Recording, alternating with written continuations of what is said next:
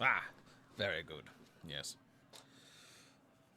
Alright, so a quick intro for everyone here. While we're still kicking things up, people are turning on strims, turning on their OBSs, etc., etc. Welcome all to our little shindig here. Few things that have happened is, if you weren't paying attention, we had the conclusion of Siege of Etheria a couple weeks ago, which was a big how do you do and a nice finale to that whole campaign. That one's had some bumps and bruises, kind of a growing pains for a lot of people, getting everything kind of into a swing, but it ended up being really nice with a really nice kind of twist up on the end with a little bit of room for the additional stuff that's coming up later on in the year, if not start of next year. Past that, we are doing Siege of Etheria Ashes tonight. We will still be sticking with the alternating schedule, so that way every other week we'll be doing a session, minus this one where we had some scheduling issues last week. So we decided just to kind of stick it in here. We will be going forward with the every other week mention, just to make life easy for everybody. Also give people who do streaming, like myself, Stealth, Rage, etc., give them the ability. There was schmutz on my cup. God, kids. God damn it. Give us the ability to do other things on Fridays. Stretch our legs a little bit, do some other stuff. But past that, a quick recap for all of us that were not here last session and otherwise is you guys found yourselves in Scordoon. You were speaking with the orc ranger that was going to be helping you guys train, and he was going to bring you guys out because you had a plan to take back Watcher's Rest. He was going to show you, and then he immediately got gibbified as soon as you left the gate. So that's a problem, as one can imagine, as one being a problem. You guys are able to fend off the skitters, the desert skitters that were coming up to try and attack you guys. Then you basically took the night, got some grub, got some drinks, got some rest, and were essentially planning to assault Watcher's Rest, as it would have a number of people from Ares Company in it that were essentially holding the rest, holding the Watcher's Fortress on the northern side. It would also have the tech and materials needed to fix your airship to go after Shiva in the Cradle of Life. So kind of a two-sided attack here. And what you guys will see, I don't know why it's doing that. No, go back. Thank you. I've added some add-ons to Owlbear for us to kind of mess with. Most of them are DM side. But one of the things that you guys will see as players is that I added an AoE drawing tool. So you'll be able to actually draw your cones and AoEs for your spells instead of having to try and use those templates. So got that going for us. So that's where we stand now. It is the morning of the following day. You guys have all essentially woken up and gotten yourselves together and ready to go into the fray that is the Scorched Sands to move your way to Watcher's Rest.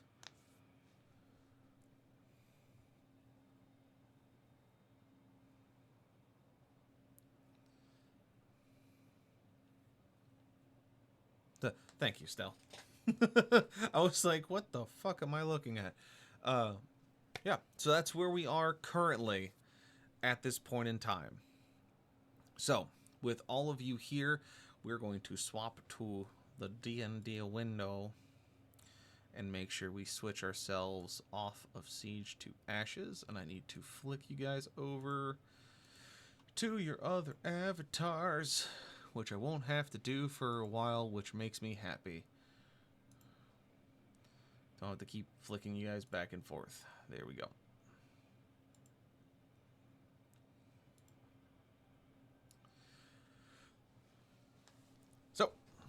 I am Burn, your DM, and of course we have with us Mr. Rage playing Nameless, the Tabaxi Ranger. We have Mr. Stealth playing Nez, the Changing Artificer. Mr. Blackburn playing Creed, the Tiefling Paladin. And of course, she's currently muted, but she will be here tonight, is Jenna playing Aura, the Triad Druid. So, that is where you all stand currently. You guys are within the boundaries of Scordoon, preparing yourselves to take on Watcher's Rest.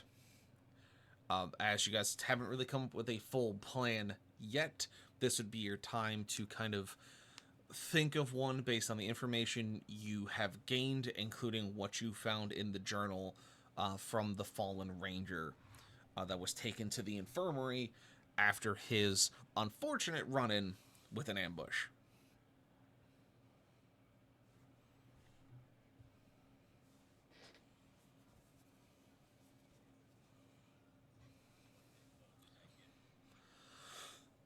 From the journal, as you looked over it over the course of the night, was a lot of very good information on the fauna and flora within the Scorched Sands. Information that would be prudent to travelers, adventurers, and such. Some of it being a little bit more advanced than what you would require, but still good information regardless. So you're looking at migration patterns of the bone snappers. You're looking at the anatomy of the sand skitters and the pit worms that you guys have come across previously. You're looking at types of diets, types of baits that can be used, as well as weak points on these creatures, how they react to different types of stimuli. It seems that Borgar, it seems to be a very thorough ranger for what it was worth. How he still got dipped on by a ambush is beyond you.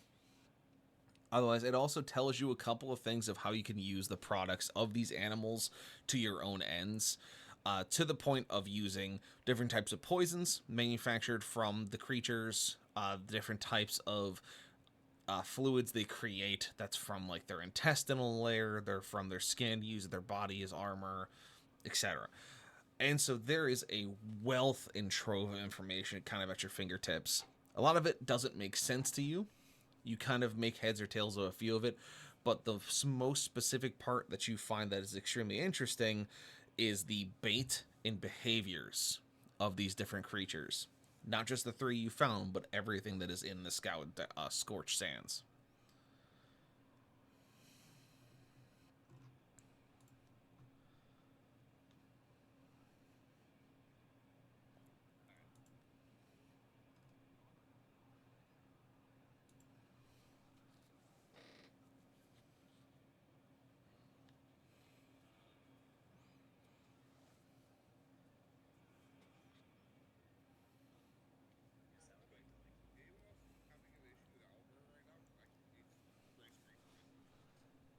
Just gray screen for you?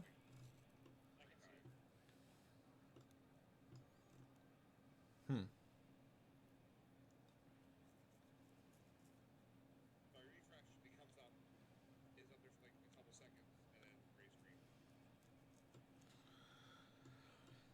I did not have issues with it today during the setup process, but that doesn't really mean much.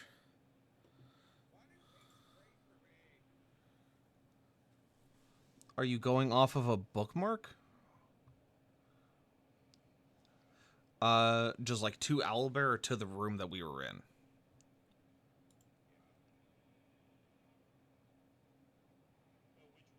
Yeah, like, are you going to like over like Owlbear General? Okay, that may be why, because one of the rooms got removed because it was the old session. Here, let me.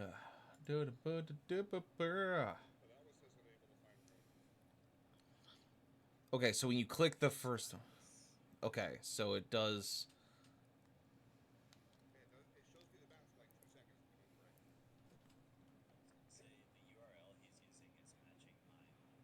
Huh. Why? It's so weird.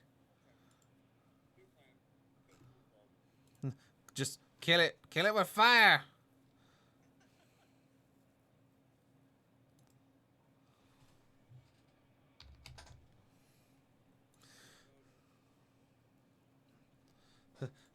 Kill it with fire. Try again, as is tradition.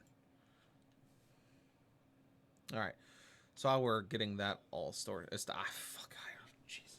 It says you're in here though. That. Uh-huh. Well, I don't know why it's showing you a gray screen. That's odd. What did we do the last time? Because I think this did it to you before, didn't it?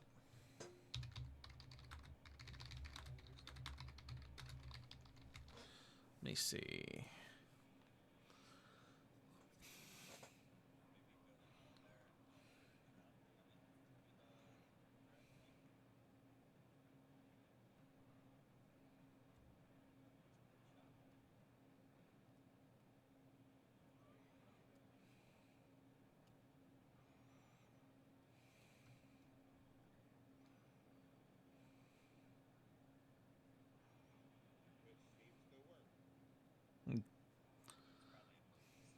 Yeah.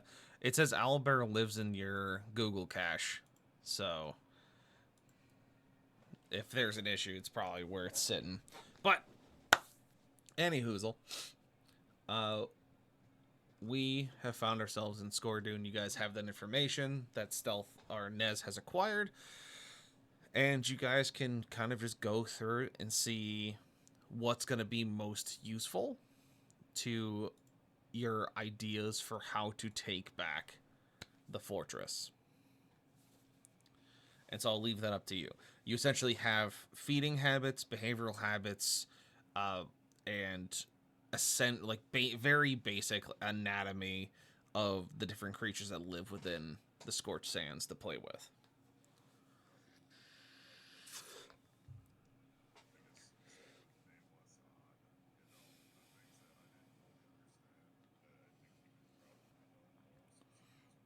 Mm-hmm. All right. Nameless, you look it over, and it's pretty straight and clear to you. Essentially, what it looks like is the ranger was very thorough in everything he did. A lot of it's in shorthand, even shorter hand than what most rangers use. But as you kind of look it over, you kind of are able to pull context and explain more of how to use these different creatures to make different materials, how to evade, and how to find them. Like what their burrows look like, what does it look like when they're in ambush mode, what do they look for specifically in prey, stuff like that. You're able to get most of that information out, so now you have a better understanding of the creatures that are out in the dunes.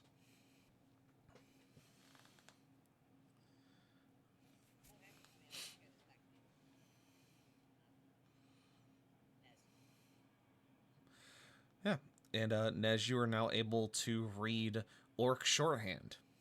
Cue Zelda music.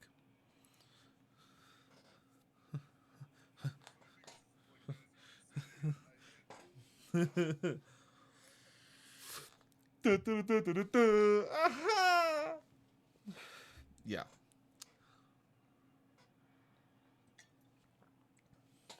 So, you now have all this information. What are you going to do with it?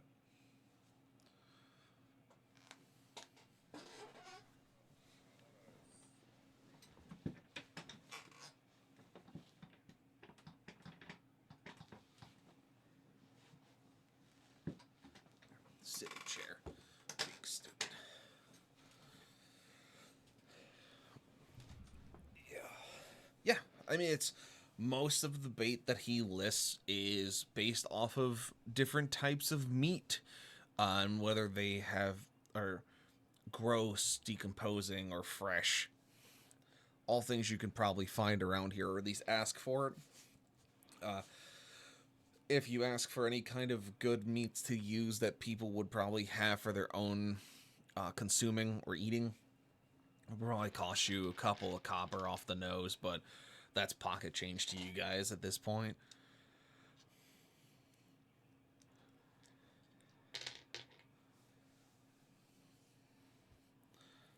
So I would say that what creature are you trying to make bait for specifically?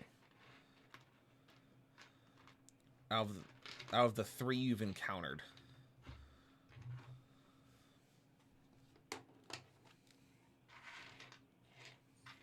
The pit worms. All right. It seems for them is you need something that is extremely pungent. Extremely smelly. So you're looking at rotten and decomposing uh, flesh and such. And then something that has to at least move or make a lot of sound to attract their attention. First part's easy. Most of the butchers are happy to give you their rotted like split ends and such to let you kind of play with. Give you a weird look when you ask for it, but easy enough to find it. As for how to make it make noise and how to make it move, that's kind of up to your call on it. But you have now enough biomass essentially to make three large baits for the pit worms.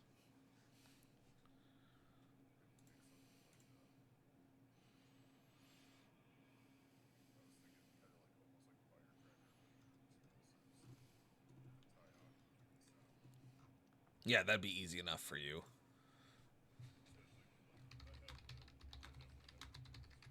Yeah.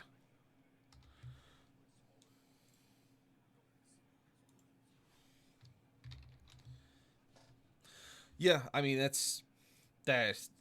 firecrackers are like a day in the park for you after the amount of ordnance you've learned how to build. It's not anything super difficult, and you'd more than easily be able to make a number of them. You have rolling papers and such. You can kind of just put them all together, make little paper casings, and you have a little bit of that fuse. You just kind of stuff it in there. Your Bob's your uncle.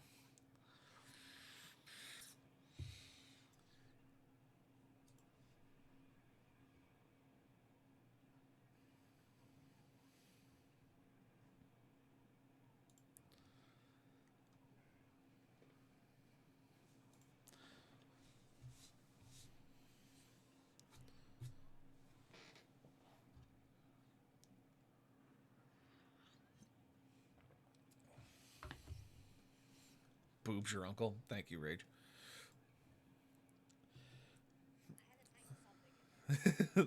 That's fair.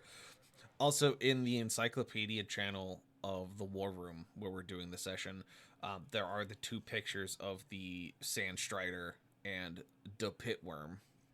If you want to see artistic renditions of what they actually look like.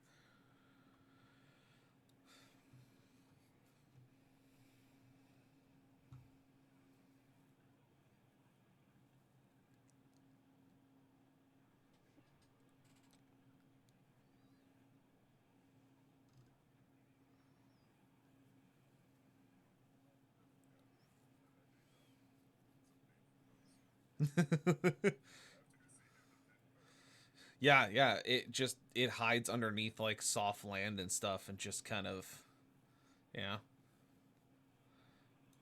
It it, it will get you. It's just the stomach. You'll fall in there. It's not fun. But yeah. So, you have bait.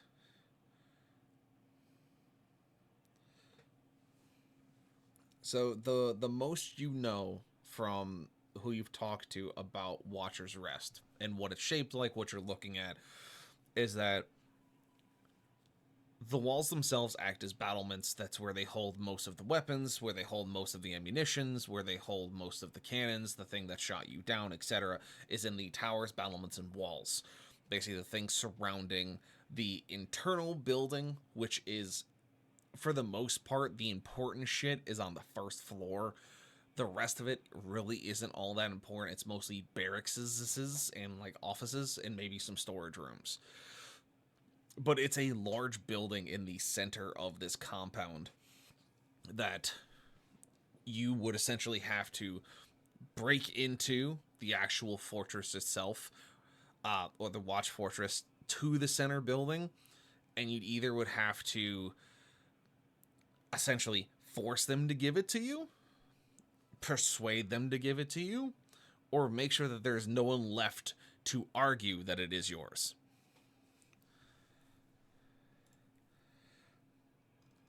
And it's really kind of up to you how you want to approach it. And so you can either go in, you can persuade them, you can go in and try to intimidate them, or if there's no one left to argue, kind of situation. So the hardest part, in your opinion, is going to be actually getting into the walls to get towards that center compound, so to speak.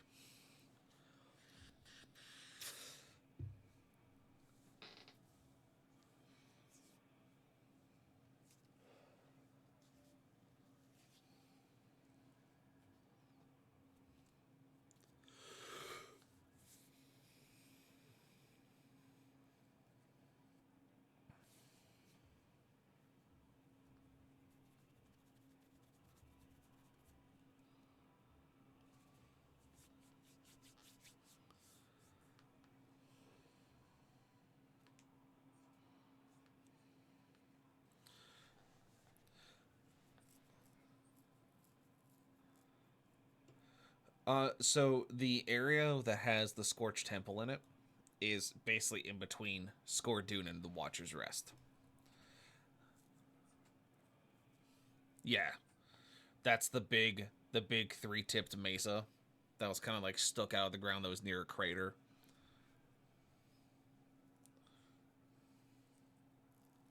Yeah, it's essentially on this marker, for the lack of a better term, because this map is a very broad stroke map. Uh, so that's very basically where it lies. That's where the mesa stands.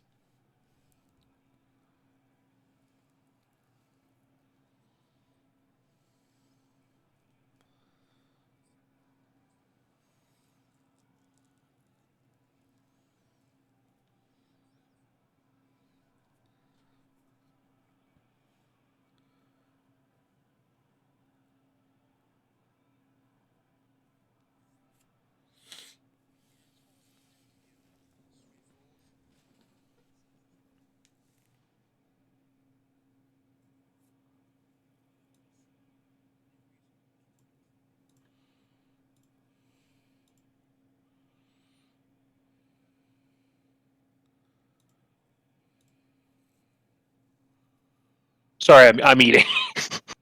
Oh, So, apologies. I was eating when you were like brought it up. Sorry. Yeah. Yes. Creed's in agreement. He's in agreement. There's no reason not to. I mean, he's not exactly thrilled to be going back there, but I mean, it's a good strategic position outside Watcher's Rest. Nameless, in that book of yours, is there any mention of reasons that any beasts might avoid areas?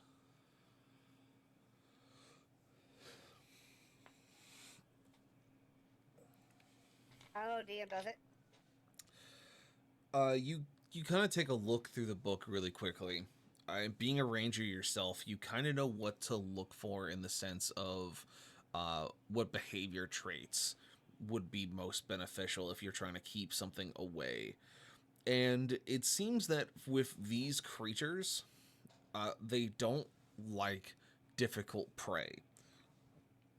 So if it's prey that's going to put up a really big fight, or if they can't take it out very quickly in an ambush, or if it looks like it's going to be a harder fight for them to do, they're not going to do it unless they have a larger group with them. Otherwise, it seems very basic things that other animals tend to avoid: the blood and smell of death, any kind of sensory issue that kind of puts them away. It's very basic idea for keeping them on a boundary. As for pushing them away from you, it's very much intimidation based for the Sand Striders specifically.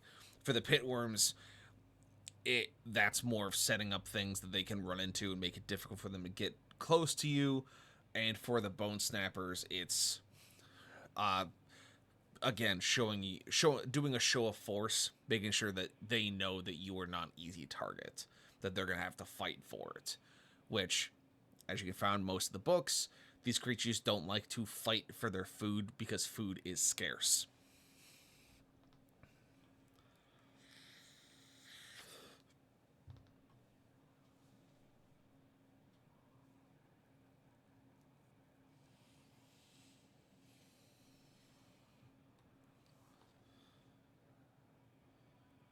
That is very helpfully not helpful.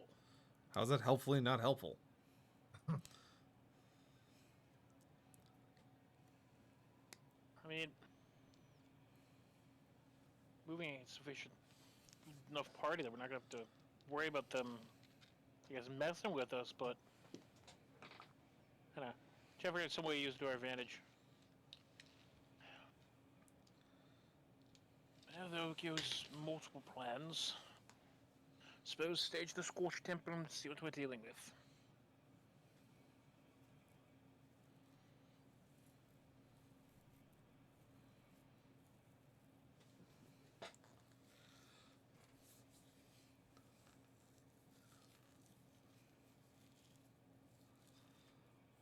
Hopefully Aura doesn't dry out on our walk. Well, if all else fails, we can give those beasts one hell of a fright. Just have a call down rain and have them be confused.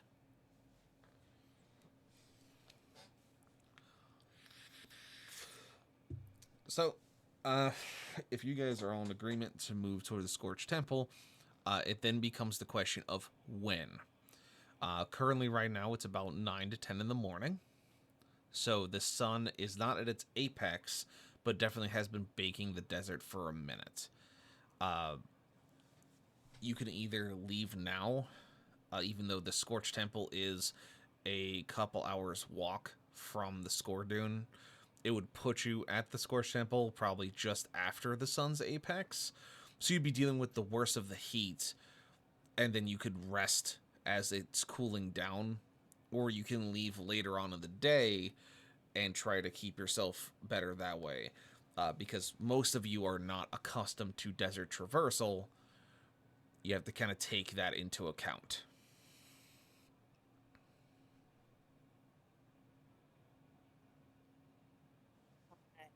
Don't hate me. I may have been lost in one of the greatest guitar openings of all time, and don't know exactly what the plan is. It's all right. You disassociated, and your party members can explain to you what needs to be done. That's who I was talking to. Oh, okay. It's okay. In my defense, it's first person to fire, and that guitar opening is fucking sick. But yeah, sorry.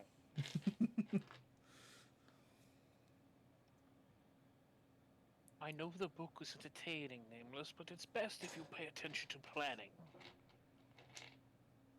Well, maybe you shouldn't be so boring when you talk. Be more exciting than the guitar solos in my head.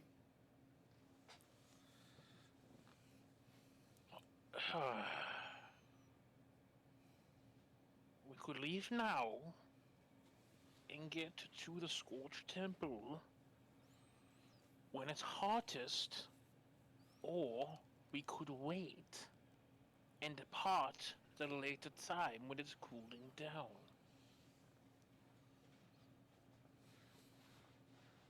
Someone with fur, I would like it not to be so hot. But that's just me. Say, our sea elf probably would, dry out at the hottest time.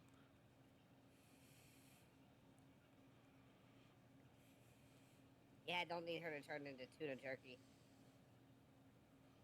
That would be bad. I'm a firm believer the faster you get there, the faster you're done, but... Yeah, I would prefer to not be tuna jerky, thank you.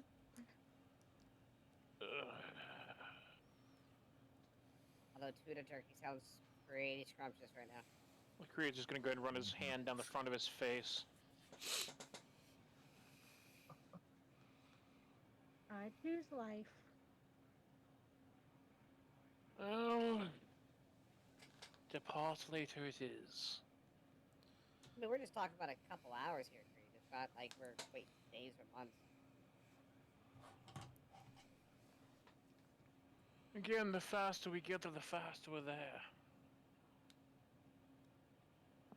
Yeah, but if we start to bake in the sun and like pass out, then we're gonna get there way slower. When you've wandered through one desert, you've wandered through them all. Says the man wearing full plate mail. This is his second time being here. He's not doing too bad. I mean, you're not doing too bad sitting in a settlement. We went out there Again. for the Kingslayer. Again, tuna jerky. When you went there for the Kingslayer in the previous campaign, it was nighttime.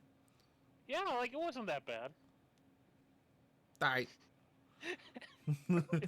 Alright. You're allowed to die on this hill. I'll let you die on the hill. That's fine. So, Goes from rubbing his chest, gets 3rd-degree burns in his hand. just Creed, you're a brighter shade of red than you usually are. Are you So okay? how you know if he's got burns? Oh, you'll know. Hey, Creed, we you. need a griddle to make this food. Can you just lay down for a second here? Can you just lay on your side for a minute? Thanks. But yeah, so if you guys choose to leave at a later time in the day, you can either leave probably about 4 or 5 in the afternoon, or you can wait towards closer to nighttime, where if you leave, it will be later on in the day. You would get to the Scorched Temple probably at about 8 or 9 p.m., which would still give you plenty of, well, night to go and do your raid, if that is part of your plan. As you guys saw, most of these creatures tend to come out at night.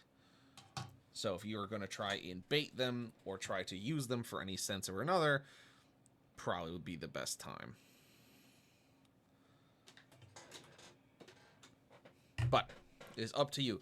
So you can leave either early afternoon or later afternoon towards the evening. Essentially, it will take you 2.5 hours to get to the Scorched Temple from here by foot.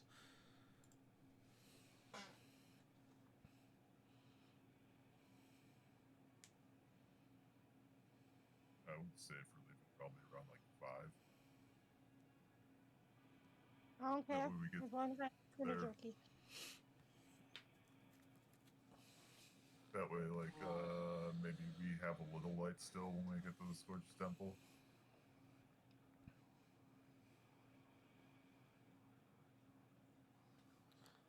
All right, yeah.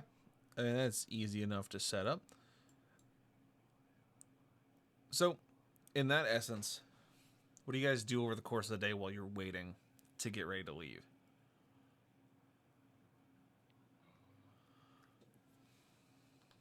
I mean, the pitworms still move around during the day too, so I Yes. would like to try to at least conceal the smell for now, the best I could.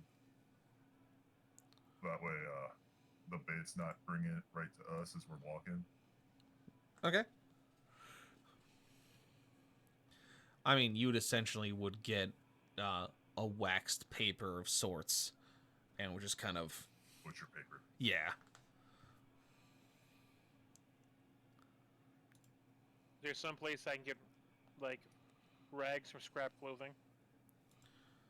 Yeah, I mean, you got scavengers you can talk to, among other things. Like, you got plenty of folks that you can kind of chat with to see about getting any kind of materials or otherwise.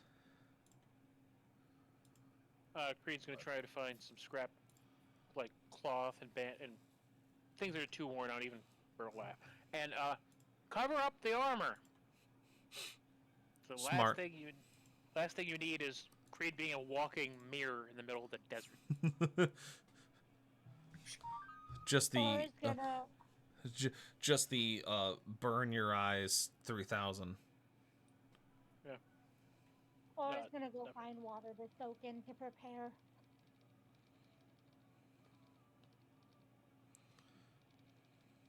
Just the silence. Are there any lamps nearby that water? Or asking for a friend? No. Damn. We're not having fried don't think- tonight. I don't think they have any electricity here, really. Yeah. You send them off. Yeah, there's no a lot of electricity on this parts. So yeah, Creed, you're easily able to find scraps, material, such to cover up your armor, make yourself a little less reflective. Try to weatherproof yourself a little bit, make it a little easier to move around. As for Jenna, you're able to find a small amount of water, not a whole lot. Basically, just a person's ration and a little bit of it. As again, being in the desert, they have to do a lot of work to get the water to them, but it's enough to kind of keep you going. Now, you guys could, before you moved out or over the course of the day, is go and try and get materials from the Valkyrie as an option, as that still has a lot of your gear on it. More along the lines of supplies that'd be necessary or needed. Otherwise, if you don't want to do that, you can try and do stuff around the town or whatever floats your boat while you wait the next 6-ish hours. I have an off-the-wall question. Uh-huh. Oh god. Calm down. How did I raise my spellcasting modifier? Or is that just because the class I took? That's just, that goes up with you. Your spellcasting modifier for your ranger, I think is, I can't remember if it's based off your wisdom or intelligence, but it's based off one of your key attributes and then is pushed up by your proficiency.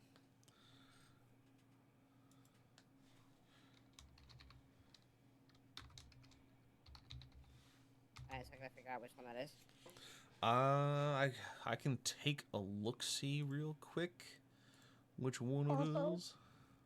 Because I took such a long nap. We're all still level 11, correct? Except for Creed. We're 12. Yes, everyone is 12 currently. Okay. Okay, so this one's saying wisdom as your spellcasting modifier, and it says spell DC 13, spell attack +5. But if I go to my spells, my modifier at the top is only +1. Oh yeah, that's from Ranger. You only get a +1 from Ranger. Yeah. So this fucking healing spirit is just shit. So your modifier is your wisdom. But then you have your proficiency of +4. So if your wisdom was way higher, your DC and your spell attack would go up. Right, but that modifier wouldn't, 'cause that's what it's talking about with healing spirit, right? Because it says the spirit can heal a number of times equal to 1 plus your spellcasting ability modifier. Yeah. So if you had a higher wisdom, that number would go up. Really? Yes, because the ranger's based on wisdom. So your wisdom modifier goes up, then your spellcasting modifier goes up, which increases your spell attack and your spell save.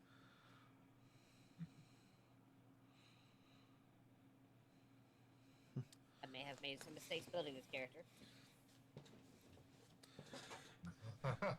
Well, it's also how you can build a ranger. You don't have to put a lot of points into wisdom, especially if you're going to be doing more of a DPS build, which you're kind of doing, and a lot of your concentration AoEs don't rely on your wisdom.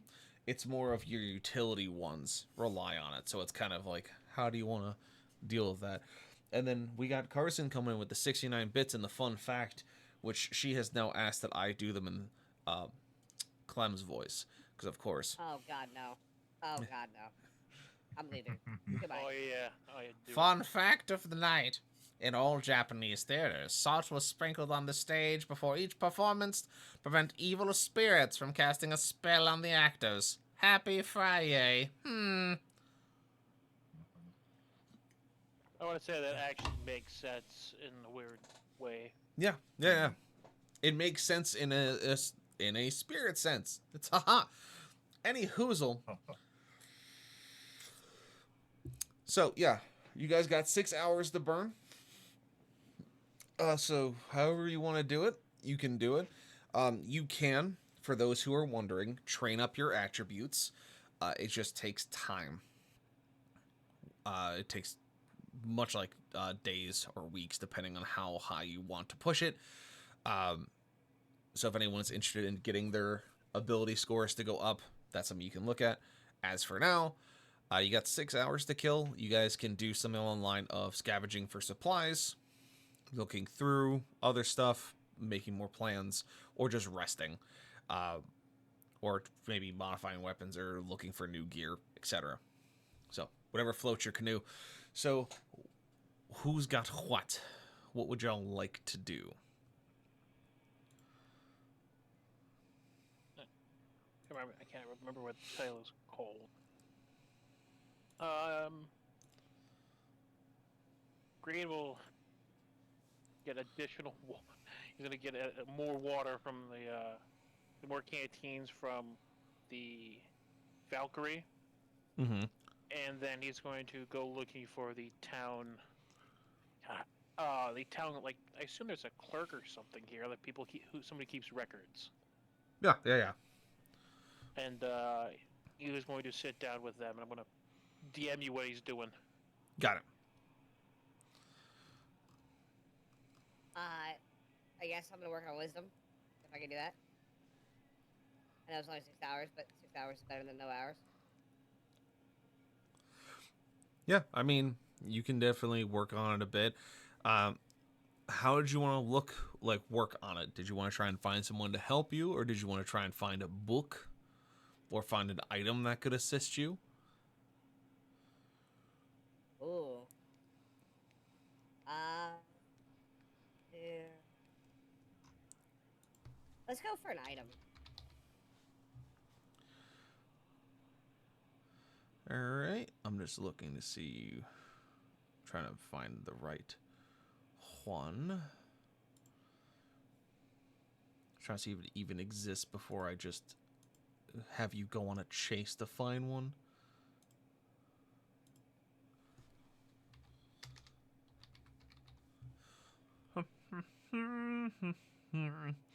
No, that is not what I'm looking for. Something close to it.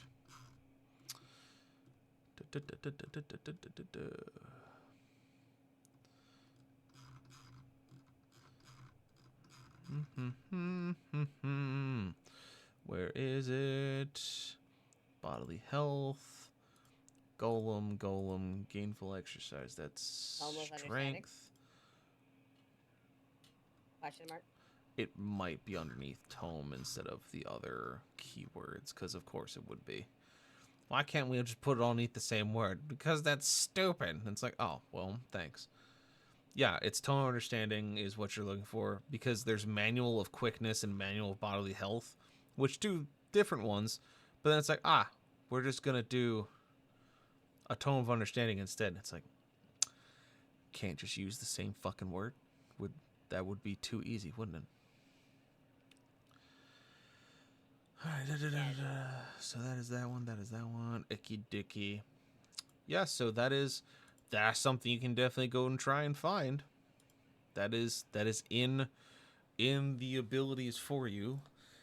Definitely going to be a little bit more on the difficult side to find it, but you can go talk to the scavengers, see if they got anything close, or they know where you could probably find one. Sure, let's go talk to characters. Totally Google that, by the way, to find that item. Yeah, I was like looking through all the names. I was like, why isn't it up here with the manuals? Like, oh, it's Tome of Understanding. Why is it named Tome? God damn it. Things I won't be doing when I make my system. That's one pet peeve that will not be happening when I finish making my systems, that things will have the same naming nomenclature, because it will make it easier. point past it. So, Creed, you go and do that thing. It will probably take you the whole 6 hours. So you're going to be gone Nice. for a while. He's fine with that. Cool. Nameless, you going by Let's get time yourself? to eat. You'll always go with me. Anyone else want to go with Nameless on his little adventure? Or we'll go with him. Cool. No, nobody, Yeah. nobody at all. Okay, cool. Nobody wants. All right, to go with me. Aura and Nameless, you guys go to the scavenger hunt. When you guys arrive there, you of course see the 3 artificers sitting at the table, bringing in crates from the different scavs that have come in from Adrael's Cove, as well as other smaller cities around the Scorched Desert. And of course, Beggar, the large orc scavenger, is kind of chilled up against the wall as he's counting through a bag of what looks like teeth. And so, as you guys approach, you guys see the line of scavengers with their weird cart backpacks on their back, kind of just unloading crates and getting kind of paid for it, in whether it's vouchers, coin, other items, trade-ins, etc. Couple of merchant booths set up around them that are taking this kind of trading shit, essentially. Tokens that are used for the exchanging of goods instead of in currency, just to make things easier as a one-to-one. So that's what you guys see when you arrive, is you see a line of scavengers, you see Berger, you see the artificers, you see merchants, and you two stand there. What do you two do? I follow Nameless's lead. Gentlemen, hoping one of you could assist me with something I'm trying to find. All the scavs kind of look at you up and down and go back to putting their items on the table to get paid. I'm gonna use my Misty Step to be on top of one of their heads. Jesus Christ. All right. You are now standing on top of one of the scavengers as you can feel his body start to not deal with the weight of you very easily. And I look around and I say again, I'm sorry, it seems you didn't hear me. I'm looking to purchase something. Maybe you can help me find it. You hear the person underneath of you in a grunted voice, "Yeah, we heard you, but you ain't got like you got what we want. You didn't even tell us what you want. Can you get off my head?" So I'm gonna dig my claws into his skull so I can bend over and look at him in the eye and go, that's because none of you even acknowledged that I said anything. You hear the cocking of 8 rifles pointed at your head. Oof. Laura's just standing there with her eyebrow quirked and a smirk on her face with her arms crossed like, really? This is how you're gonna do this?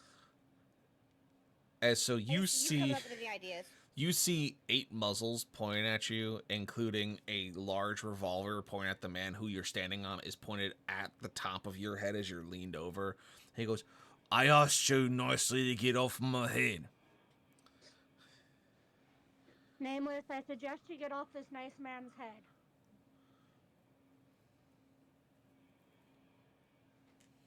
I mean, you could be conjuring a spell to help me over here. Nameless, What as would you like me? as you were yelling at Aura, and Aura's just kind of Oh, doing, I would imagine, Aura, you're doing like wide arm motions, like, what the fuck do you want from me? You feel a large hand, Nameless, kind of grab you by the midsection, pick you up, and put you down in the same position that you were on top of the man's head, so you're kind of staring at your own feet. As you hear a very deep, gruff voice go, No, gentlemen. We don't need to do any of that now. There's too much teeth to be had. Go about your business, trading in your goods. Your blood and sweat has of course, been much appreciated to the scavs. I will speak with the angry furball. As you... Furball checks out. I'm okay with that.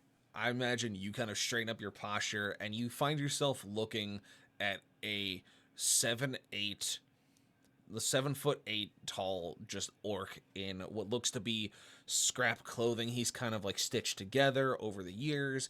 He has what looks to be like an ammunition belt that has these rounds that are massive, even for your scale. Just he has all this kind of gear on him, multiple knives, multiple guns. He's got this weird cart backpack that has compartments in it he can kind of like throw things into. He finds. See, his face is scarred and like tanned in weird shades from being out in the sun at different hours for multiple lengths of time. And he's got one broken tusk and one that's come with this kind of yellowing. He just kind of looks down at you and goes, "Hey, you furball, what exactly did you have? A beggar here is right good at finding things. If you reckon if you got enough teeth for tea, why don't you and me go have a bit of a chat, eh?" Okay, I feel like I'm still dusting myself off at this point, and I go to look up to respond to him, and I notice that he's 7'8". I go, okay, I'm looking all the way up. Sure, let's go talk. I don't want you to use whatever the hell is on that ammo belt of yours. What is that? That is pretty cool. Never you mind that. I won't have to use it as long as you don't do what you did to that poor Michael fella. His neck ain't been right since he got tagged by a stinger. But he'll be alright. He's a bit grumpy at the moment. But I see, you said you're looking for something real nice like, huh? Yeah, it's called a Tome of Understanding. You ever heard of it? Or know somebody who has? We've heard a few things about it right here. There's some heavy bits and all that. Nothing a few teeth can't spare. Myself, I don't tend to deal with much of those magical doohickeys. They don't seem to pay as well as you come across the Sydney Vicious. Now, if you're looking for something rare, you're probably gonna have to go looking through the piles yourself, I'll say, huh? And he kind of gestures to the east when he says, "Look through the piles yourself." Is it implication being... Towards Adriel's Cove.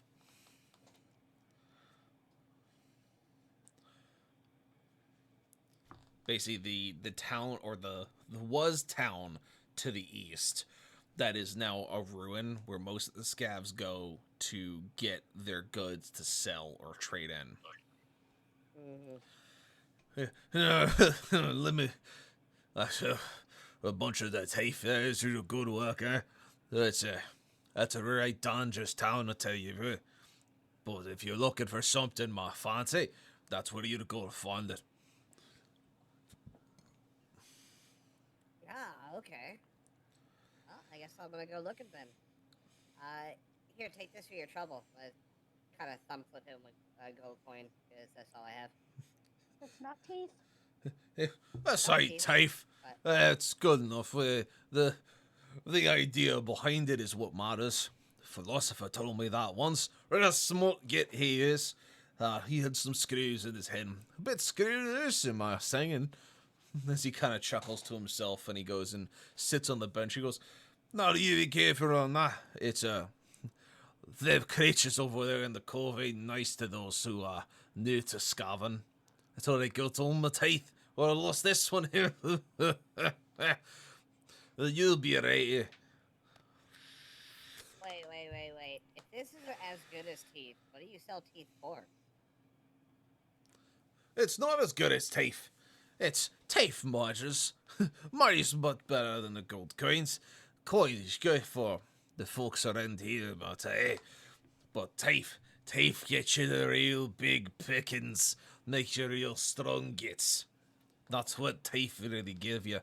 But you got to find it. One of us sitting around selling you things. One of us greenskins. We take Well, teeth. if I come across some teeth, I'll be sure to look your way. Bit more to appreciate of it, but don't get yourself killed over in the cove. I've lost many a new scamp to those piles. They're not looking kinda pretty, but they're full of dangers. I think I'll make do, but I appreciate it. Nah, yeah. As he just kind of chuckles as he takes a very large swig from this water skin he has. Okay. The rest of the scavs kind of look at you like you're fucking nuts, because they heard him basically say, "Oh yeah, you want to go find this thing? Go to the cove." And most of them are looking at you like, "What the? You're." One of them even pulls his side, goes, "You're not going to the cove, are you?" No. Yeah, probably.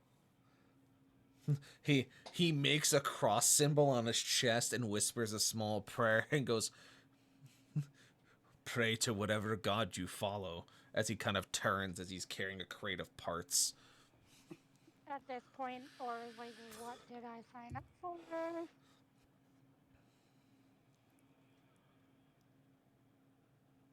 I'll make a mental note of where I need to go to find this thing. Yep. You know, just from context and from knowing the map around the area that they're talking about, like I said before, Adriel Cove, the ruins to the east, and that is about a 3-hour walk from Scordoon, following the In the scavengers' opposite trails. direction. In the opposite direction In of the- where you need to go currently, yes. I only got 6 hours, so I would literally have to go there and then turn around and come back.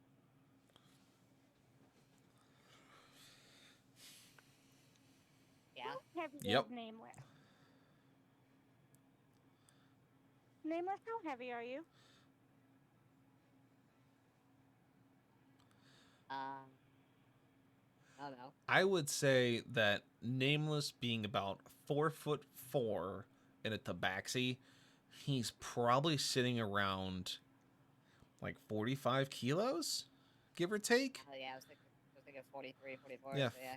Like he's not a big lad. He's like 43 to 45 kilos depending on the day and what armor he's wearing. Hypothetically speaking, would I be able to wild shape into a bird big enough to carry him? You're level 12 now, so I think you can turn into CR1 monsters, I believe.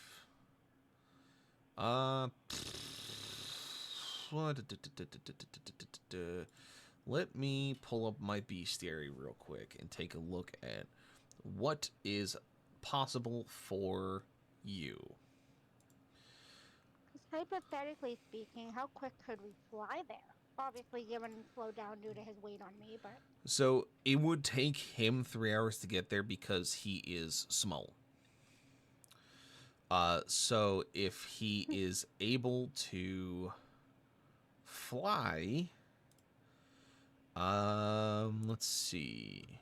You can turn into, the biggest thing you can turn into a CR1 flying creature is something akin to a giant vulture, giant swan, giant raven, giant owl, a giant flying spider, which is apparently a fucking thing, a giant eagle, very Lord of the Rings-esque. They have a flying speed of 80 feet, which means they can fly about, I would say, 30 miles an hour, give or take. So you'd get there probably in about 30 minutes. I would say less than that. I also want to add in that I have Natural Explorer with desert as one of my terrains. Yeah, so navigating it isn't the problem. It was just that you're small. That's the big thing. Like that's the biggest, the downfall of running through the desert. It's just that you're small. If you were if you were medium sized, it'd be about 2 hours. But if she's able to wild shape and carry you there, Right, I was mentioning that because it's actually like a group perk or group buff. yeah, that Because was It says, yeah, while traveling an hour or more, your chosen terrain, difficult terrain doesn't slow your group's travel. Your group can't become lost except by magical means. yeah, which is why you guys are going to be able to navigate to the Scorched Temple easily and not have to worry about difficult terrain. But it's just for the sake of how quickly you can hustle your bustle. But yeah, if you're and giant eagle can carry. it's strength 16. Okay. It's a big bird. It's I think if it'll tell me how big it is, it's a large creature, so it's probably got about a wingspan. It's a fucking giant eagle from Lord of the Rings. It's literally the same thing. So, massive creature, easily able to carry Nameless without thinking about it. Okay. This was all hypothetical. We still have to have this conversation. Yes, but in your head, you're kind of thinking about this, and yeah, like, Yeah. giant eagle, something that you have seen before, would be not out of the ordinary for you to change into and be able to carry Nameless to that area, and it would be significantly faster. Carry the small bean. Yes. Okay. Good to know. Very good.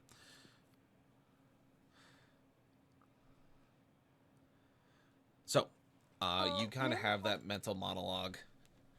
Nameless, you know how long it's going to take you by foot, or you now know how long it would take you by foot, but also how quickly you get there by flying. What do you do now? So Nameless, she was what's the about to plan? You Well- walk it? It's gonna take a little bit to walk there.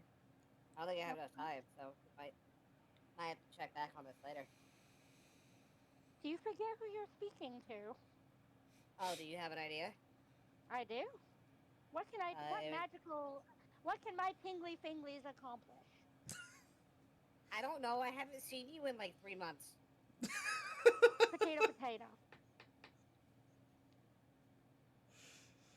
I can do this thing called turning into creatures. I can become Big Bird and I can flap flap. Well, then turn in Big Bird. Let's flap flap. Are we gonna tell the other? Or are we just gonna disappear and make them wonder what the hell happened? Yeah. Why do you have to bring logic into this shit? Because last time I just disappeared and didn't tell anything, I ran out of a castle being chased by a bird bitch as a mouse. Good point. Exactly. I mean, we can tell them and do it. We're telling them. I'm Just telling for Creed to tell, just for them to know and to listen to Creed be like, no, you're not allowed. Oh no. See, here's the thing. We're not asking their permission. We're telling them what we're doing. But we know Creed. He's gonna bring even more logic into this and be like, but we gotta go this way and it's that way and that doesn't work and it doesn't math. But we'll tell I'll be him back anyway. in 2 hours. Exactly. Well, maybe. We don't know what we're flying into. I don't give a shit. 2 hours. That's what I'm telling them. I don't care. 2 hour 8 adventure. hours. 2 hours. Come on, Or. Okay, 2 hour adventure. Quick in and out. Okay, broski, and I'm gonna tap him on top of the head. Let's go tell the others. You weren't And doing me a Or's favor. I'd fucking scratch that hand off my head. But okay. Or You get one. You get one. So, Or it's just gonna skip. you away. guys roll back to the tavern where you were this morning. You don't find Creed. He said something this morning about going and looking at records, but hasn't come back yet. So you don't really know where he is or where he's gone past that, unless you want to go looking for him. Otherwise, you see Nez and Okros. He did say he was going to the Valkyrie first. Yeah, but he was going to the record building, potato. He is where he needs to be. Well, Creed needs to know, because if Creed doesn't know, he's gonna have a fucking conniption. So we'll tell these two, and then we'll go find Creed. At least I think we should. You can just tell. So our plan. I'm looking for an item, and we need to go to Adriel Cove, go through piles and stuff, see if I can find it. She can wild shape into a bird, a flappy flap, and we're gonna flappy flap over there. Roughly 2 hours? Question mark. So he thinks, because we don't know what we're flying into, and the giant orc That's seems to think. why I said question mark.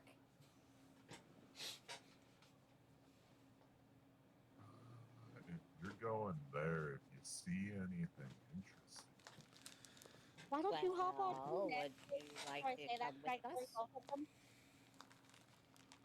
Before we offer Nez a ride on the wings, can I carry both of them? Yes. Can I carry With- everybody? You'd probably have. I mean, if you carry if you have yourself, Nez, Nameless, and Okros, it would probably take you a little bit longer, probably about 45 minutes to get there. just because even though you're straight Wait. 16, it would take you a bit. But if it's like you, Nameless, and Nez, it'd be about the same time. Okay. And we don't want to leave Creed by himself. So. And it Then depends really on have a connection. it depends on what you guys want to do. I'm just here to narrate the story. So I feel like we should take everybody because I have a bad feeling about this. if you take everyone, that's gonna be on the difficult side, even for your big bird ass. But you said 45 minutes. No. She means everybody that's here. 'Cause Oh, Creed's not here. He's yeah. got everybody. If you bring Creed along, you're gonna have issues really picking yourself off. I mean, Creed is heavily armed. Okros is a step away from being a large creature. Nez isn't that dense as a changeling. Nameless is pretty low density because he's a small tabaxi. But it's like, that's still a lot of bodies to carry. What if I carry Nameless and Nez on my back, but use my feetsies after I take off to carry Creed and Okros? Is that still the same weight? Are you Yes, still... with different. Then different that balance doesn't matter, does it? Because that's not how physics Question. works. Does my character really make any difference here? Like, so if he doesn't take me, does it make any difference? I mean, your weight's negligible in this equation, if that's what you're asking. Yeah, I thought so. Yeah. Yeah. Because I mean, I have feline You're the agility that entire can give me up to reason I'm 60 feet. going. So, no, I would say I would run too. I would run along the ground while you're flying them, Oh, and so we we should be get able to make there it around like the same 2.5 time. hours before you? No, because I have feline agility, which raises my movement speed to 60 feet. He so would I can have... use that. You'd have to push yourself pretty hard to keep up with her, but I mean, it's doable. You would just... It'd be like exhaustion time. Mm. Fine, we'll leave Creed behind. Well, they make catnaps for a reason. They make catnaps for Sorry, I a had to throw reason. that. I had to throw it in there. Oh We will boy. leave a note for Creed and take Okros and Nez with us. Just make But sure they wanna everyone's go. in agreement before you start just taking people. No, Obviously. take them. Help! They get no choice. You don't get to party nap your party members. That's not how this works. I mean, as a Orange- giant eagle, she definitely could with Jesus. her talents. But Orange's been in the coma for 3 months. Surprise, motherfuckers, we're going on a trip. Yeah, Rose, this is definitely, they need constant supervision most of the time. we're going on a trip on our favorite birdie ship, Oh, jeez. Here we go. flapping through the sky. Little Aurora. Oh, Okay. boy. All right, so... Would you guys like to go with us or not? I'll leave it up to you. We're gonna go treasure hunting though, so. Oh, Nez, God. you know They need to completely change what I want to do because I wanted to go to this goddamn town. There could be spices that it might be there in these piles. Mm-hmm. Oh, The Hint, orc hint, made nudge, this place nudge. sound. The orc made this place sound super, super tempting. oh, you found the guy that likes teeth, eh? Yeah. We did. Yeah. Nameless, do you want to tell them what you did and how you ended up with 8 rifles pointed at your head, 9 including the one of the person? I'm really, really sure they're not surprised about that. Oh. I'm gonna just agree to this, like, I'm even gonna go ahead and guess the question would have been only 8.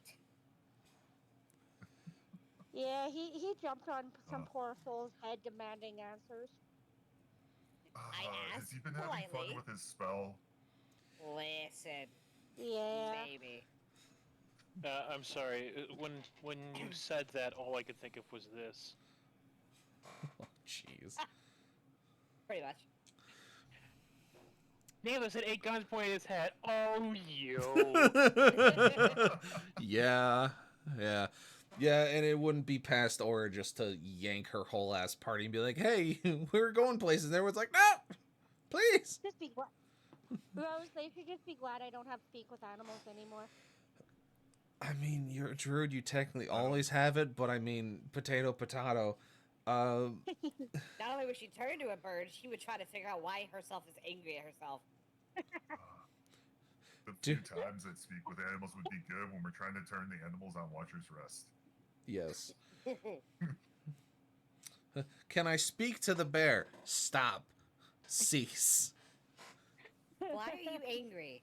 How does that make you feel? Dr. Take a Aura. lie on my couch. Said the druid to the zombie bear. You know, just normal D&D shit. It's fine.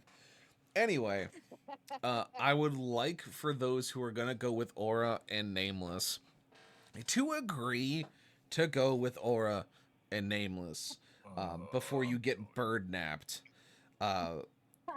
Because Shiny, spicy, spicies.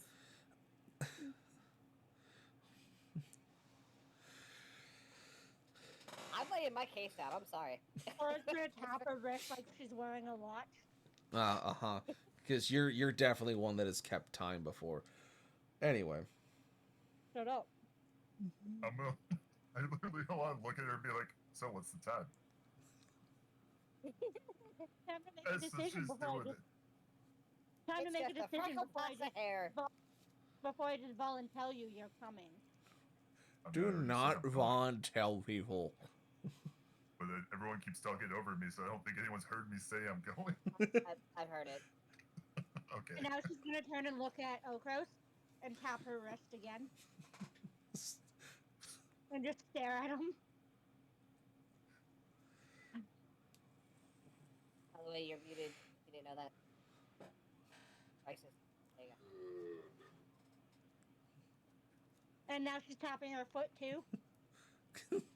Jesus, she's pulling the entire Sonic out of here, out of left field. Gosh, he's becoming a Sonic OC. Quick. Oh my goodness. Quick before it becomes EXE.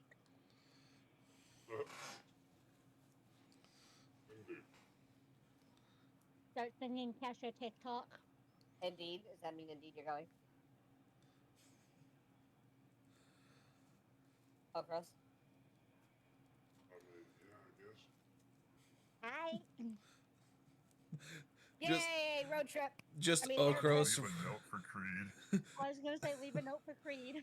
All I can see is like Okros rolling out of his cot, making a pot of coffee, and Aura coming and being like, "Well, are you going or not? You going or not? You're going?" And he's just like, I haven't had my coffee yet to deal with this shit. Just the throw his head if back. he gives me that special coffee again, there will be shit to deal with. Oh boy, oh boy. Here we go with the poops. Enough poop jokes were better than that. God damn it. Anyway, Who's this we you're talking about? that's fair. I'm better than that, god damn it. Don't you poo-poo his humor? Oh, I will fucking lightning bolt your ass. Okay. I was gonna go outside and turn into Big Burb.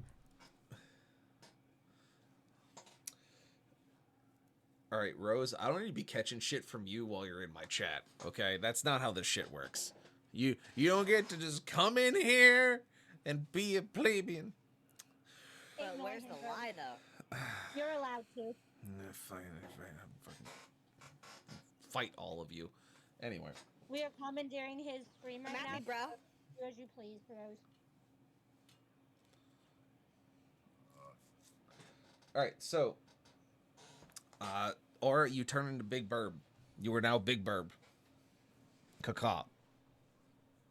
Caca, motherfucker! I climb on back of Big Burb.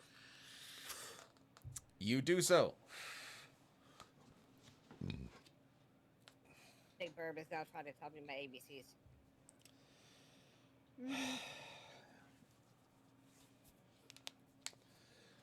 So, all of you climb atop the Big Bird. Big Bird takes off, and 45 minutes later, you guys land just outside the main gate of Adriel Cove. Now, as much as a map would be useful for Adriel Cove, it does not look like what the map represents anymore. The walls are crumbling with multiple breaches into it. The walls that were once there, if anything, have been just decimated by some force or another. You can see multiple craters from ordnance kind of skittering across the streets, buildings toppled, ruins and rubbles kind of strewn across everything else. The roads are covered in debris, and you can see that there are just piles of things that scavengers have found that they have just thrown out into the street to make piles for other scavengers to look through, as they have probably taken all the good stuff and have scampered off with it. You can see that towards different parts of the city that you could try and take a look through, there are a couple of buildings that stand up above the ruins that seem to be relatively intact, or at least from the outskirts. And past that, it looks just a very, very run down what's left of a town. And so it would essentially just be up to you on where you would start looking. From what you can see, like I said, you can see some intact-ish buildings. But you don't really know much about this town besides just the basic layout from what the scavs have kind of laid to bear in both sigils and a poorly drawn one that's next to the front gate. Are there any buildings that look like libraries? Most of the buildings here look about the same, the ones that are still intact. It'd be hard to tell which one is a library or not from the outside. You'd have to either get closer or would have to get a different view angle to see if they're a library or something equivalent to what you're looking for.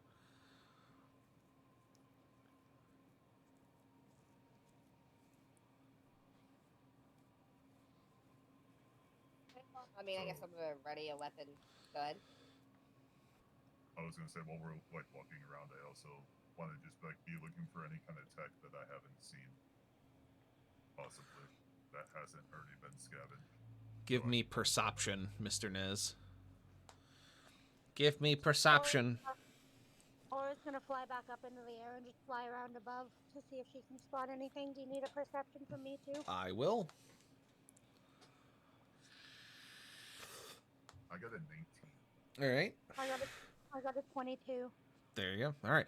So, as you guys kind of enter in from the western side into Adriel Cove, and you're seeing these ruined buildings lining the streets, and as you kind of eyeball the piles to see if there's anything good that sticks out to you, as Aura flies back up into the sky to kind of do circles and look for anything interesting. Nez, you find some not pristine tech, but, you know, some decent bits and bobs, whether it's scrap metal pieces, gears, cogs, springs, things that you could try and fashion into either repairs for your own devices or things that you could possibly use to fix the Valkyrie. It's not anything good.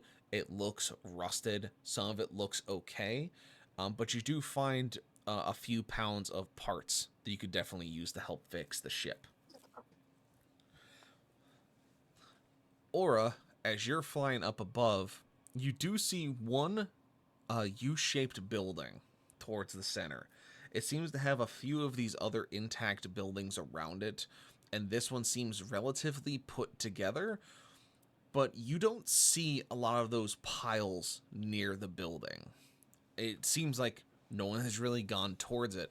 As you can tell, or as you saw when you're on the ground dropping the party off, is that buildings that have been cleared by scavengers are marked next to their doors with a certain type of typography, shorthand that they have, so that people don't waste their time going back through it, or just to know that if there's someone inside, or etc. From what you can see with your eagle eyeballs, there are none of these markings on this U-shaped building. So I'm going to fly back to where the party is, land, and throw a bird hissy fit to get their attention because I can't talk to them. You definitely throw a bird hissy fit. You do it. You're just fucking giant 20-foot wingspan eagle ass lands next to them, just starts throwing a fucking hissy fit. You can see it from fucking space. So I see this. Easily. Can I cast Ward onto her? Cast what? Warg, W-A-R-G. The thing that you gave me that where I could like cast on a creature within sight, and I can see what they can see through the abilities of their eyes. Yeah. I mean, you could definitely do it. Yeah. But I can't see it right now because I landed next to him. I just want him to get back on my back. All of them, actually, but Well, I can envision him getting on my back. That'll tell him. no, I just see what No, you see. it's through my eyes. Yeah. So you'd be wasting it. So we'll do this, is that you throw a hissy fit, and Nameless, you cast Warg, and you kind of go through the very recent memory of this eagle throwing a fit in front of you. And through her eyes, you see this U-shaped building that is absent of markers that she seems to be circling and making noises at before she then returns to you.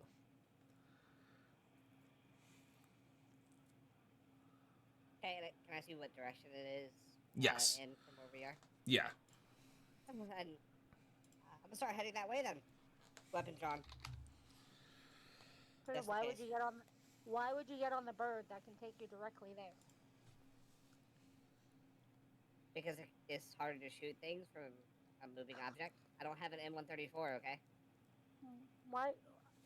If I had seen anything of danger, I would have seen it. But okay, do it your way.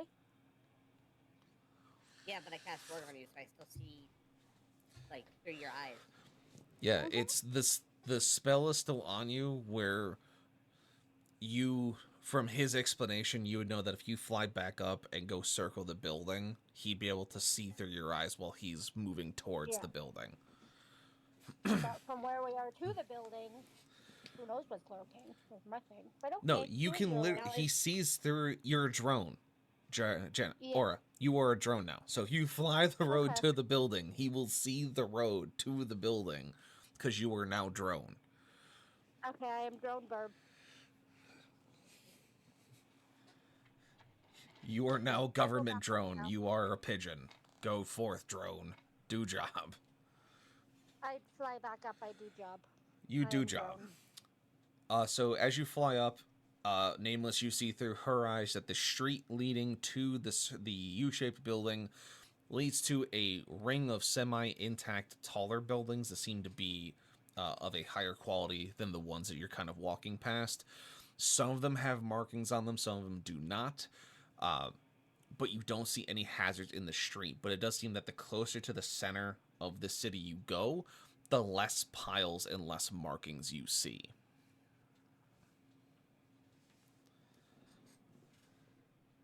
Okay, I'm gonna relay this information to Nez and Nervous.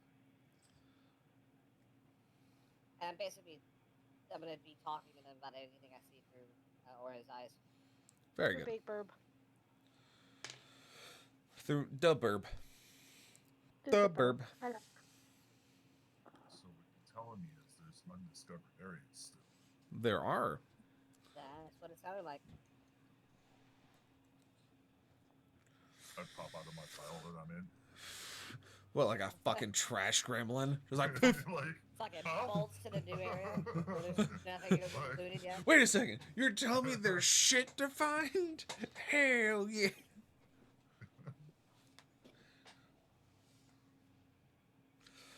So yeah, you guys continue towards the U-shaped building as Nez, you pop out like a fucking trash panda and start following the group towards the unexplored areas. And you actually come across a few of them as you get about 100 meters or so from the U-shaped building. One of the buildings you find is one of the smaller ones that has been crumpled into the top, the first floor really being only left. And you can see that there is a mark next to the door, basically saying that someone has gone through it recently.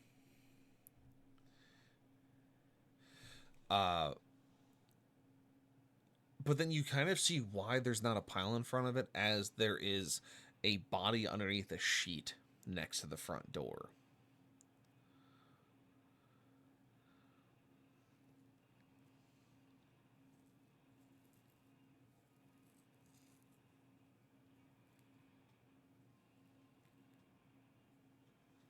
So, are you meaning that, like, no one's actually gone through it? It's just the body in front of the door, or... No, someone has gone through it, but someone got Okay. killed while going through it. Ah. So, we probably want to avoid that one. Unless anybody has any objections to that.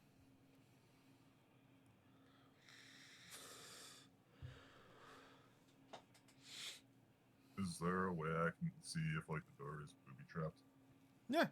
I mean, you can clearly see just from the street that the door is missing. The mark is specifically on the wall next to it, above this body that is on the ground, and it has a sheet over it.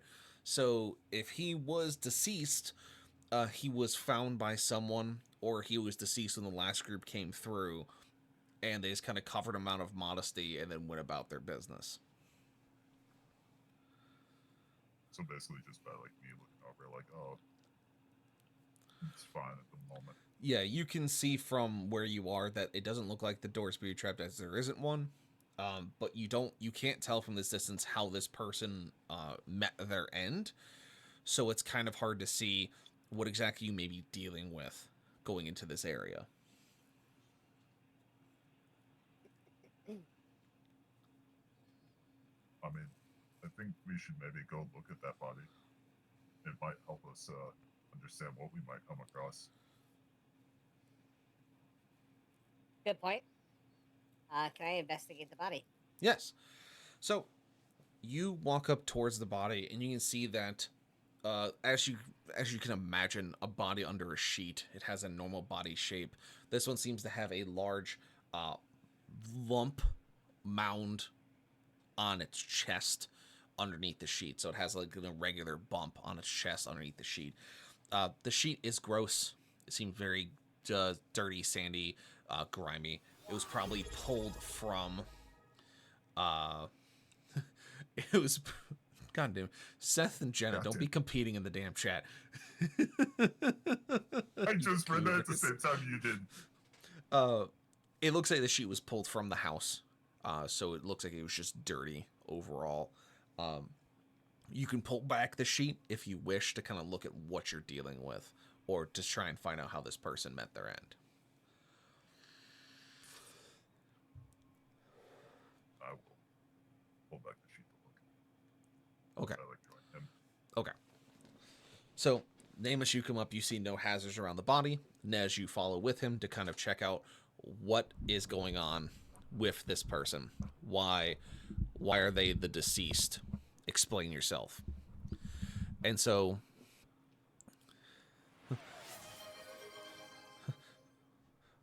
thank you for the two thank you for the two gifts of strange competition.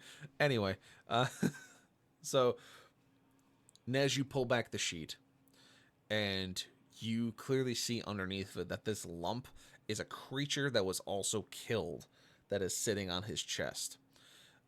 You see that the person's face is like melted, and very much to like the skull that makes it up. Like there's still some flesh on it, but it just looks, it was almost like liquefied, and it's just the soft tissue was missing. It just looks disgusting. It's just like it's hard to kind of put into words. It looks like it was just like stuck in something's stomach and then pulled out, and then Burned by like acid. Basically. yeah. Essentially, just like if you dumped a bucket of acid on its head. The rest of its body looks fine, minus what looks to be bullet wounds in its chest. And then the creature sitting on its chest looks like it looks like a weird turkey. It just looks like a weird turkey that has weird curved arms on its front and back. Thank you for the bits, Rose. Appreciate The fear turkey. it. It looks like a fear turkey. If there was a fear turkey, this looks like it. Do you pick up the now quoted fear turkey?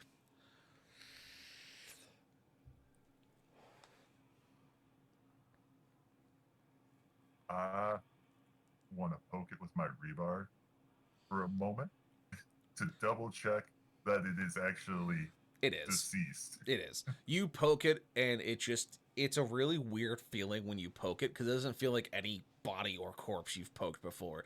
It's not super squishy, like it's decomposing. It feels like you're poking like if you ever poked tofu, it's like that kind of Yep. consistency. It's Okay. really uncanny and is unsettling when you're poking, because it's a living thing, or was. Was. Yeah. But all right, after poking it and feeling okay with picking it up, now I pick it up.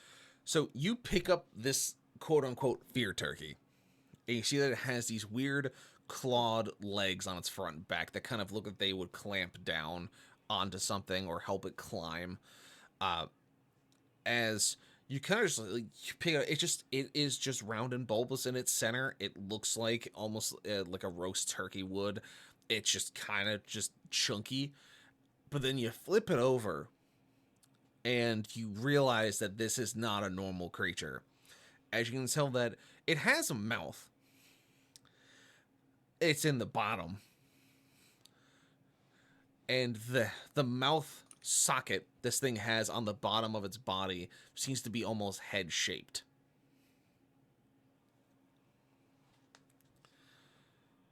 And you can kind of see that it's dripping out this transparent green slime when you pick it up that you can already smell is acrid and acidic, that you could just kind of pick it up with your brain, how you kind of pick this thing. God. Seth playing the fart in the middle as you picked up the fear turkey. As you flip over, you see it has a socket. The fart turkey, Jesus. You flip it, and you see it has like a head-shaped socket in the bottom. It's dripping this transparent green slime that smells acrid. You can see that it left on some kind of like a ring of acidic burn marks on the chest of this other deceased person. It seems to have these teeth fang kind of situation on the front that would look like it would drive into whatever it latched onto. And it just seems like it was pried from this person's head. Because that's the only thing that makes sense of why it would be here and why only their head seems to have these massive amount of acid burns on it. Not what I meant to do.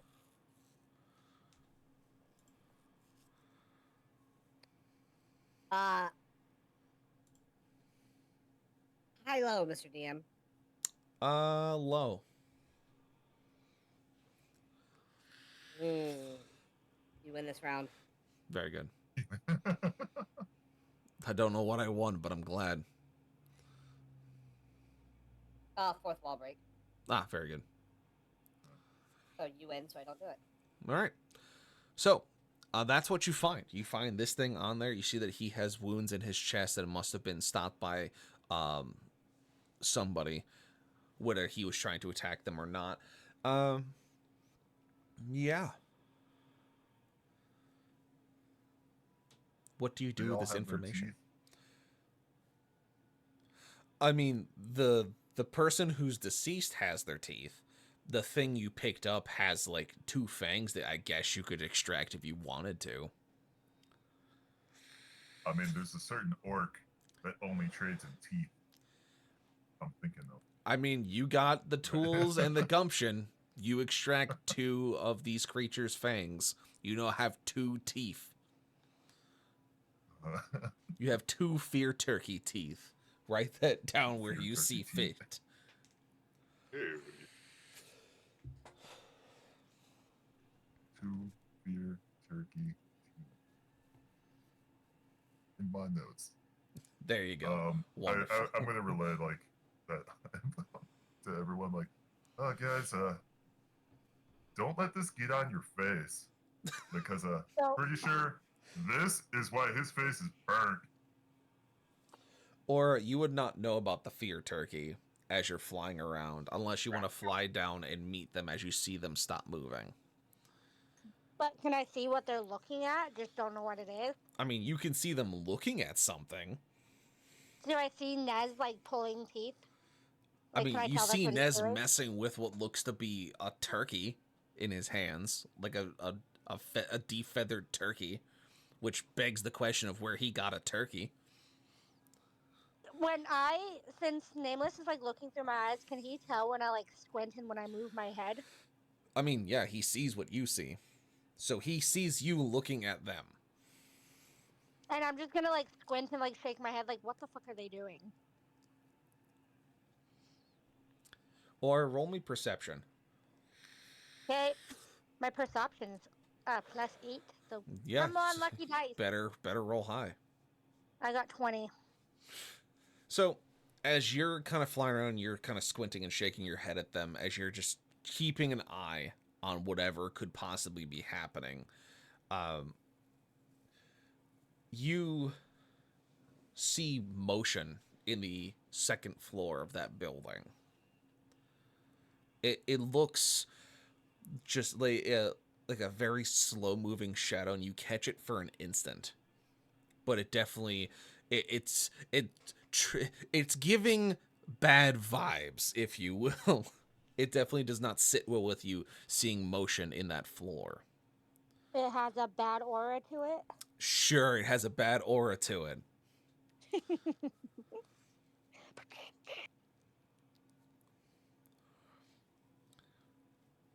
Symbols. Yeah. Anyway, Yeah. how do you relay this? If you I, like, choose to. Zero in on that window and shake my head no. So hopefully Nameless has 2 brain cells. Nameless, in your second set of eyeballs that you can see in your brain, you see movement in the floor above you through the eyes of the eagle, The drone burb. the drone. The drone burb. Yes, The mighty eagle. the mighty eagle. We got company.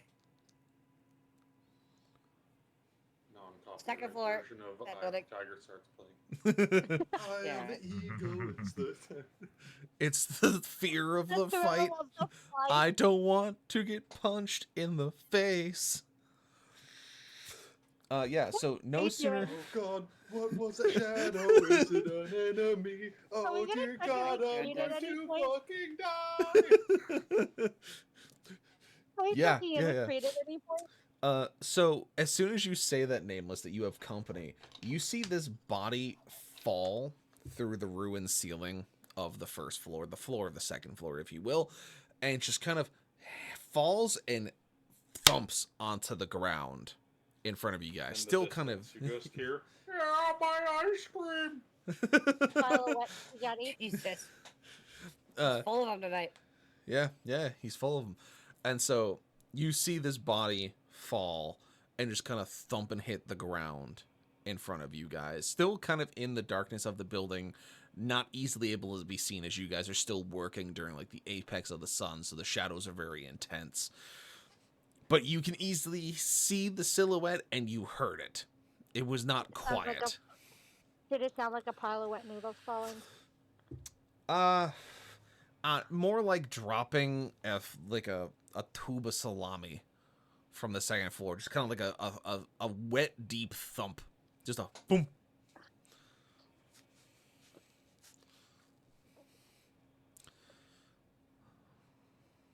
Well, something caused that.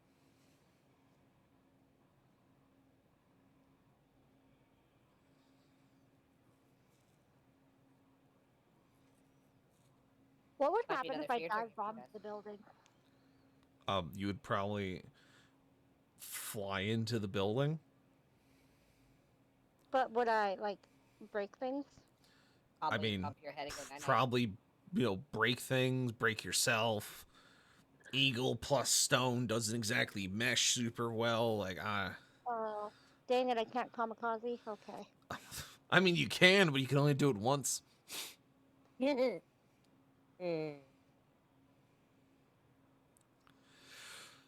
But yeah, so Except for that one guy that did it twice. that guy was a special case.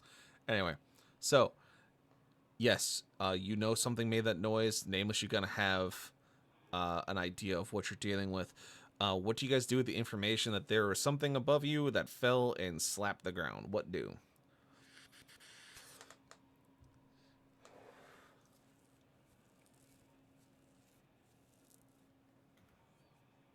Hey, Nez, you got napalm, right? You have fire? I was just about to guess. I guess. My firebolt.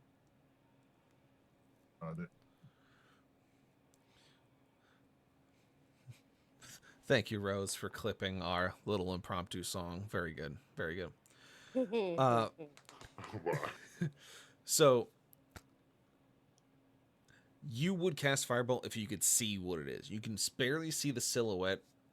Nameless kind of pointed out to you, but you don't really see any creature quite yet. So it comes to the point of, do you want to investigate? Are you going to try and get some light in there? Or are you going to wait for it to come out to you? Because it's inside the building. It's about 20 feet from the door. And it's very hard to see at this point in time. You know what helps you see? What? Fire.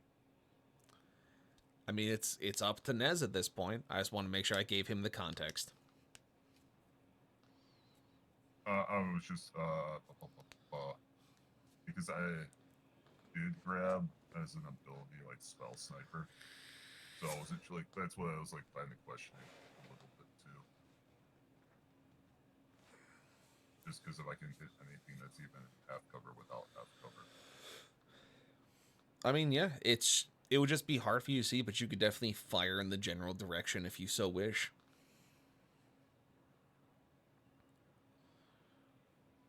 If you just want to, Let's go. You just want to Overwatch. Just Overwatch fire. He's gonna like scorch the entire floor of this broken building. Hey, he's using his incendiary rounds. He's just off the hip, Clint Eastwood, just coming up and off and just knocking something. Jeez. So yeah, roll me to hit. That'd be a 15. 15. Are you doing like one shot, multiple shots? Are you doing your array where it gets you 4 hits? I'm gonna just say incendiary round, which is like, I'm gonna call my firebolt, which is my cantrip. Okay. So I'm just gonna call firebolt just a single round. Okay. Off of that. You fire this round, and it goes a little bit wide, and it hits the wall next to it, but definitely puffs into a bright light as it impacts the stone. And you can see that there is a moving body on the ground in the building, confirming your suspicions. And no sooner does that round kind of light up the room, you see this thing kind of pull itself up very slowly and almost unnaturally as it gets its... it kind of pushes its torso up and gets its legs under it and then kind of uncurls itself by the back, like not how someone would normally get up. And then it gets its feet in a wide stance, its body kind of hanging low, and it kind of just drags its torso up till it's in like a hunched kind of position with its arms kind of out wide. As you see that it has this round shape where its head should be, as it kind of just starts shumbling towards you, as you hear it just scream, as it's just slowly shambling at you.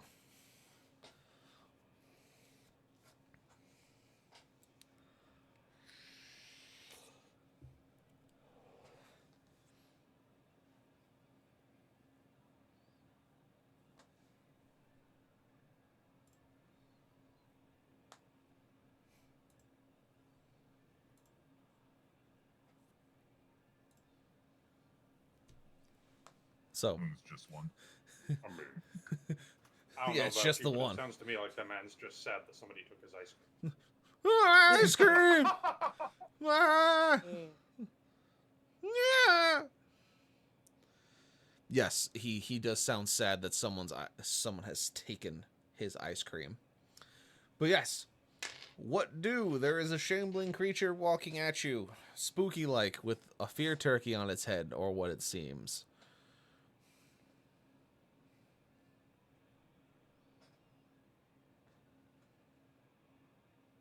I mean, no person's gonna get ready to bop if it gets closer. I'm gonna take aim with my hunting rifle. I mean, at this point, it's about 15 feet from you guys. as it's just shambling at you at a good pace. Then, I mean, I'm downrange. Yep. Range being 15 feet, but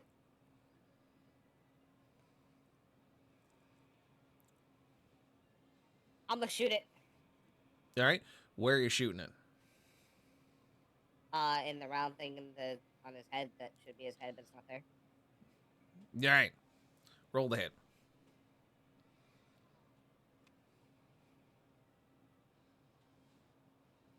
17. You have issues kind of aiming for it as its body just kind of shifts a lot, and you wait for a second before you pull the trigger. And as you do, you see your round fly true and hit where you want it, kind of dead center of this fear turkey. As you see this, whatever is on it, just kind of soup can and blow up from the high caliber round, as its legs still seem kind of attached into the torso of this was bipedal creature, as it kind of just flumps to the ground and falls over with a squishy noise.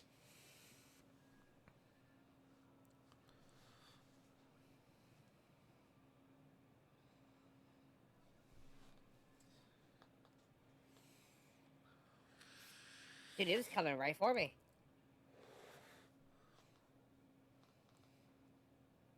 Or give me another perception check.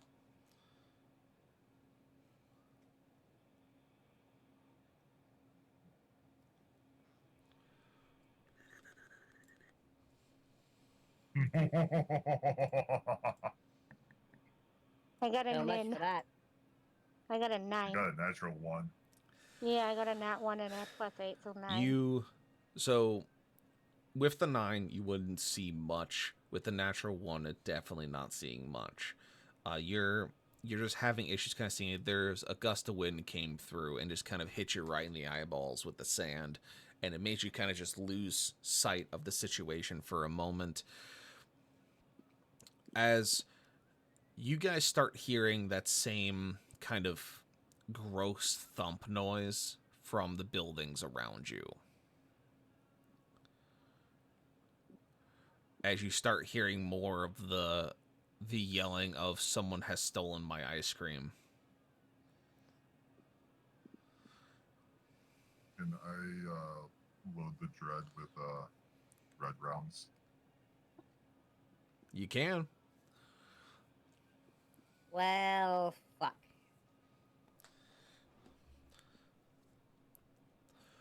So you start to hear this, and you know that you are only about 100 meters or so from the U-shaped building. You have the direction from what Aura had given you, and you're not finding much in here of use. So if you were trying to find this tome, it's the question of, do you want to sit here and try to fight whatever's coming out of these buildings, or do you want to try and run for it?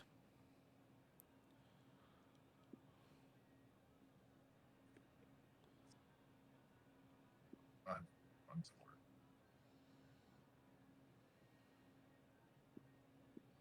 Yeah. I agree. Run for it. You're gonna cheese it? You're gonna just run for the U-shaped building? Gonna whistle for the burb. Well, the bird us up. can't unwild. The bird can't unwild shape, or else I waste both my wild shapes. To come pick us up. Oh yeah, I guess I could do that, hey? That would be kind of cool if our shuttle could, let us out of danger. Yeah, as the sand gets out of your eyes, or you can start to see these shapes exiting the buildings, and there's a few of them. And so you swoop down to your compatriots, and you pick them up. Where are you aiming to go? I'm assuming the U-shaped building they want to go to. If that's where we're still going, I'm just their taxi cab at this point. I mean, yeah, that's what I was gonna say. But That works. do we should still go there? Taxi, take me downtown. Alright, that's not a step. All right.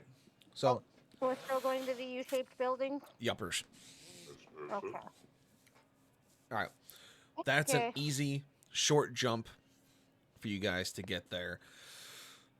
And or you kind of land as you feel your body just kind of exhausted as the wild shape kind of ends as you guys land in front of the U-shaped building. All right, I can't keep it forever. So you D-shape as you just kind of stretch and breathe, as it just takes a lot out of you to kind of maintain this, especially after an hour.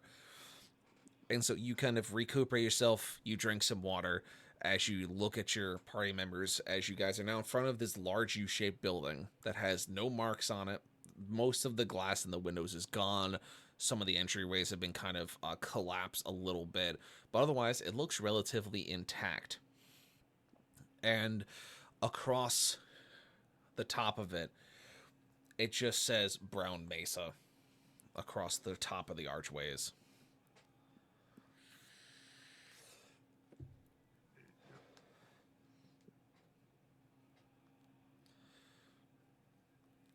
And on first glance, it looks like it's some kind of, it was at some point, some kind of scientific building or possibly a teaching center or a university.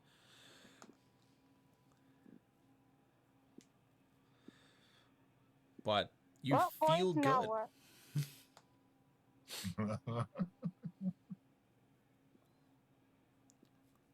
Well, I mean, I guess I'm walking in. Yeah, it's big old double doors in the center. You guys walk up to them, easily open them, and you open them and kind of take a look inside and listen closely. And you don't hear any kind of prominent noises that would spark danger. No, none of that like wet slapping sound, none of like the weird guttural yelling those creatures were doing. No shambling noises, no sounding of metal on things. Um, it seems relatively quaint for the time being. And in front of Can I you, use primeval awareness? yeah, go Or for is it. it not working here? Yeah, go for it. Okay, so I'm gonna burn a first level spell slot, so it only lasts for a minute. And then just see if there's anything around. And I guess this is desert still, right? Yeah, yeah. Yeah, so favorite terrain, so it's within 6 miles. So you kind of reach out and you really tune your senses to finding any kind of threats.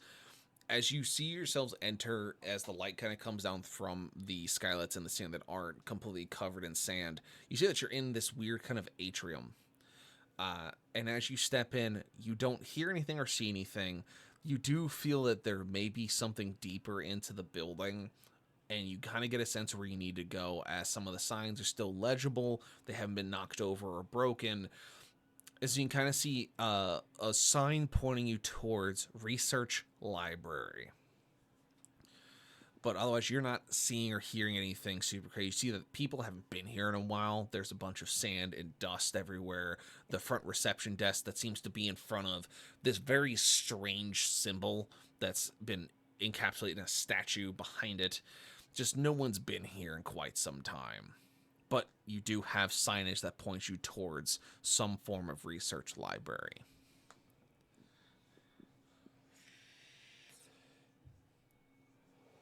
But I don't feel any, like, uh, enemies around or anything like that. Nothing that stands out to you specifically.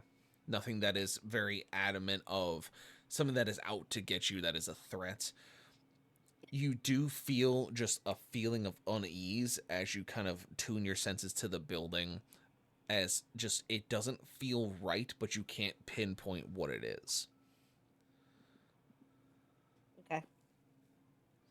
Well, I guess let's follow the signs to the library, yeah? You gotta be rude.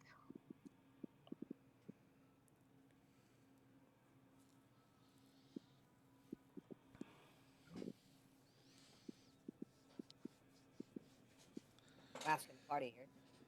Okay, it's your dog and pony show. I'm down to go to the library because I could probably find a book that'll help me out too.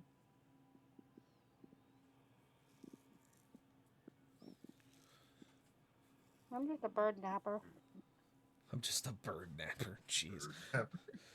All right, so you guys begin moving towards the library. Doesn't seem like anything out of the ordinary as you keep going. The signs are relatively easy to follow. You find yourself in some hallways that seem dirty and dusty, and you're kind of focusing on the trail ahead, keeping your ears and eyes open, kind of swiveling around and looking, weapons drawn, just kind of at the rate of a drop of a hat. And you come up to these large double doors down after a couple hallway turns, past some what look to be offices and classrooms that have just been kind of left to their original status. You come to these two big double doors that are labeled Research Library over top. And through the door handles seems to be this object that seems to be holding the doors closed.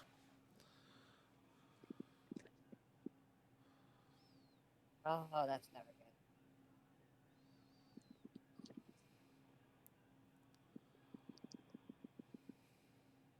Well, shall we see what's behind door number 1?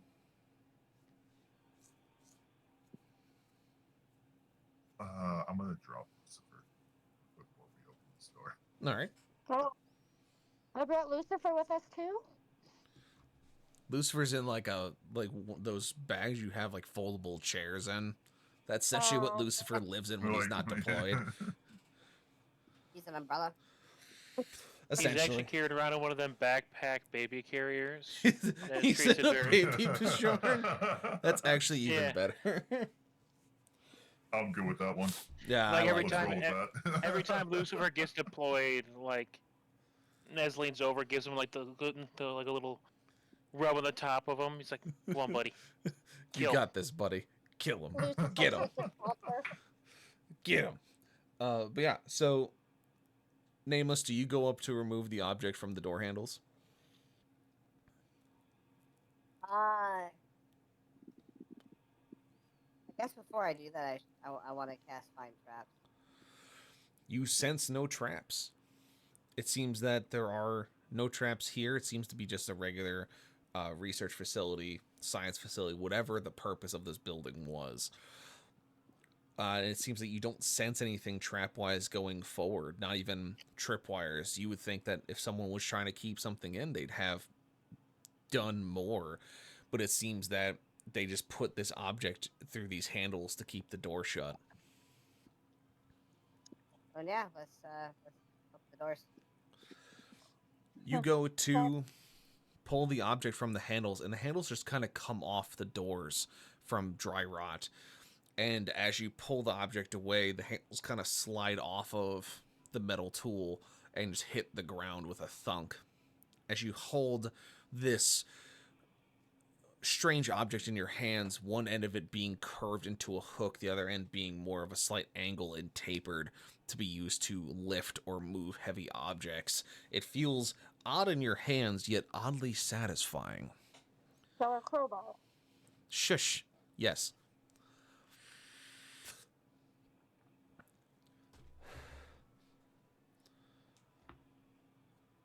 I twirl it. As you Like that's what I would do in real you life. twirl it, you feel music in your head as you just hear this like nice guitar theme come on for a second as you start to hear this build up music and you hear this word mentioned in your head of an HEV suit, and no sooner do you twirl this crowbar does it seem to be just disappear in a flash of green light and you're left in front of the doors.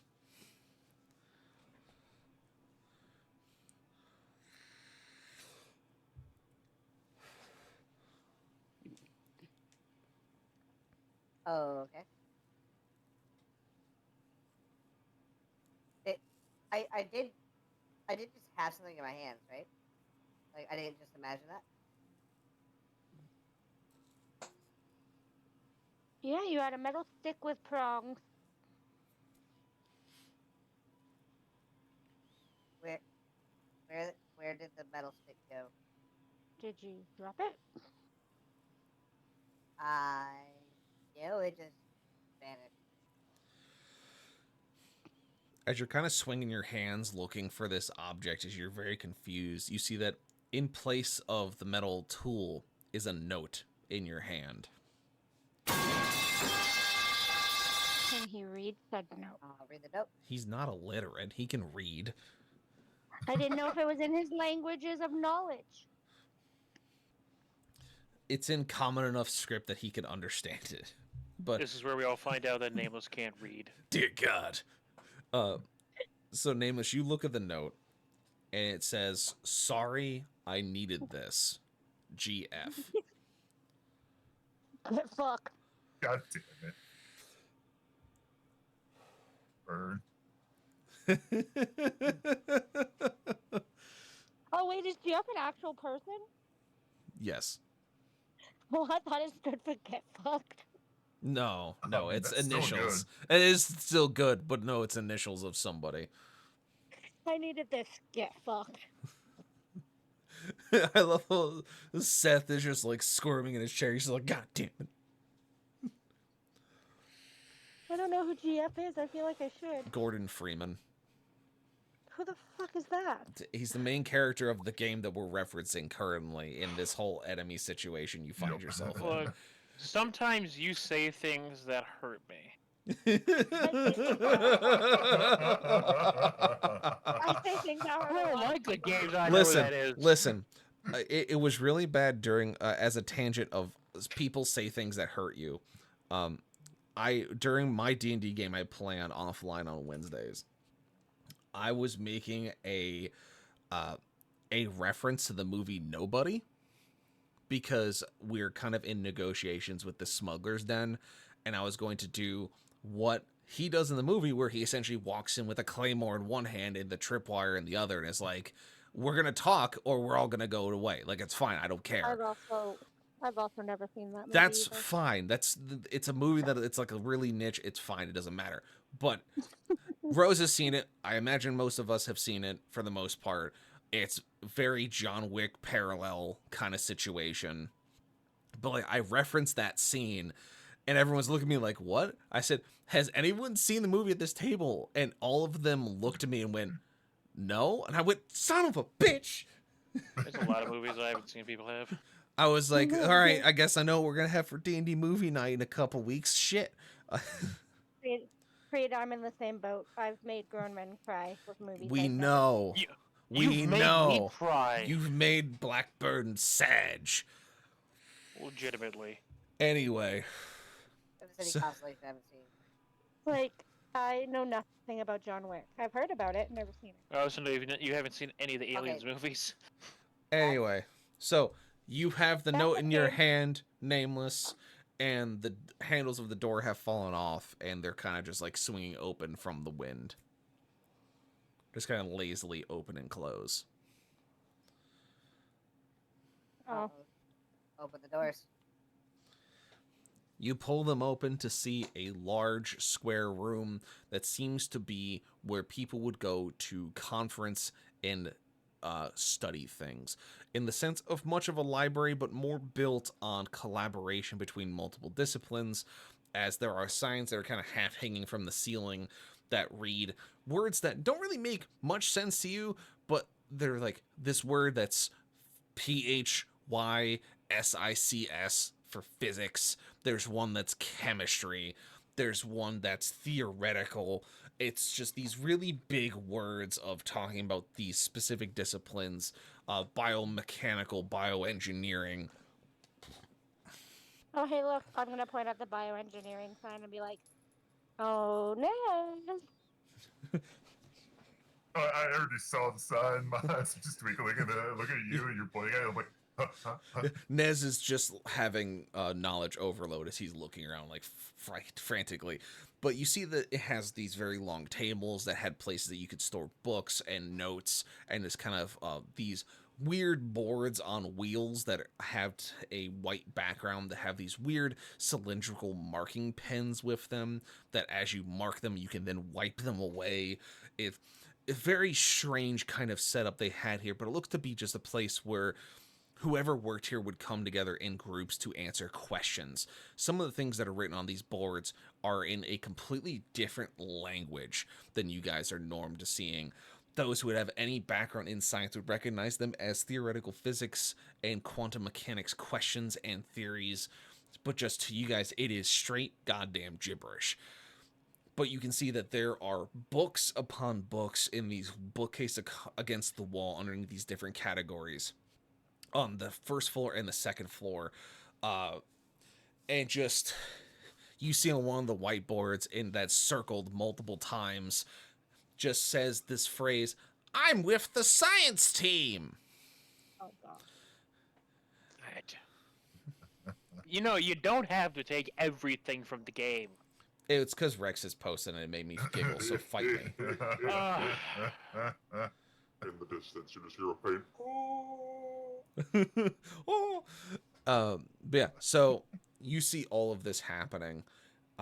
Also, Blackburn, fight me. I didn't think that we were going to be going to Ageville Cove right now, so I'm just kind of going with it. So shut up. Anyway, See, I'm waiting for the point where we like this is happening. You have 6 hours. Jesus, this has been like 45 minutes of your 6 hours left. God. so you're Did in y'all the miss me? you're So we in have the 5 hours and library. 50 minutes left to go. Sweet. You're in the library, and you see that there really isn't a lot of motion. There really isn't anything moving or going on. But it seems that the tables line up and are close enough that you could kind of jump from them to the stairs. And you see that there's just a lot of sand in this room. Just a lot. The glass seems to be broken, but the sand seems to have come in with just a high volume and has made kind of a level around the different tables.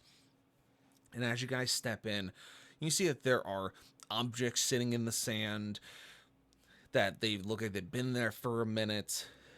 But I need Nameless to roll me perception. Look at the site. It's because this is your favorite environment. I'm having you do it. Oh. Give me advantage because you're Did you in say your this- preferred environment. It's his favorite environment. You mean a giant litter box?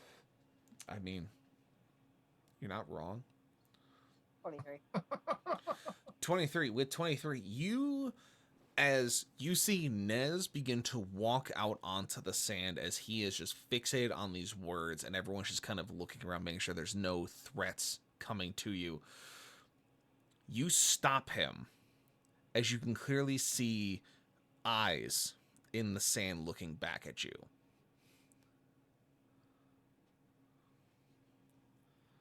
I started on fire.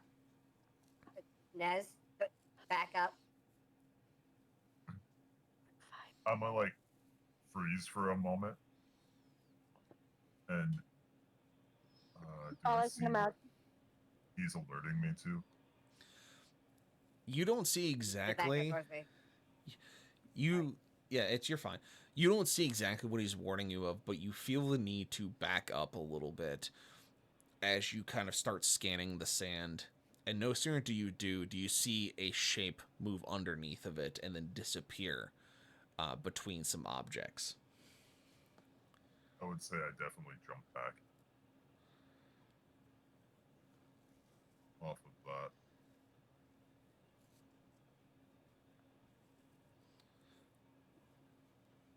And What pull would up the dread. Would I know what it is just by watching it move because of my skills with animals? You would know that it's a problem. You won't know exactly what it is.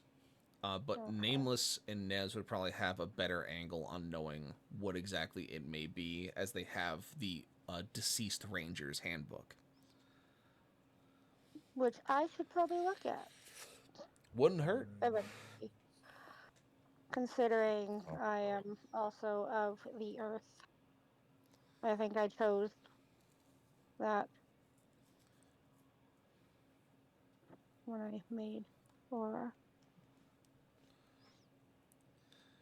So, Nameless... Nez has the book, right? Yeah, Nez has the book, yes. What if the eyes were up? The only thing that I could know that I remember was what, the Sand Strider.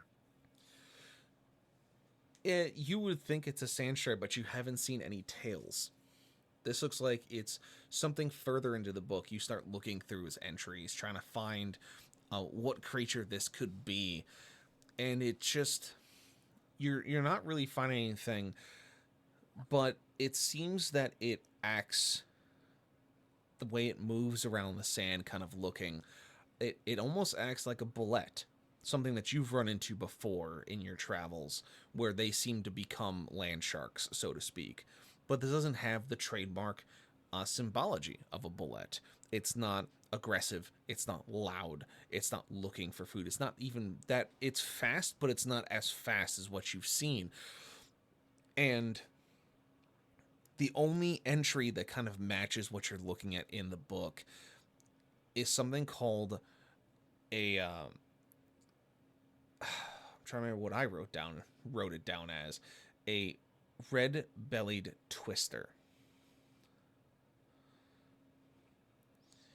is all that's really written down as, and it's in the notes. It says only seen one fully, seem to stay under the sand for long periods of time, only come up to ambush prey, seem to react to movement and heat sense.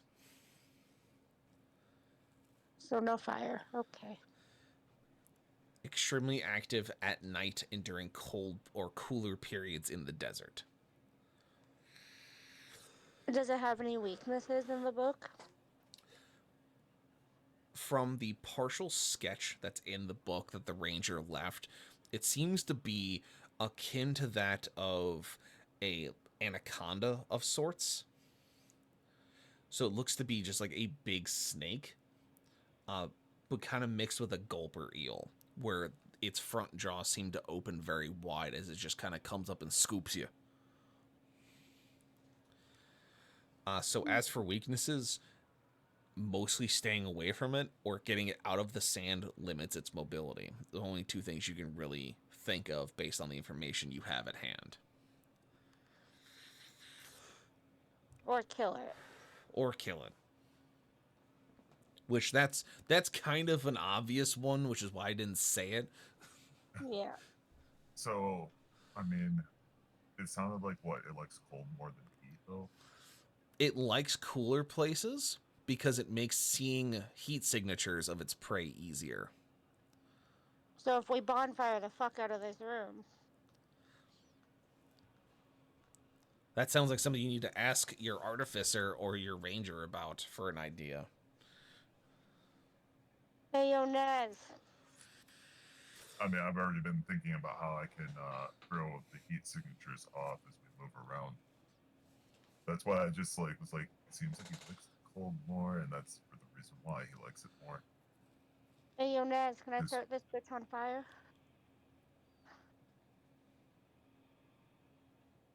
What can a sea elf do with fire? I have create Good bonfire. question.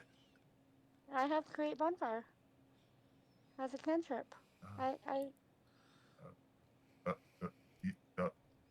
Because if I mean, we turn the sand to glass. That might work. Might help. turn the sand into glass, Glass. extreme heat, glass, haha, fire, yes. Mm-hmm. Because I my was thought being is, serious. if it, but if we debug, like another thing is, if we start this sand on fire, we risk burning everything in the room. Also true. Can I Is the drown sand it? just an area in the room? Or is it the whole room? It seems to be the bottom floor where there's a large amount of sand kind of coming up to the height of the conference tables. And it seems that your best bet for where you could go to find the book that Nameless is looking for could potentially be with some of the books on the upper floor, up the stairs, kind of away from everything. It's just getting to them is the harder part. Now, the distance from you to the first conference table is about 15 feet from the doorway to the edge, and then the tables are about 10 to 15 feet to the staircase. And then on the upper floor is probably where you would find something that could fit the bill for what Nameless is looking for his Tome of Understanding. Question. Uh-huh. Warding wind, would it move sand? Warding winds? Yeah. Let me take a look at your spell list real quick, or if you can read me the It doesn't spell. say it. Strong wind, 20 miles per hour, blows around you in a 10-foot radius and moves with you, remaining centered on you. The wind lasts for the spell's duration. The wind has the following effects. It deafens you and other creatures in its area. It extinguishes unprotected flames in its area that are torch-sized or smaller. It hedges out vapor, gas, and fog that can be dispersed by strong winds. The area is difficult terrain for creatures other than you. The attack rolls of ranged weapons attacks have disadvantage if the attack passes in or out of the wind. I mean, 20-mile-an-hour winds in this room would probably be able to move the sand, I would imagine, relatively easily. But this thing doesn't have to stay in the sand, but it's weaker out of it, right? Yes. Okay. You could use your druid brain to kind of figure that out. Is that it definitely is one of those situations of, if I get it out of its preferred environment, I should be able to, like, knock it around a little bit. Yeah. Because I also have Path Without Trace. Word. I mean, Questions, because I have a stupid plan. Can I cast Pass Without Trace and give it to everybody else except for me? Yeah, that is an option. Yep. So, I have stupid plan. I still have 2 Misty Steps. Yeah, you do. So, I'm thinking use myself as bait when it tries to scoop me up. It can't see them because they cannot be tracked, except by magical means. So they can obliterate it as I Misty Step out of its jaws. And then Warding Wind only 2nd level. Yeah. I mean, that to me sounds like an executable plan. It sounds like a pretty straightforward plan on top of it. You could also just try to get people from table to stairs, as it's not necessarily long jumps. If there's ways for you to kind of take care of that. So it's really up to you guys how you guys approach this situation. I thought it was like way away. Like we had to like No. walk No. over this thing. From door edge to the first conference table is 15 feet. Conference tables are about 10-ish. And then from the edge of the side edge of the table to the first staircase is another 15. So if you can clear a 15-foot jump, you can do that. It's just you don't know how fast this thing is, and you are assuming that the best place to look for this book is probably going to be on the 2nd floor. You don't know what else could possibly be up there, but it's probably better than down here. You could also still try to search for the bookcases on this bottom floor, because you don't really know what you're looking for. You know the name of it, but you don't know what it looks like or what exactly could fit the bill for a Tome of Understanding. Would a wisdom or perception roll help us gauge better? Mayhaps. Which one? For you, you could try and do some kind of perception to try and look around to see anything specifically. But you also are not understanding most of the scientific terms that are being posted and thrown around in this room. But you can definitely try to see where the important stuff could be, if that's what you're looking for. Yes, just kind of give us a little bit more of a nod if we stay on Danger Noodle floor or if we go up. Okay. You're looking for important stuff. Got it. I'm rolling on perception. All right, roll perception. Are you fucking kidding me? 15. It's a 7, not a 1. I love thought it when people say that. That makes me very happy.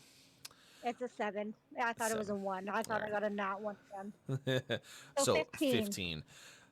So You were still trying to understand all these different words. Nez has been kind of whispering to himself all the different meanings of these words, but they're a completely different language to you. They're just kind of bouncing off your brain.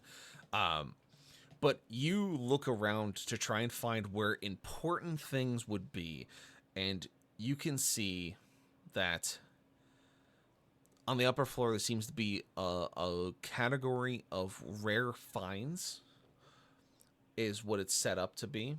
But you also see on the first floor there's a caged area called restricted listings. Love that for us. Yeah, we kind of need that. Is it so behind the sand and in it? The sand has kind of reached the edge of that fenced-in area as it's further into the back of the library, but it is on the first floor, and you'd have a pretty sizable patch to kind of move across to get there. But the rare finds seems to be on the second floor, kind of in the center.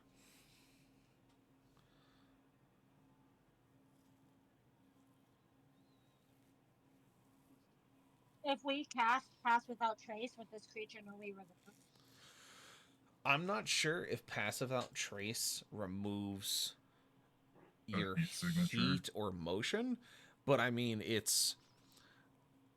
I would essentially say that Passive Without Trace, the way it works is that it gives you +10 to your stealth, and it does make you essentially untrackable by normal means because it makes it like you don't leave footprints, you don't leave like broken branches, things get mended behind you, blah, blah, blah. Like, it does everything for you to basically make it so people can't follow you. I would say it would definitely make it significantly more difficult for it to track you because it's not using essentially magical means, it's using natural means to find you. So it would definitely be a good idea, and it's worth trying.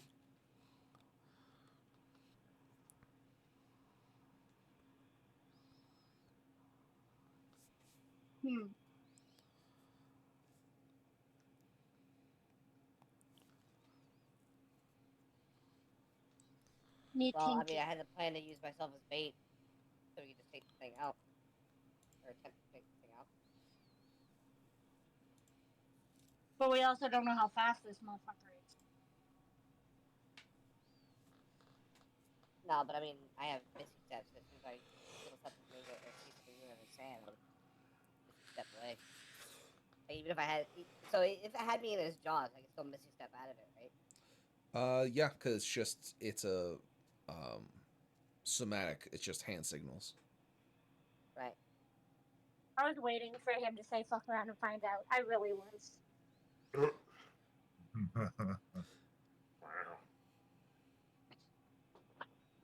Although it does say to an unoccupied space that I can see, so as long as his jaw's not closed. Yep, as long as you can see something. Gets him around the head. Ah, fuck. What now? Well, I mean, even if it's 30 feet up in the air, it's still out of his mouth.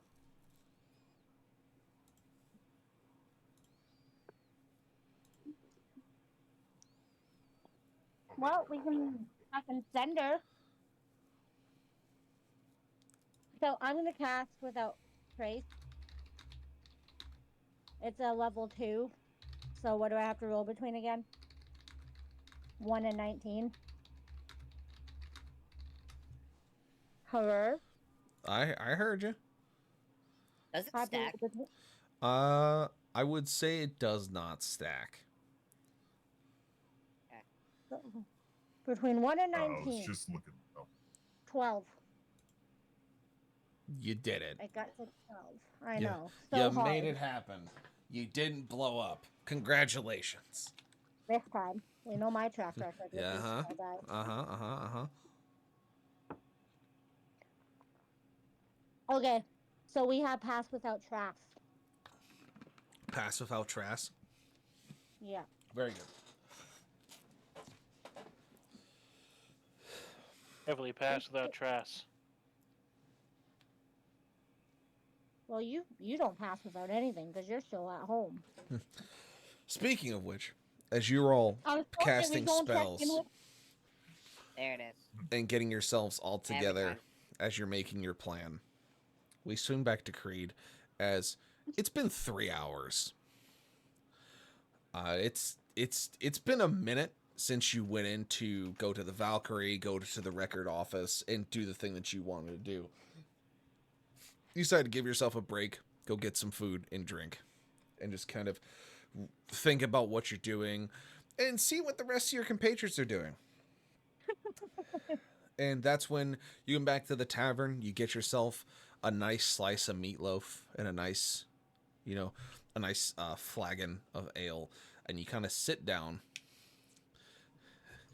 And as you do it, you start eating, and you see an envelope sitting on the table with your name on it.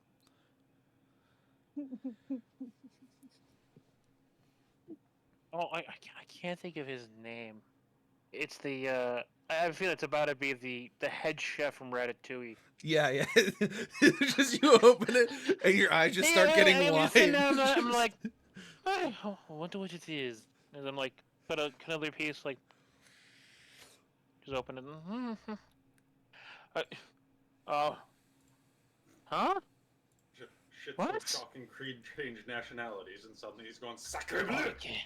Sacre bleu. And then at the end of the letter, they wrote you, or is written, by the way, I wanted to bring you.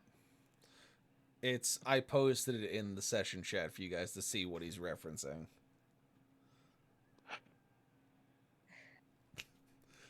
Nice. That. Yeah. That's so yeah.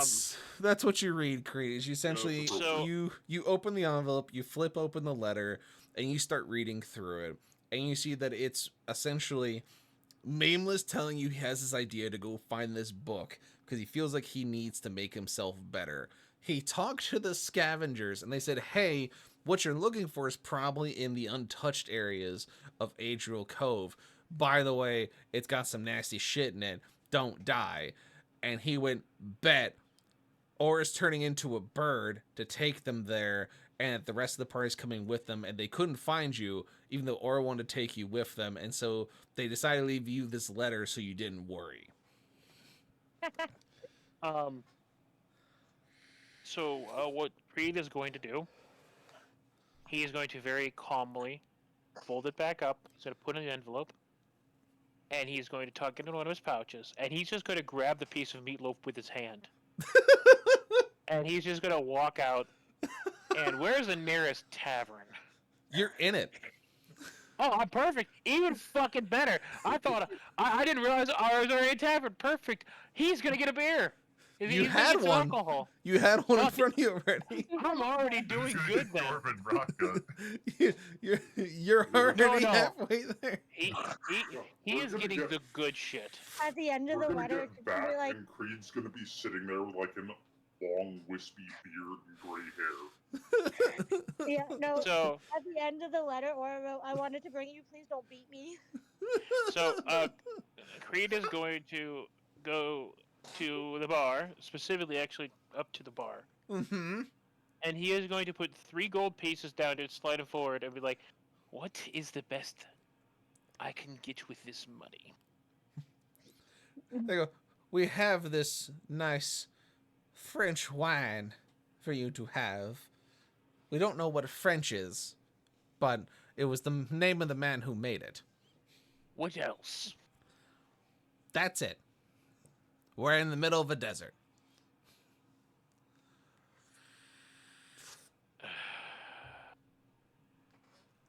Fine.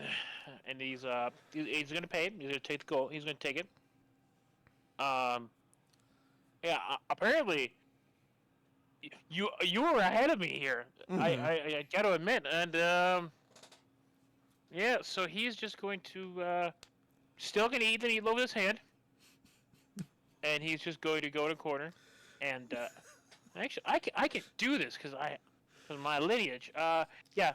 I'll take a glove off. He's gonna poke a nail in and yank the cork out and just flick it away. And he's put his glove back on and he's just gonna drink directly from the bottle. Yep. And it's not great, but it's better than nothing right now. So I'm gonna level with you. The stance here, in and out of character, not my pig, not my farm. You left me here. You're on your fucking own. So He's just And sat. and I quote, and I quote, "They might be my monkeys, but that ain't my circus." So oh, whatever you're getting into is entirely on you guys. Creed is just gonna sit here and feel good. So, as Creed is feeling good and finishing up his original task after reading the letter, we swap back to seeing or having passed Cassavel Trace as everyone's kind of staging, getting ready to do their thing. Plans have been talked about, thoughts have been pushed, ideas have been cafortled in their minds. What do you do?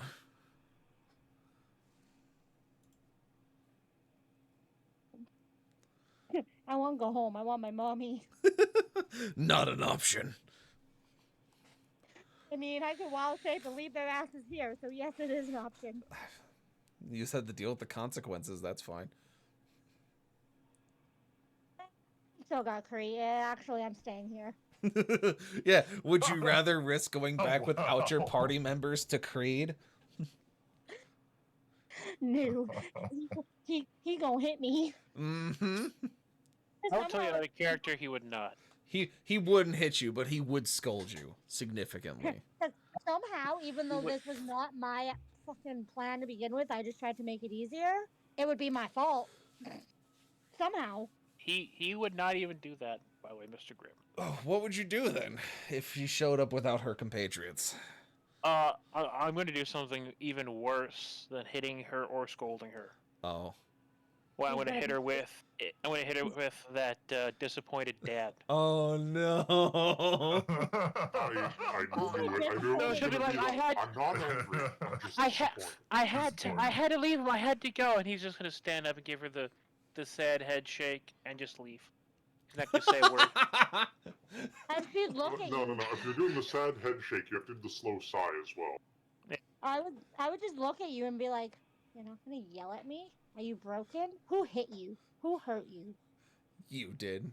You disappointed me. My disappointed father. Be upset with you means I would have Yeah. had a standard for you to fail to meet. Oh. Creed. And then Oh. just leave.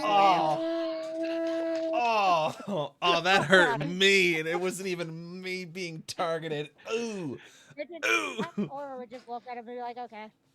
So it's either Creed and disappointed dad look, or potential death. I'll take potential death. Fair enough. So, what's your plan at this point? You have Pass Without Trace on. It's good for the next 10 minutes, an hour, etc. You have two locations you can check out. One that's up the stairs and on the second floor. One that's on the bottom floor with the red belly twister towards the back in a caged room. Ollie's just gonna book shit towards the second floor. Just fucking send her. You're just gonna fucking send it. Across Alright. tables. Uh, Across tables off the place. All right, so if you're gonna cross tables, I need athletics from you to make those jumps, because they're not small jumps. And this is the one fucking fuck around, find out, fucking send it choice I'm making, so I'm gonna get a nat 1. I got a 15. So with a 15, you feel super confident about making this jump. You go to do it, and you're flying through the air. Everyone's watching it, like everyone's has their plan, and you just like run past everybody, and you just make this jump, and you're sailing through the air. You're like, I'm gonna make it, and you land like 6 feet off the edge, in the middle of the sand, just with a piff. Well, I'm fucking booking it on foot to the table now. And as you land with a piff, and then you start like running through the sand, as it's up to your knees as you're trying to get to the damn table. You guys can see a shape booking it towards her that thankfully, with your athletics check, pull yourself up onto the table as this, what you thought was like a small snake, comes out as its jaws open to be about 4 feet wide. You're gonna kick it? I'm gonna kick it. Roll attack at disadvantage. Attack at disadvantage? Where's my attack? You're doing unarmed strike. Do unarmed strike at disadvantage. I've never physically hit something in this campaign. How do I That's do right. that? You've only been casting spells. So go to your unarmed strike on your actions. Okay. You Okay. see the +6. I'll Right. pretend I do. Oh Jesus! Right click on it. I'm in my actions. right God now. fucking I got it. I'm My rolling your dagger? disadvantage for you. I Thank got it. you. I'm doing it. Jesus, I found Mary. it, I Son found of it. a. You still got a 19. What the fuck? Holy fuck! Jesus Christ. Yeah, so you just donkey kick the side of the red belly twister as it comes up, its jaws open wide, like 3 feet across, ready to gulp down whatever is touching its sand that it thinks is gonna be easy prey. And it fucking misses. You pull yourself up and you turn it, you fucking donkey kick it as it sends it off course. And now I gotta roll some because I gotta check shit. It fucking goes off course, careens, and just slams into a metal pole with a ting, I'm running and up just the is hill. unconscious. Yelping sound. It's Yeah, fucking exactly. unconscious. It's unconscious on the fucking sand now.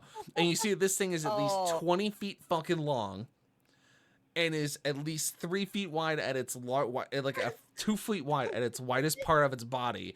And its mouth is just open and droopy as it went face fucking first into a metal pole she donkey kicked it into. Alright, so you know that's gonna be a delicacy, so I'm gonna slaughter it and harvest it. Lying. Just Just, Okro I'll sees go it. into a barrel push it. But, Yes. Okro sees this and goes, "That's gonna be delicious," and immediately fucking kills it and starts cutting it. Sure, yeah, whatever. The red belly twister's now out of the fucking picture. The threat is fucking gone. Who's going where? You have 2 places to search. Restricted. Restricted. crying, like, Wonderful. oh, Fucking my wonderful. face. As or with her first physical attack of the entire fucking campaign, Donkey kicks a snake that was supposed to give you guys trouble, and it fucking fails and flies into a goddamn pole. how does she fail so hard to then win so, like, legendary? What the fuck? The Just dice happened. giveth, and the dice taketh away. That's all she does. Jeez, Mary. For once, mean- for once, my fucking harebrained just fucking send it fuck around and find out paid off for the fucking first time in over a year. I was I'm like, sitting here I was looking gonna through shit say, of to how be do I fair, save her? The Alberta motto is work hard, play hard, so you know. yeah. 'Cause I was like, you know what? She shouldn't get second action. I'll let her have it. Sure, whatever. She's gonna try and kick it. It's gonna be like a thing. She's gonna miss. It's gonna be whatever. And just fucking lands it and knocks it. And I'm just like, you know what? Whatever. The dice have taken from me this day. It's fine. I'm not upset. Going to restricted zone sees Nez as he's now power walking towards the caged room. I should You take sound more. pretty upset. I should take 3 months off often. I'm just I'll frustrated go with Nez. because Meanwhile, I Okra is was happily humming a tune while he harvests. half know. expecting her to miss and to be dramatic and to just be fucking something. No. So Okros is now harvesting this large desert anaconda to turn it into jerky or some delicious delicacy. Nameless is staying there agape. Nez is running towards the cage section, and Aura is just sitting on the table, confused. Wonderful. I'm dancing on. No, at this point, I'm dancing on the table. Oh, with you're happiness, dancing on the like, table. Wonderful. I'm doing a little bit of a. I'm doing a happy dance and like saying, I'm gonna talk read. I'm gonna talk read, thinking And this is gonna get out Aura, of trouble. secondary fact, you now can wild shape into one of those. Not as powerful, mind you, but you can wild shape into it because you now have seen it. Oh, it was powerful. So it takes a 13 to kick it into a pole? Is that what you're saying? Fucking Christ. Fucking shut up. Burn, Yeah, burn. yeah. You're saying that thing was powerful? Who told it? Don't make me do this. Don't make me do this. There can be more. I can just fucking be like, nope, 20 of them. fuck you, Aura. Like, deal with the problem. But I am a just demagogue. Just fucking whatever. All right, Nez, you make it to the restricted cage. You're staring at a basic fucking lock on the cage door.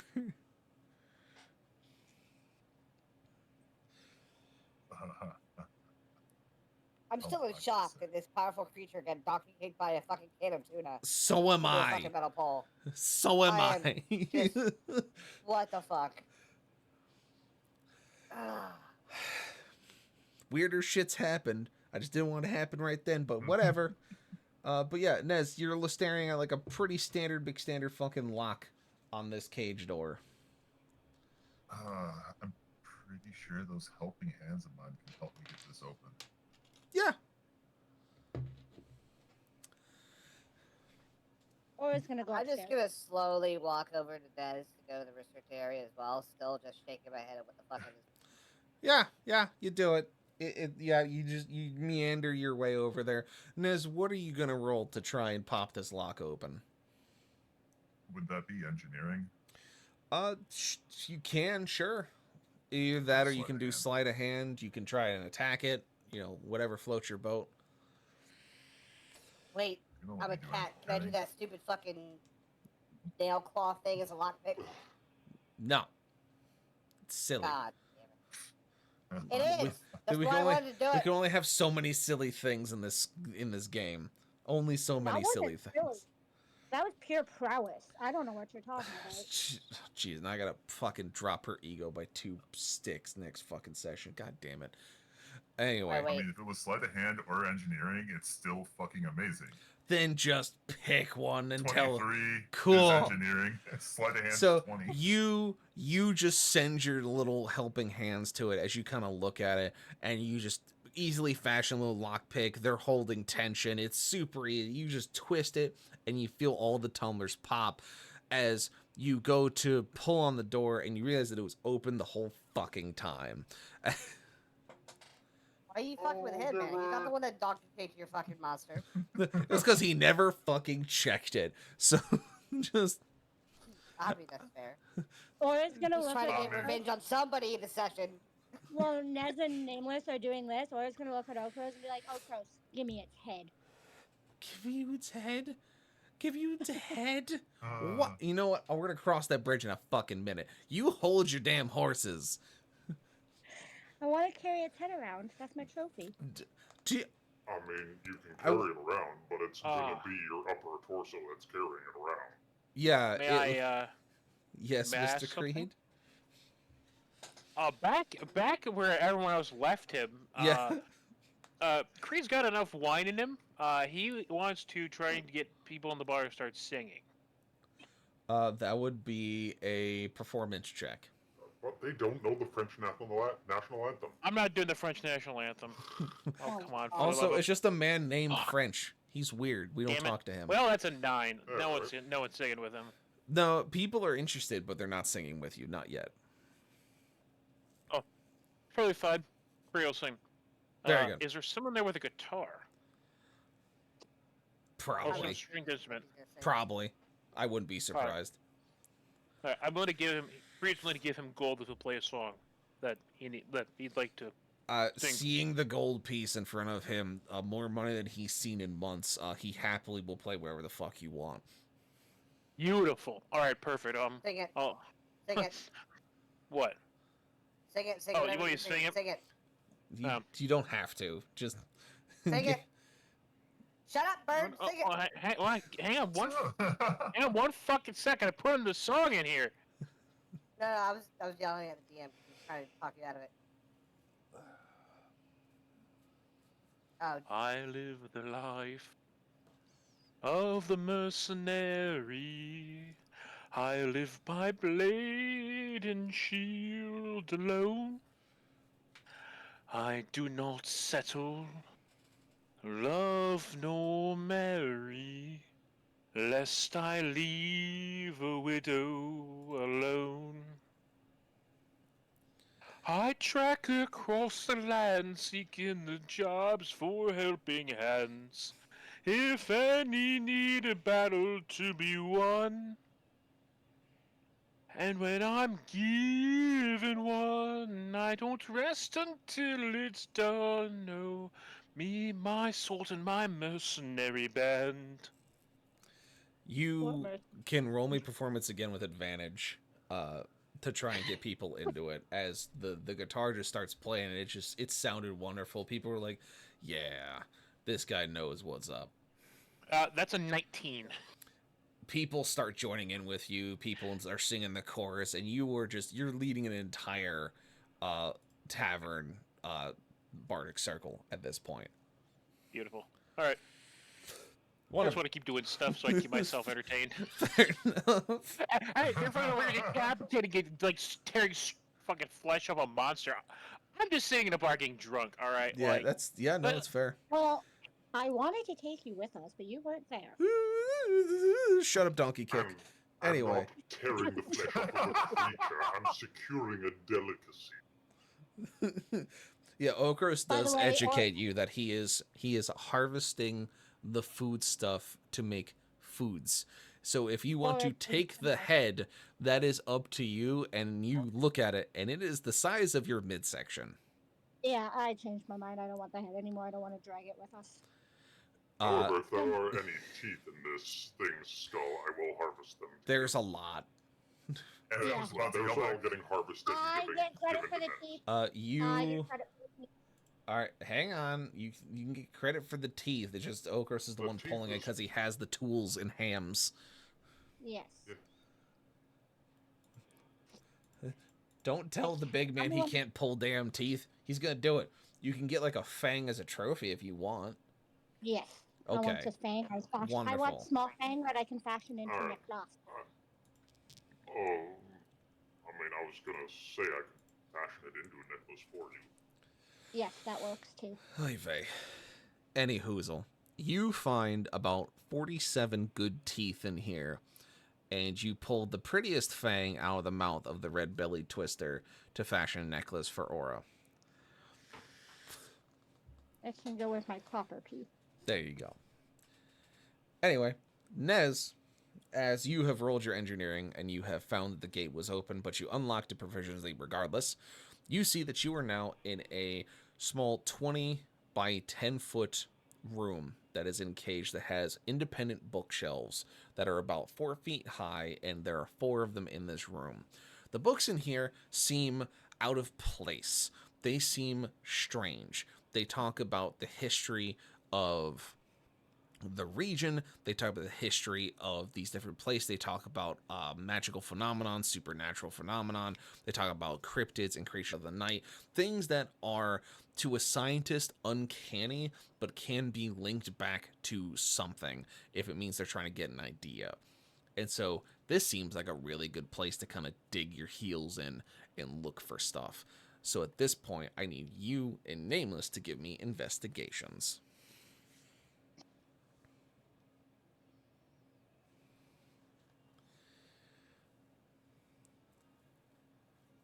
$22.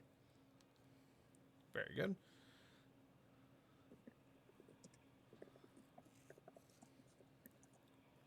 Mind if Nez. I use a fate, guys? Sure.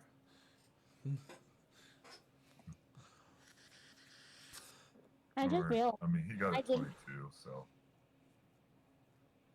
I just realized something. I didn't have to kick it. I have a dagger. Yeah, but your legs then- were facing it. Shush. Shush. Stop And it's wounding not- me. Can I assist him? Yeah, with yeah. Investigation? Yeah. We'll assist him so he can roll advantage. Sure. Nez, roll with advantage.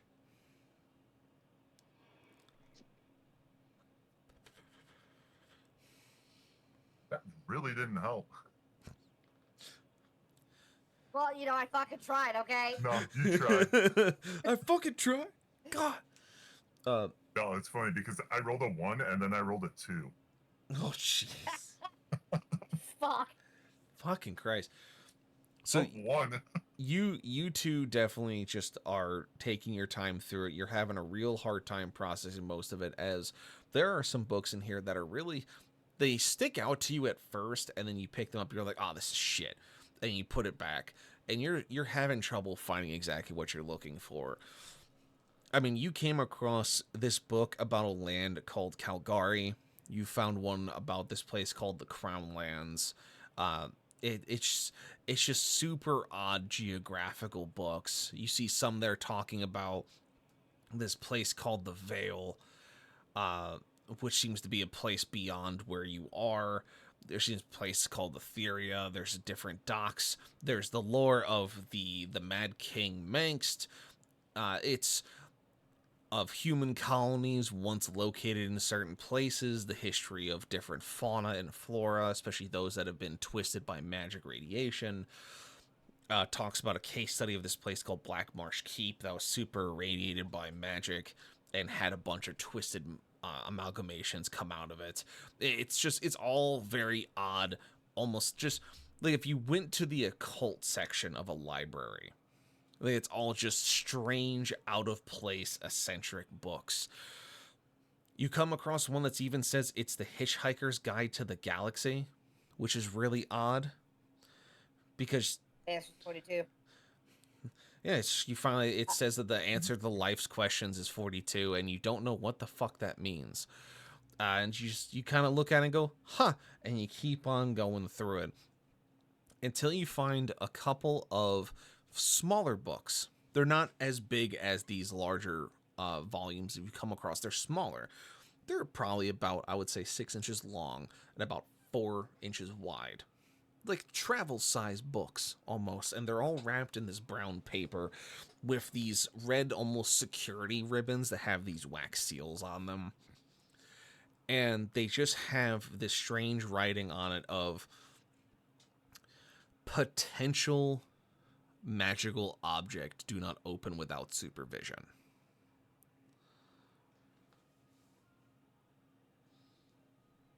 And you find like 4 or 5 of these books.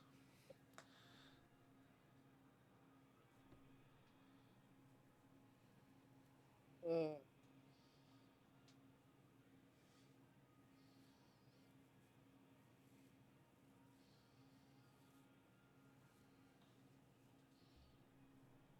Having an inner catastrophe right now. Catastrophe right now.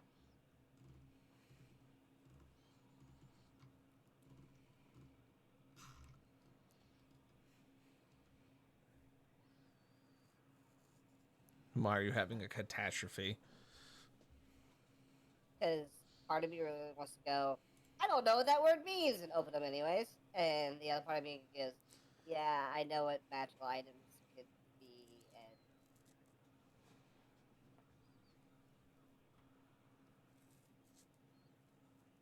I mean, I guess I could just take them without opening them, right? Yeah, you don't have to open them. You can just take them, but you just won't know what they are. I'm gonna take them so that way they can be looked at. I was gonna say it'd probably be good to do that. All right. So you guys have 5 of these little travel books that are all sealed and basically said not to open without supervision.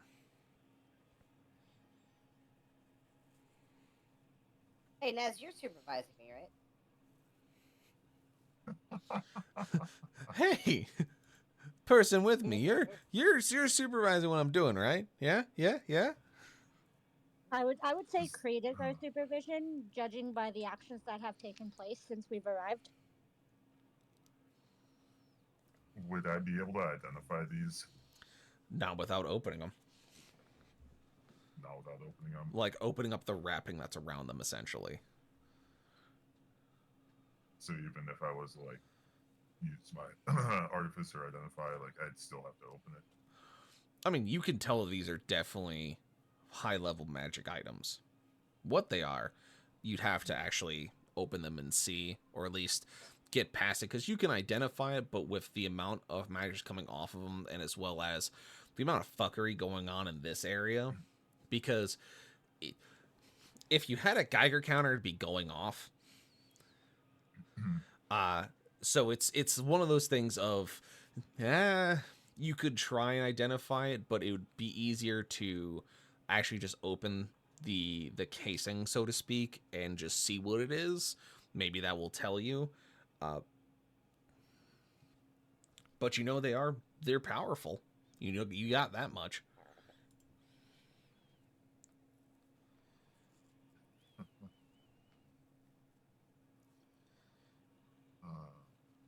Tell Nameless I'll Um, give you one, You give me one.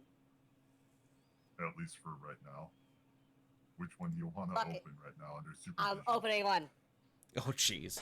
All right. All right. He's opening one. I don't have any, Nameless. That was very good. Nameless. Very I good. I don't have any more donkey kicks left. Number four. Oh, I thought I was gonna roll. I was ready for it. Hold on. I gotta figure out which one number 4 was.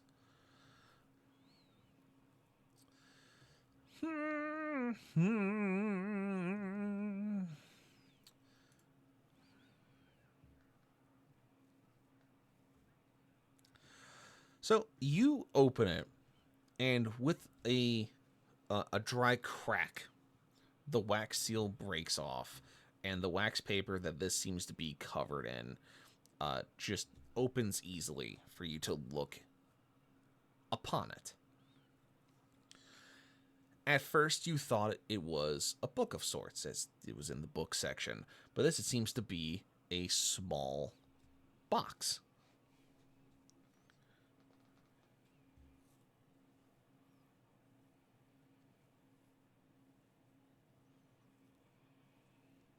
God damn it. Well, I'm opening the box. I mean, you can't. Is there any writing on the box or anything like that? Any symbols? There seems Anything at to all that might be. tell us what it is? There seems to be some writing on it, but it's in a very odd language. It's You something open the that box and you see a really big egg. the biggest egg you've ever seen. And then it opens, and a weird creature crawls out with a long tail.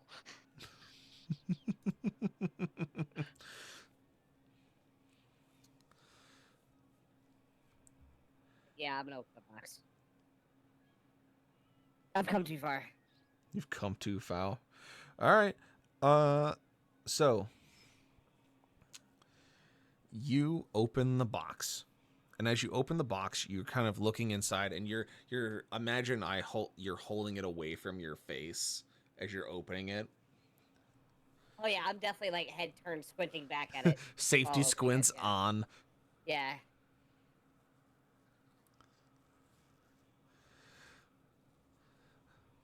And inside seems to be just a small item that just kind of rattles around the box when you open it.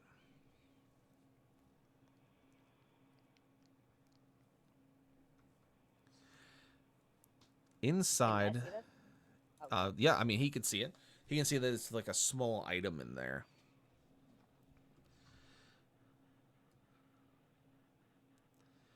It just seems to be knocking around inside the box there. I guess moving on its own, or No, just I'm it was thinking- like moving around when like you move your hand in the box kind of thing. okay. I'm gonna show it to Nez to see if he can tell me what it is. Oh. Am I able to identify it now?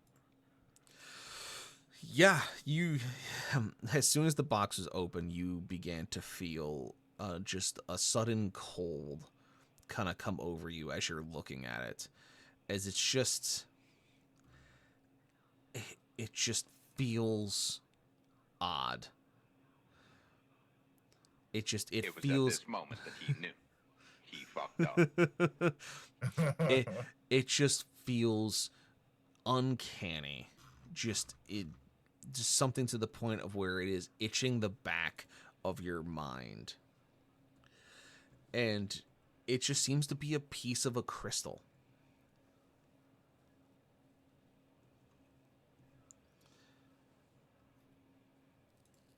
Does it look like the crystal I grabbed before? No. This crystal seems to just be of warm colors, seems to be almost smooth and well cut, though still somewhat jagged, as it seems to be broken from a larger piece of its whole. It glints with this color of the sunsets, but not of your world, of a different color scheme entirely, and seems to almost reach out and whisper to you memories that just pull forth these action, or not actions, of emotions.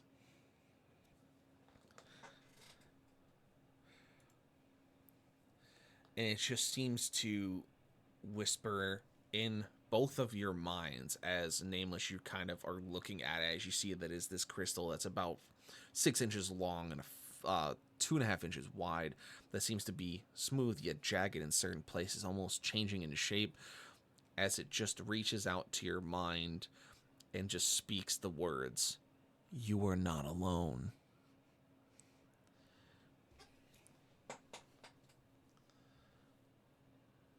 Yeah, that's right here. I'm obviously not alone. What the fuck do you mean?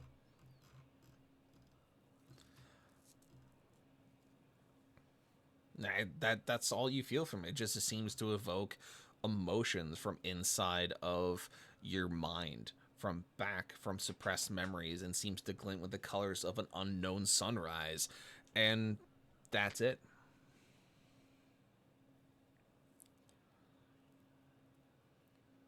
I'm gonna grab it. You grab it. You got it in your hand now. You can see that it is already attached to a leather cord of sorts, so that you could wear it around your neck if you so please. It's a pretty crystal, right? Yeah, I'm gonna wear it around my neck. Sure. All right, Oh. you do it. No, I'm sorry. I'm sorry. You do so. Okay. All right, and so Oh, you I'm now ready have for a ride. four sealed boxes, I feel books, like etc. I have a quick question. Uh huh. Mr. Nameless, what is your intelligence? not very high right now. I keep Nice. relating to different things. I keep thinking of Wheatley from Portal, who was given a paradox and he managed to answer it wrong. My So you, intelligence is just 10, so plus 0. all right, thank you. Sorry. Mhm. Find creepy crystal. Give us a voting message. I think I'll wear it around my neck. It's fine. It's fine. Wasn't Aura this time. Yeah. So you now have four It other was sealed pretty. packages. Yeah. Do So you you have remember that. Do you want to crack the others, see if they have the tome you're looking for? Because it'd be a terrible shame if you left and then, didn't have it. Can't we take these things with us? Why do we have to open them all here? I would. Well, there is a reason. I mean, he just Nez said gave it. me one. So, I gave him one right now. I didn't see anything bad happen. I would just prefer to go to the group for opening the rest. yeah, that's fine.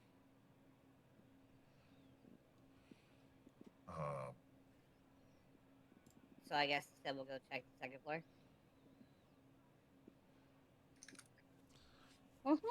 Yeah. That's fine. We Yeah. can go up there as well. Huh? What did you say, Nez? I said, yeah, we could go up there as well. I was gonna Yeah, say, might like, as well when we check get that. back with like the group, then go up there and we can open the rest of them while we're up on the second floor. Oh, you want to open the rest of them here? I thought you meant like back at the other town. Yeah, me too. No, I just, nothing bad happened with one, but I'd still feel better if we're probably at least grouped up on the off chance something happens, That's fair. and at least talk with everyone about it too. Yeah. So, you have the other things. Did you want to try and take another look around, or are you settled with your wrapped books? That art book, whatever. Is there a way I can mean- maybe look for like something that would be of interest for me Yeah. in the restricted area? Yeah, I wouldn't mind taking one more look as Yeah. well. Go ahead. Roll investigation. Can we help each other? Oh, it was essentially just you pick who's going to be searching. That person would have an advantage. What's your investigation? I have a +4. I Nice. only said So what do I I. rolled because I was so upset. Yeah, so do I. Because I was roll like again. the 1 and the 2. I'll assist you. You can roll again.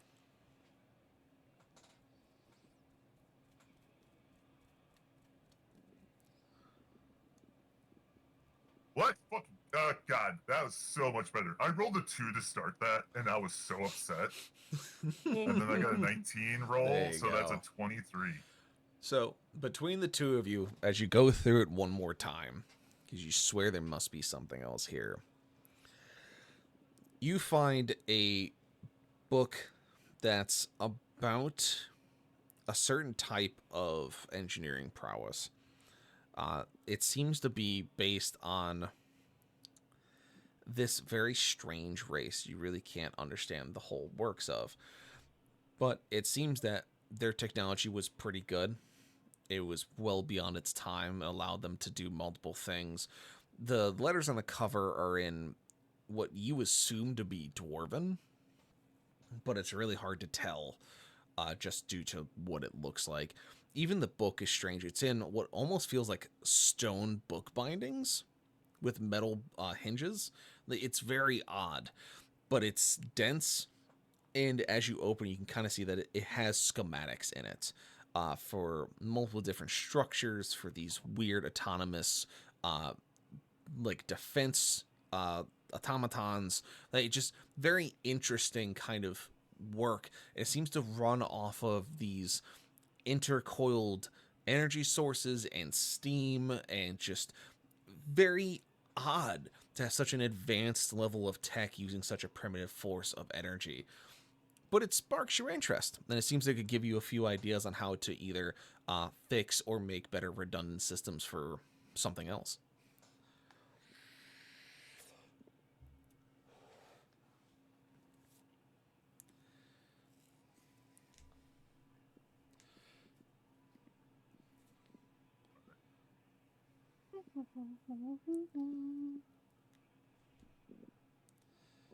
But other than that, you don't really find much else down here.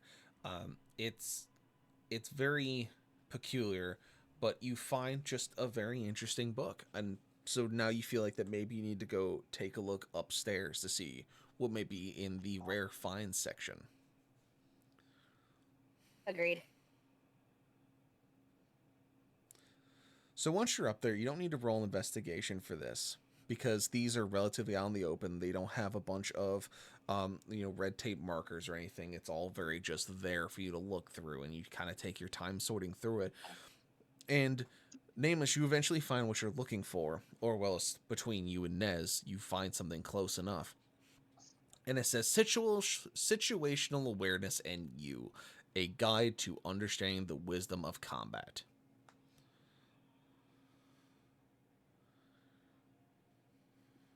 I thought you were gonna say wisdom for dummies, but that works. No, that's 2 on the nose. And so, looking at this, you believe it to be something that could help you raise your wisdom. And for the lack of a better term, it will act as a tome of understanding. Cool, I will take it. Neat. Now can we get the hell out of here before something happens?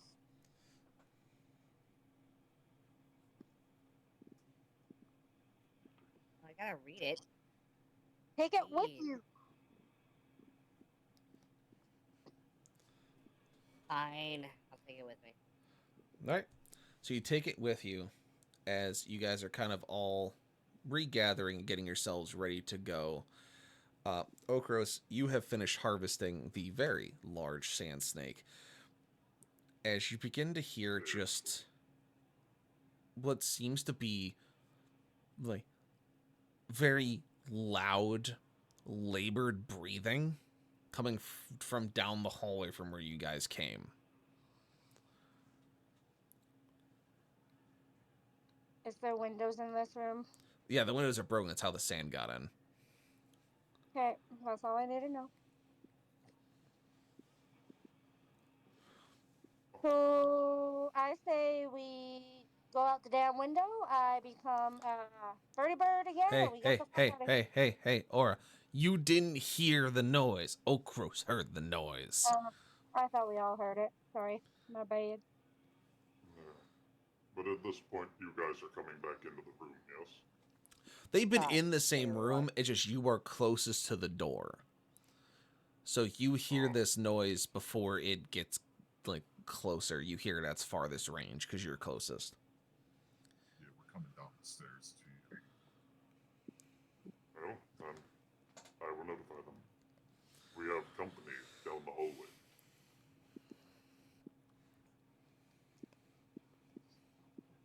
So now, Aura, you've been told that there's company coming down the hallway. Now you can be a goober. I do practice gooberism. Any whoozle. Turn into our lovely bird and we get the fuck out of here.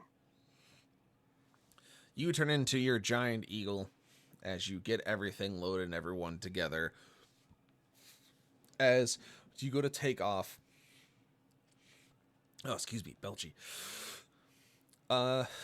Let's see.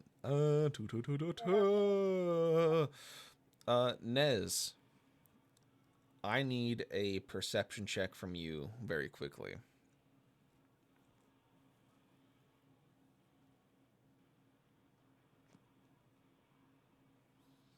$22. Okay. You see this shape come down the hallway and enter the room as you're kind of giving everyone on and you're getting ready to just deuce. This thing seems to just be even more hunched over than the creature you saw in the building. And it seems to just be almost round, but the layer of it that is round seems to move. And it seems to be like smaller, thinner versions of the fear turkeys. As you see one of its still working arms, just covered in its own blood and such, reach back and grab one and throw one at you as you hear high-pitched screech as this four-legged square of black flesh and teeth is thrown at you. Are they already on my back? Yes. And are we on a second floor or are we main flooring it right now? You are on the ground floor and you're in front of the broken windows. Is it like a wall of windows or is it just the one? There is a hole in the wall of the glass that you could easily just like shuffle your feet and like thump. Yes. I say we're gonna attempt to get the fuck out the window first. So you are just preparing to get yourself out the window normally. The person who sees this thing being thrown at you is I don't want to Nez. shoot at what's getting thrown at us. Of course I you wanna need you shoot to at it. roll me emphasis, Nez. Of course you want to shoot at it. Because why would we just leave? Because you don't know what's being thrown at you, Aura. Well, why didn't Nez just tell me no? He goes right for the fucking pew pew. What else is he gonna use? Per It's a cheesy. reaction at this I point. was gonna So, just say, like, if like- he tells you, you get hit with it. So, If he tells me I can get the fuck out the window with y'all on my back. Yes. no, if he tells you, you get hit with it, you won't give him a reaction time. He has the reaction. Wait, So- no, you 15 forget. and 7. 15 is better than. Yeah, 15's farther from 10.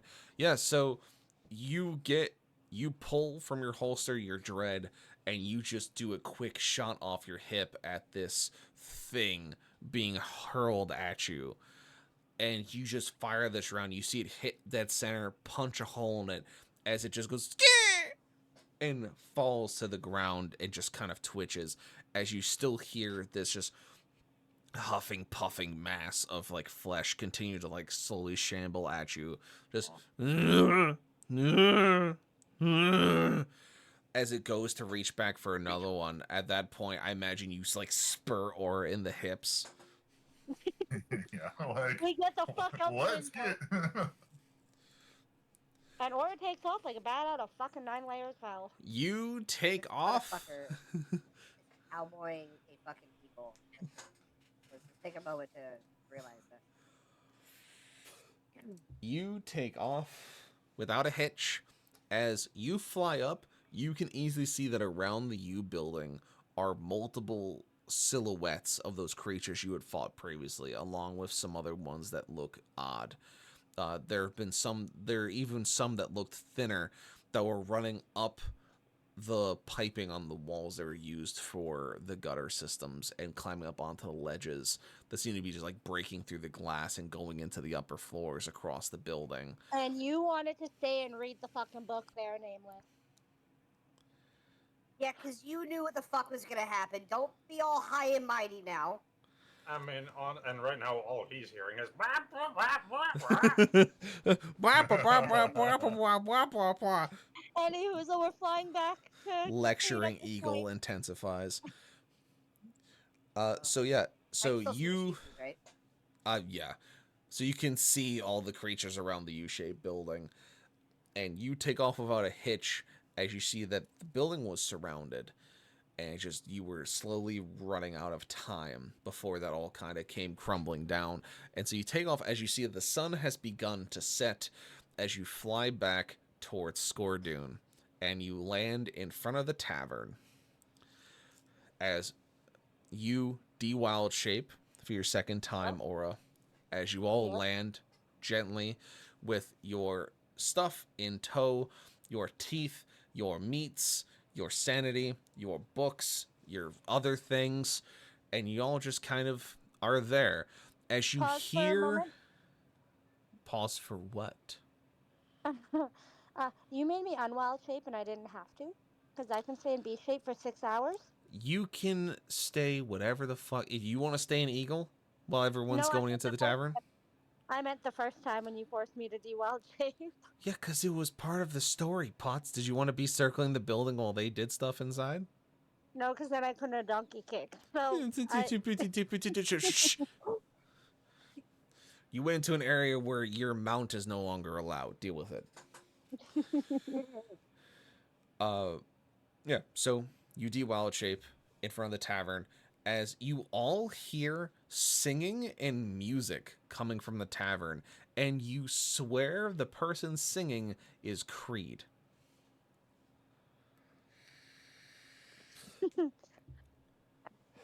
do we go in there, guys? I don't think he's medically well right now. What is he singing this time? It sounds like some kind of, Traveler's Kumbaya. Can't be the same song. Oh, no. Sounds like the life of a mercenary. He's going for his encore. Don't judge him. He would have moved to a different song by now. Yeah. So Aura's gonna tiptoe into the tavern, like, creak the door and, like, peek in and be like, is he okay? You see him having a wonderful time. He's got people underneath either of his arms. He's got a flagon in one hand, and he's just kind of swaying back and forth, singing. He has now multiple people who have pulled up instruments next to him, who have just, like, they're playing the tap drums. They got, like, a tambourine out. You see another guitar player up there, and they're all just having a blast playing. Even a person's, like, pull out, like, what looks to be, like, another banjo and an accordion, and... Aura's gonna reclose the door, turn and look at her compatriots, be like, he's drunk. First of all, Rage, no, actually. I had a very oddly specific good song for this. Oddly specific, you goodness. say? Yes. Oddly specific. I love Yes. oddly specific. Well, if he's drunk, let's go join him. Alright. We're walking, and then Aura opens the door and walks into the tavern again. Yep. You all enter, And Creed, you see your compatriots re-enter the bar or re-enter the tavern as you're singing your very specific song. Do I have the sack of teeth yet? The hata. No, Okros has the teeth because he wasn't able to give it to you before you left. And you were also a bird. You don't have pockets. I have feet. That Hey, Creed, what song? Yeah, you know, bird claws. They're like. Oh, bird claws. see, the reason I say it's oddly perfect is. God Hunter. I was like, what should, well, the next would be a scroll down, like, yes, yes. Yeah, this fits. Yeah, that fits. That's good. Okay, well, Aura's gonna tap Okra on the shoulder for her sack of teeth. Because she hasn't forgotten. Because she wants to show Creed. She hasn't forgotten. She wants to show Creed her treasure.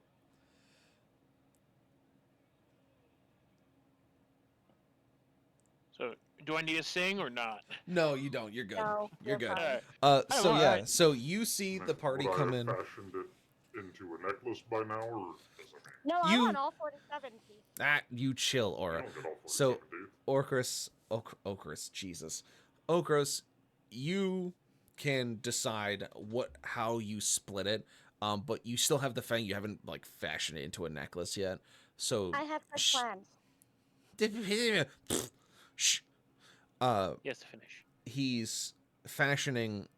So you have the fang still to fashion a necklace for her as she wished. But you guys can decide how you split the teeth. As Okros, you were the one that pulled the teeth, or you were the one that donkey kicked it. Figure out how you want to split it. 50-50, 30-70, doesn't matter. There's 47 in total. Make it happen. Well, I'm reading my book. It's all done. I'd say, with exception of the trophy one, 50-50. Because you did kick it, but I did all the work harvesting it. So. But I have plans for all the teeth, none of which benefits me.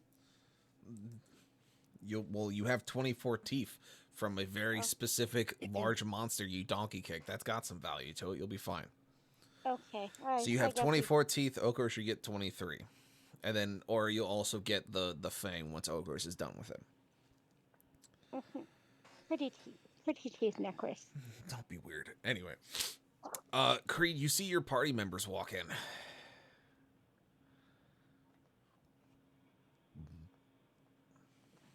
He's gonna like take his arms off of these other two guys and fucking stumble his way over, Hi, Commander. doing like the arm swinging, like keep the party fucking going. Mm-hmm. He's like he's gonna like stumble over and he just put his hand on Aura's shoulder, lean over. Look who decided to show up. I did a thing. Did you add a burp into that? Or a hiccup? That's fucking great. Love it. Or I'm gonna look at Creed and be like, I did a thing. So what was the name of the creature again, quickly? Oh, red-bellied twister. Red-bellied twister. I did a thing, Creed. Again, I did too. I donkey kicked a red-bellied twister and killed it. I don't know what that is. Big 20-foot snaky snake with a 4-foot mouth when it opens to chompy chomp, and I kick it and I won.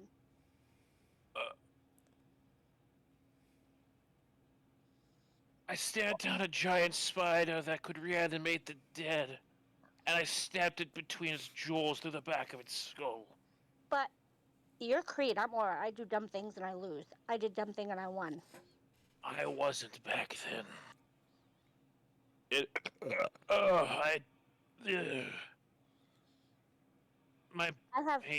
a hold of there. My bottle's empty. Good, you don't need any more. I need more wine. And hey, how is this my fault? Why you make it sound like it was my idea? I pull out a fold and say, another round! Oh, Yeah, good. Oh, good. The cat is back.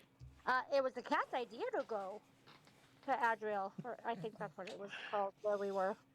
Close enough. Not even thinking he's just gonna drop the ball and point it. I caught the note. Uh-huh. Why would I hit you? I don't know, pop to the top? I don't know. You said please don't hit me. Yes, because you folks, four or five of you gentlemen, all four of you gentlemen have a bad habit of bopping me with stuff. Am I wrong? You Just to make also a show. I didn't do anything until after you poured water on my fucking cigar and whiskey. Yeah, you tried to Just saying. toaster fry me. Thank you. his finger is not pointing straight. It's just moving all over. He's pretty plastered. He's having a time. You admitted that you have a tendency to run a wolf half cocked. So, have you thought that sometimes it might be in our best interest to try to rein you in a bit? And this time it wasn't my idea. I reined it in. The cat took the reins this time and said, "Giddy up, cowboy." He's also buying me more alcohol, so I feel I shouldn't judge him right now. Okay. Ask me again in about an hour. Laura's gonna pull out a notebook that she has no idea where she got it from. Buy Creed alcohol to get away with some shit. That does not. You just That does said not always work. But why work now? Why work with the cat? Do you have favorites? Is he your And favorite? this is where Creed's gonna put both hands on her shoulder and like very loudly whisper, "Because I'm drunk." Laura's gonna pat him on the top of the head. There, Creed. How does it feel to be lesser than us right now? Off. I'm gonna back away. What do I need to Slowly. roll to not puke? Constitution, please. And since And you're I don't- super plastered, it's gonna be a disadvantage. And if he hits us, what do I have to roll to Well, avoid? well, right off the Oh. bat, it's not reassuring because I got a dirty 20, and Uh-huh. I got a 16. So What do I have to So roll to avoid this you shit? don't vomit outright. You kind of like it comes up, but you catch it. As she's saying this, you recompose yourself as much as you can with how drunk you are. I am a watch. Very Laura's nice. gonna I take am a him. watch commander of Ravenholm. Yes, Creed. I you're- do not puke. Yes, Creed, you are a watch commander of Ravenholm, and you do not puke. And as she's saying this, Laura's gonna gently escort him to a seat, or even the floor. She might even lay him down on the floor. He's gonna resist. What do I have to roll? If he's resisting, it'd just be best to just let him resist. I was Just promised leave him. more alcohol. He was promised more alcohol. Fine, she'll go gently seat him on a seat where he can have more alcohol while sitting down. No. He's following the direction the cat went. He's following Nameless. Nameless? I hand him a bottle. Nameless. It's not water. Wonderful. That better be water. It's not water. Nameless. You guys have to leave in 2 hours to make your way to the Scorched Temple for your assault on Oh. the keep. This Yeah. is gonna be fucking rough. Mm-hmm. Boris literally gonna smack the bottle out of his hand. I don't give a fuck. I'm smacking the bottle out of his hand and looking at him and being like, "We leave in 2 hours to go to the Scorched Temple. You have to be useful. Right now, you're as useful as I am when I am doing fuck shit half the time. Do you want to be Aura useful or do you want to be Creed useful? I was drinking that. Deciding Pause. you're not anymore. I No, misty answer the- step to the bottle and catch it before it hits the floor. There you go. Very good. The good use of And I your, give it back this to is your Creed. second Misty Step, Nameless. And I give it back to Creed. And Aura's gonna smack I it out was of his actually hand taking a drink of water when you said. and Aura's gonna do it again. No, Nameless Oh. has it. It's not near your smacky hands. No, he said he's giving it back to Creed. I'm gonna give it back to Creed. And Aura's gonna smack it out of his hand again. God bless it. But this time he's looking for it. He knows it's gonna happen. You don't make give- his decisions Give me, for him. give me sleight of hand on. Actually, no. Just give me an unarmed strike from Aura. You're Okay, just trying to bet. smack it. Sure, yeah. Give me a competing one from Creed. What am I rolling? Sorry. Unarmed strike. Unarmed strike. Basically, Oh. you're trying to just no. 18. Yeah, no. Well, see, that's actually rather fitting because I got a nat 1 plus 7, so. Yeah, I got an 18. you go to net it, and Aura, instead of smacking it, you just yoink it out of his hand, and so now you have it in your hand. And I just imagine Creed's face is much of that of Jack Sparrow's, where's the rum gone? I could I'm have just gonna swore I was before drinking anybody can do anything, I'm just gonna flip it upside down as close to the floor as I can reach and dump it. It's not open. Okay. Well, I'm gonna huck it across the bar then and smack it. You're gonna huck it across the bar. Yep. Okay, you you roll me athletics. Bet. Athletics. Where are we? It's like top of the list. 14. You go to huck it, and you kind of misjudge the weight as you do it. So instead of being a straight beeline at a wall, you kind of like miss your grip, and it's just kind of a lob spiral towards the crowd of drunks. Well, hopefully one of them catches it. The drunks catch the bottle. Okay. If they want it, if they want more alcohol, they will. I've caught bottles drunk. Don't test me. All I'm right. gonna call bullshit on that one. Just call him that All bullshit right now. Not Anyone I want didn't to catch do it well, but anything I caught before it. the bottle hits somebody? I'm gonna let it happen. Okay. She's All fucking right. making her bed. She can lie in it. Yeah, all right. So before we go further into this debacle between Nameless, Aura, and Creed, Nez and Okros, what are you two doing while this is happening? I mean, likely, as soon as that started, Okros would have just kind of rolled his eyes and walked up to his room to, further prepare the meats he has gotten. Fair enough. Nez? Oh, gross, you got any espresso? I can get some going while I'm chewing the meats. Yeah, you guys go upstairs and you cure meats together and have a nice espresso date. What a wonderful time. Just espresso brothers. Ding! Anyway. Relationship +1. Yeah. Wait, can my bottle hit someone already? I have plans. Oh, you have plans? Oh, I'm sorry.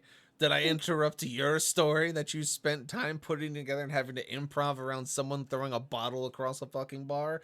I wanted to drink it. Lord. Just hurry up and have a bottle hit somebody already. Did you miss me? No. So you huck this bottle at the crowd of drunk people by accident, quote unquote. As it flies through the air, it just smacks into the back of the head of one of the larger compatriots, who seems to be a greenskin, an orc, who seemed to be leading the group in a shanty of sorts, in a deep guttural tone. And as they were essentially singing the Wellerman, for all lack of intensive care, so you guys have that kind of idea in your head, they were singing a very good sea shanty, as then he just gets clocked on the back of the head by this bottle as it just cracks and spills this, whatever the hell Nameless bought Creed, all over him. Glass hits the ground, and he just kind of stops singing and turns, and he goes to look at Aura, but someone steps in front of him as he does, and he just goes, "Oi!" and crunks him across the head, just cold cocks the guy, who then the person next to him sees him punch that guy. He apparently knows that guy, and then he punches the orc. And then like a dwarf shows up and starts punching people, and everyone just starts a fucking tavern brawl breaks out behind you guys in the center of the show floor as the people who are playing instruments quickly pick up their shit and fucking move away from all the chaos that has now erupted in this tavern brawl. And Aura's Oh, gonna that is look total at. bullshit. Those people, those instruments, totally cover dropkick for every point. I'm going Oh, to they're look still going to at keep Nameless. playing. They just don't want to be in the middle of a punch fest. Oh, okay. Yeah, Having yeah. been one of those musicians, I just pick up my shit and I go over like 20 feet and then I continue playing. Aura's gonna look at Nameless and Creed and be like, "Should we leave? Let's get out of here." This is where by the you way- sleep, idiot. Hey, Rage. All right. Hey, Rage. There you go. Oh, that's so much Nice. better. Okay, fine. Aura's gonna get up and walk over there, dodging punches, mind you. I will roll whatever I have to roll, probably athletics. Oh, you're just going to be rolling through dodging punches? Yeah, I'm getting Okay. to that green orc. Trying to. How are you dodging punches? Are you going to be more dexterous or are you going to try and use your strength? I'm going to be sneaky, like You're duck, going to dodge, be weave. sneaky, so you're going to be dexterous. Give me acrobatics. Bet. Just kidding, my acro sucks. Fuck my life. Roll. 5, I'm getting punched. Cool. You try to get into the middle of this brawl pit, and you get hit by someone being thrown at a table. I get back up. May Creed take the hit? Creed, Creed is drunk and will get knocked the fuck out. he'll be fine. Creed, what are you using? Are you using an ability, or are you just gonna try and throw yourself at it? I'm just gonna he's gonna try to throw himself at it. Give me athletics. I'll say because it's a Alrighty. drunken brawl, everyone's kind of disadvantaged, so I'm not gonna have you roll disadvantage. So just roll for athletics. That's a 14. So you see this person being hucked at you, like they are sideways, their back is flying at you, and you see Creed just like step in front of them and just crumple and fall over with the guy onto the table as him and his armor just makes this loud crack as he breaks the wood and falls, but then kind of gets back up wobbling. I get knocked down. I get up again. Now it's a fight. Oh my God. And I just now want the orc's Creed, attention. I just want the Creed orc's is now attention, but in the thick of it. Creed, roll me to unarmed strike, please. How? I want this green orc's attention. That's a 15. You run up to the orc and you just punch him square in the jaw as you are just like maniacally laughing. I want this. I just want the orc I hit with the bottle's attention. He That's is all I want. currently busy because Creed is fighting him. Okay, well, I'm just going to stand on a table or a bar top. I don't give a fuck at this point. and scream. I have teeth. What are you gonna do? Try and get people's attention. What you got? Scream. You're gonna I am scream. going to scream. I have teeth. You have teeth. Okay. Yes. So What am I rolling? It's on my end. Hang on. Uh, I just want to be known at this point. On my feet are kicked up on the table. I'm reading my book, drinking my whiskey. You were having a time, Nameless. You're doing your thing. I'd like to add another complication to it for you. Creed's gonna swing again, bellowing, "That was bought as a gift! I was going to drink it!" And he's gonna try and strike him again. That's a 12 to hit him again. So- I just want to scream. I have teeth. You go to strike him and he catches your fist and he looks at you and goes, What? "Well, my head was a gift from my mother," as he headbutts you. Okay, now I'm upping the ante. You did it. I'm upping the ante now. I'm upping the ante now. I'm screaming, I have red belly twister teeth. Not just I have teeth, I have red belly twister teeth. All you yell that across the bar, and all of a sudden you see that there's not one but there's 3 orcs in this crowd, as they all kind of just like turn as one of them is like being punched in the ribs by like a smaller person, but it's just not even doing anything. The other one, he's like holding another patron by the head away from it, it's like swinging wildly. And of course, the one that like he's holding Creed's fist as he headbutted him and looks up at you, and the three of them go, "You got what?" I have red belly twister teeth. Unhand my compatriot. No, fuck no. No. No, you started this fight. Creed's ending this. He's going again. This guy's not paying attention. He's taking another swing. Yeah. Do it. That's a 22. Yeah, you Jesus fucking Christ. you smack him, and as you just cock him across the jaw, as you're wearing your fucking gauntlets still, you break off one of his tusks and you catch it in your hand. Now you have teeth. I've got a tooth now. As The the only or time Creed rolls well is during a fucking bar fight. Let's just put that in perspective here. A drunken bar fight. A drunken bar fight. Yeah. That- Aura's gonna hold up one of her red belly twister teeth. so you hold it up. You have the other two Torque's attention. The bigger one that Creed was currently fighting spits, looks down, and goes, "Oh, you got my teeth!" As he then just, it's now him and Creed on the ground, like rolling. They're knocking other people over. The two orcs look at you and go, "Get her! She's got the good teeth!" And they grab you by the ankles. Give me an athletics check.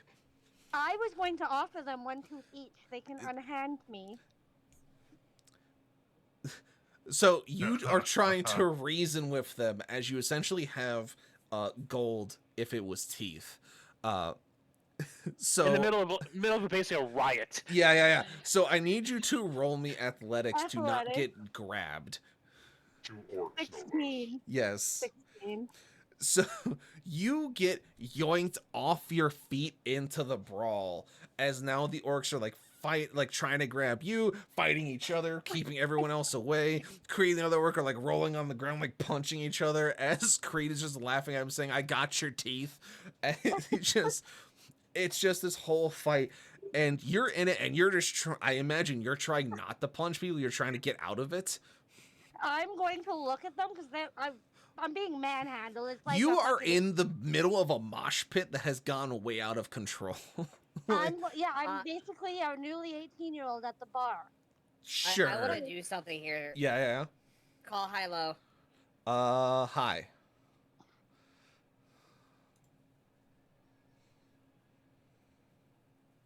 Oh, it was a 16. I get to break the fourth wall. All right. So obviously, like I said, I'm my feet kicked up on the table. I'm just reading, drinking my whiskey while all Yeah. this fucking commotion's going on, right? So Yeah. after this happens with them in a mosh pit, camera turns to me. I'm just gonna look at the camera and go, "What? Creed hasn't been involved. I'm gonna let him cook." Sip my whiskey and turn the page. I fucking hate you. You shut up. You shut up over there. So at this point, Aura's being manhandled. She's just gonna look at both orcs and be like, "If you do not unhand me, I will not give you teeth." They are not listening to you. They cannot hear you as people are singing, people are fighting, people are yelling, there's crashing of tables and objects. Donkey kick these motherfuckers. You can sure as hell try. Roll the hit. Bet. Jesus. No, they have her by the ankles. Yeah. You are technically grappled.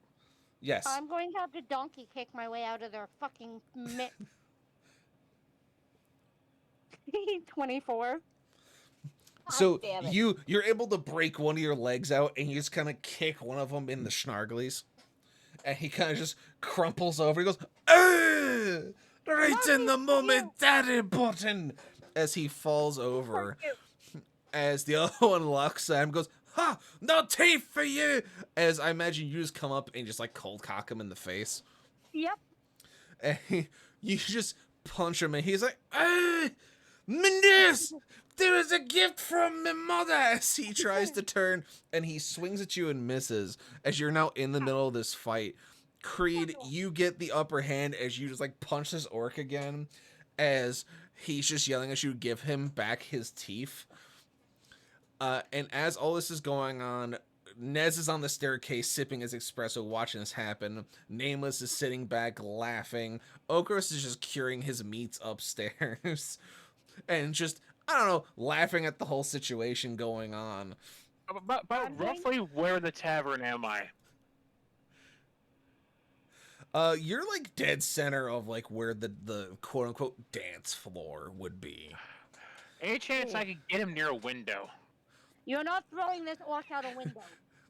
Unfortunately, there are no windows near you. Damn it! As Oh, this that would've whole been as this great. whole brawl's going on, Or you're it's getting the gonna upper hand, or it's in the fight now. Everyone's just throwing No. punches. People are all over the fucking place. Laura's gonna disappointed mother these two orcs and say, bad orc, no teeth for either one of you. Go to your room. As you get tackled by another patron, Can I donkey kick this motherfucker too? I'm just gonna give me athletics to break the grapple. Get the fuck out of this.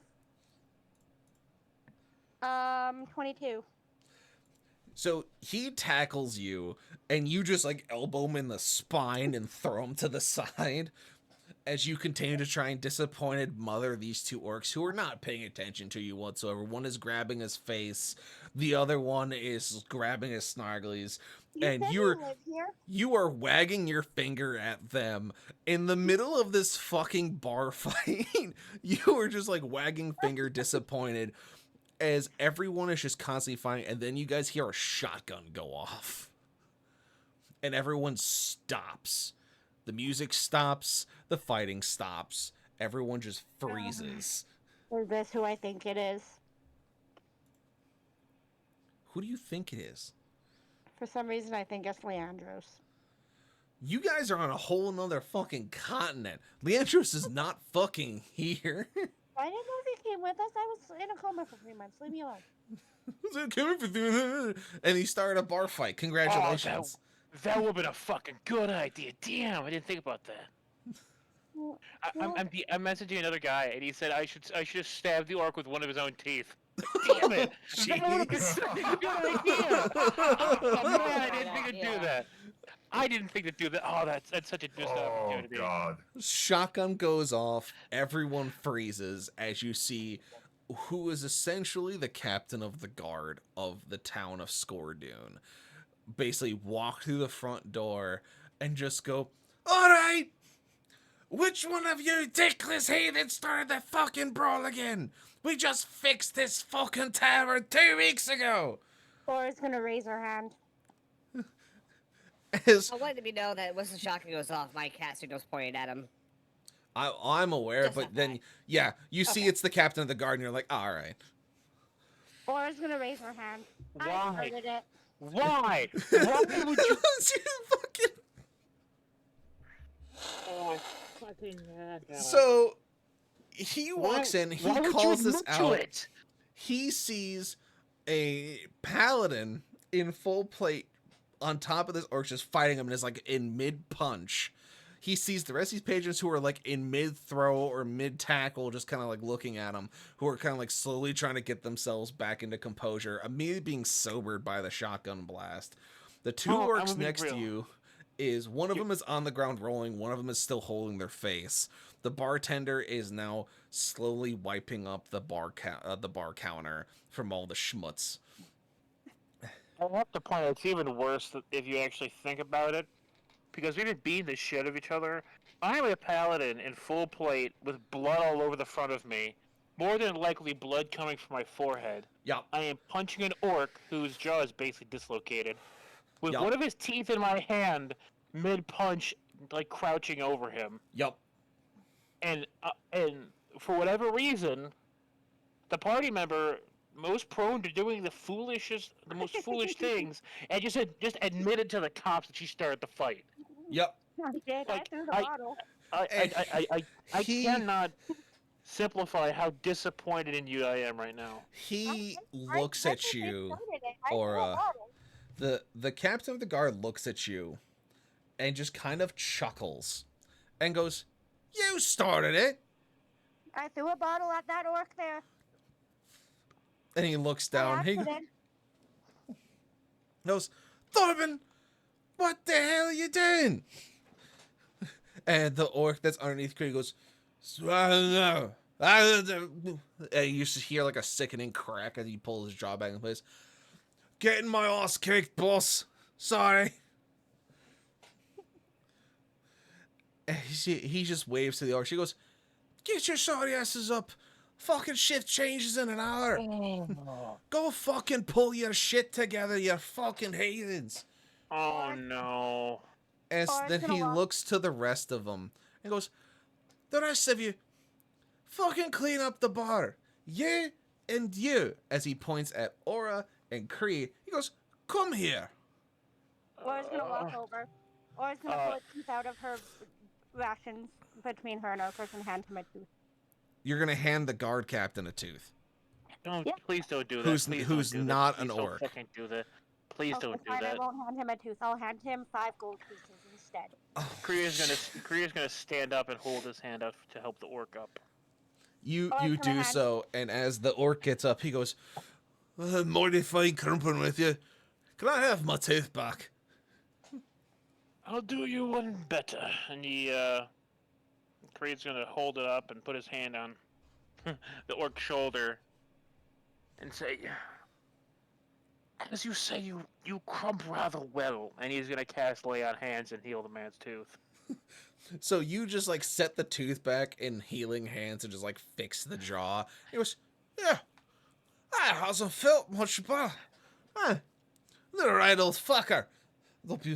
That'll be good to fight you another time." As he kind of elbows you out of the way, as he kind of walks out the door, dragging the other 2 orcs behind him, as they're both just kind of like getting their shit together. As the guard captain's looking at the 3 of them like, "You fucking morons." Laura's gonna hand the captain or whatever 5 gold pieces. He goes, "What the fuck is this for?" Hi, sorry. That's You a bit of s- a bribe. He just looks at you. He goes, "Where'd you get the 5 gold pieces?" I have lots of gold pieces. I give you 5. I have more. Have a good day, sir. And I'm gonna try and walk past him. But he stops you and goes, "You're one of them adventuring folks that came in here when the ship crashed, huh? Might be. Are you What's your causing a idea? fucking ruckus in my town that I just got settled?" I was trying to keep my commander from getting too drunk because we have a job to do. What exactly did you do to stop your commander, who I assume is the paladin we've spoken to previously, Yep. about getting into a drunken stupor by starting a bar fight? He had a bottle of alcohol in his hand. I take bottle, I throw bottle crossbar, I hit orc get big mad and start fight. So you threw a bottle hard enough to crack against the skull of Trigon, Yep. piss him off, start the Yep. fucking fight, get yourself in Yep. the middle of it, down 2 of my best guards, and then hand me fucking gold off the end of it and say, "I sorry." Yep. I also donkey kicked a red belly twister and killed it. He just looks at you just like slack-jawed. He goes, I don't know how to fucking handle this one. You know, They don't. Or is gonna point up at guys behind her and say they don't either. he holds up his I gotta hands. scream out, "Welcome to the club, Jack." He looks and goes, he just holds hands up and looks to Creed and goes, "Are you good? Do I need to put you in the fucking drunk tank to sit down for a fucking while, or you be able to handle yourself with decorum?" I think a good fight to sober the mind. Or is gonna tap Fucking the, wonderful. You, or is gonna blue tap the ass, captain. I need you to get the fuck away from me and go fucking pick a stool to make your home for a fucking minute. Thank you. Do you want a red belly twister tooth? I have 26. Go sit Or, the fuck please down stop- before I put you in jail for the night, okay? Or I like please bars stop and trying to chains. bribe the man. I'm not. I'm being nice. We broke his bar. I'm trying to give him nice things. It's Shut not up. me Also, fucking don't bar. go giving yourself extra teeth. If I only have 23, you got 24 because there Oh, were right. 46. For some reason, I have 23. Sorry, I thought we had more. He's just he looks at you and goes, "It's not me fucking bar. I'm the one that takes care of the guards and deals with shit like this. Go Well, I just- sit down. Okay. Please. Thank you." Okay. Okay. Have a good day, kind sir. Thank you for being so understanding. I hope you have a great rest of your time. Watch Commander, is there anyone else hurt that I need to worry about? don't suppose so. Okay, well, as long as you'll fix the situation you found yourself in and, oh, fucking do something nice for Ian. He's been around the fucking bar for 10 years. Don't fuck up his shit. God, fucking, just, you've been here a fucking day. Jesus, mother, and he just turns around and he just fucking cut. He's, these motherfucking crazy can't do nothing about this fucking place no more. Fucking goddamn it. As he just walks out as you hear him just cussing and yelling, going back towards the guardhouse. As you're all just sat, as the other patrons who have now sobered up from this entire encounter are now like picking up tables and like riding them up. The band is like put their instruments up and is like picking up and like picks up a broom and a mop and is like sweeping the floor and cleaning it. As the barkeep is just sitting there cleaning the glass, a stout man who looks of dwarven descent but isn't fully, just looks like a cannonball of a man, just cleaning the glass, goes, "Yep, that's about what happens every Tuesday. Someone gets a big kegger in their ass and throws a punch, and then everything goes to shit. He's used to it. I'm used to it. That's why I built all of my bar stuff out of mahogany. Harder to break, easy to fix." As he just kind of gives you a smile and looks you dead in the eyes over and goes, "Don't ever fucking do that again, or I'll kill you myself." Or is gonna walk over to the barkeep, hand him 3 gold pieces, and say, "Sorry." Thanks. Creed's gonna still somewhat unsteady his feet because he just got to a fist fight. He's gonna stumble his way over to the bar, and he's going to take out 10, put them on the table, put his hands on the top.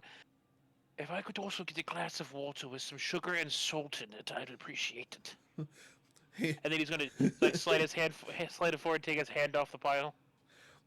Ian chuckles at you and goes, "Yeah, here, we call this a dwarven cure-all." And he puts it on the fucking counter in front of you, and it just looks to be a swirling liquid that just smells spicy. And he goes, No hesitation. Yeah, Like, yeah. He doesn't have to explain anything. Creed's just throwing it back. He throws it back, and he doesn't even tell you what's in it, but it's essentially a Bloody Mary on steroids. It's meant to cure dwarven hangovers.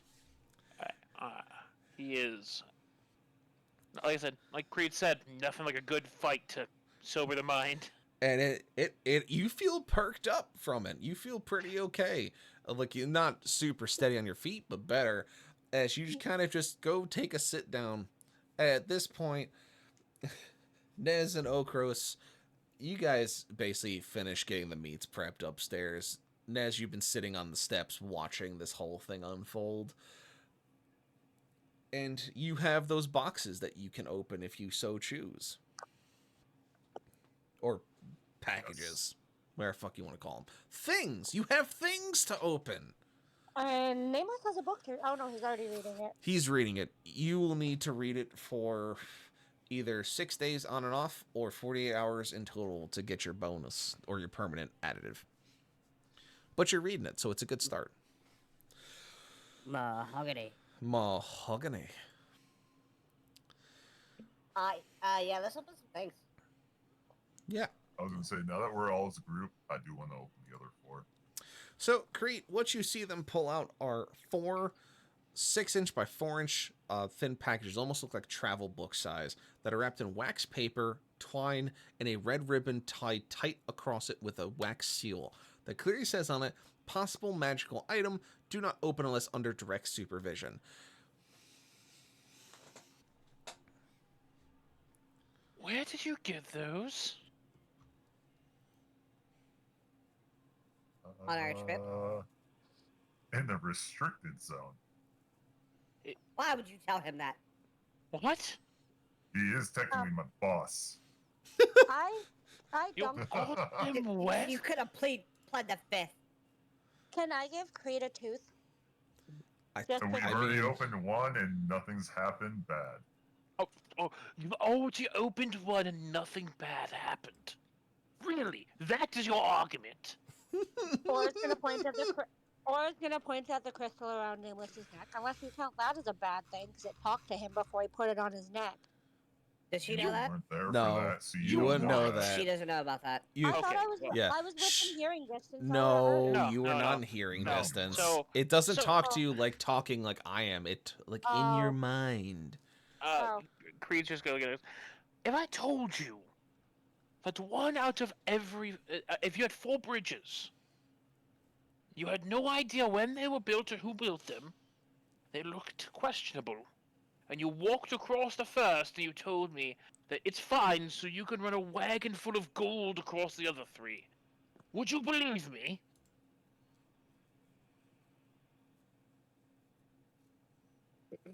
Yep. If it was you telling me, Nameless. Ugh. Nameless is gonna be like, yep, and open a box. Open the wax seal. or I was just gonna say if it was you telling me this, yep, because I trust you, Creed.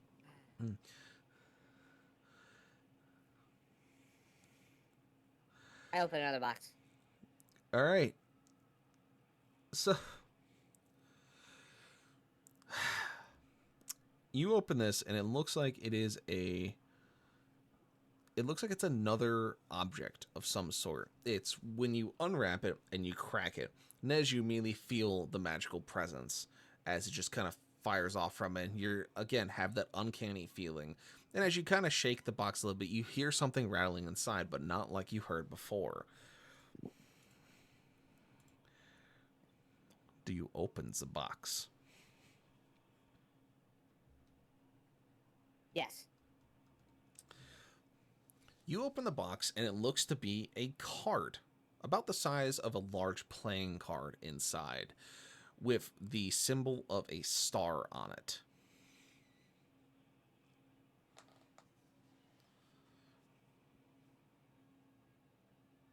I showed Nez, like, okay, so what about this one? Do you know anything about this?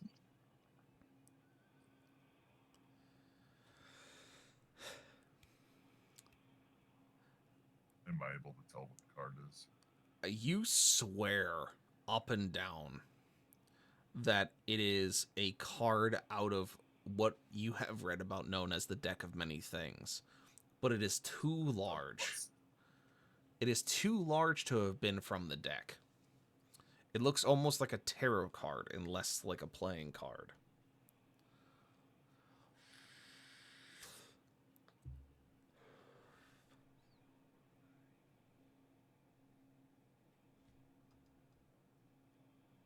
Oh god.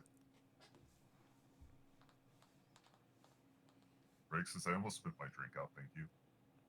You're welcome. In case you're wondering, as you were describing that, before you said the keyword star, my brain was like, ah, yes, the legendary Uno reverse card. And that's what I read. I almost like said The Uno reverse card. Delicious. I'm gonna pick it up to inspect it. You pick it up, and it's a large tarot card, 6 inches long, 3 inches wide, thick material, shiny and lacquered. On one side has a very intricate floral design. The other side has the symbol of the star with 2 scrolls that has a number up top of 7 and a nameplate on the bottom that says the star. It doesn't seem to have any other properties when you touch it or when you hold it. It just seems to be a thick card. And out of character, what this will do is once per day until the next dawn, it will give you, the person who holds the card aloft and speaking the command word, will gain advantage on all saving throws for the next 10 minutes.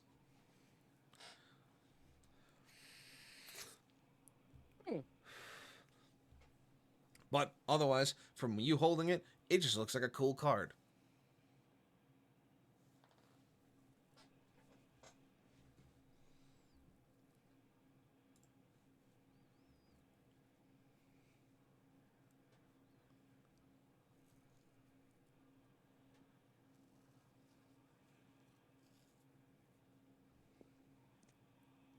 Right. So was I able to see that Nez like felt something when I opened the box? Oh, yeah. Yeah. This is probably best for you. Because it seems like you understand it a little bit more than I do. I'm gonna hand him the card. I'll take the card and put it in my bag. A moment.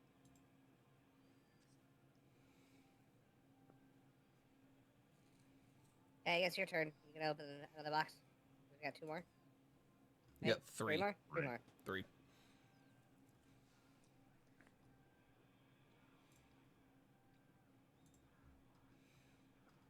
Hmm.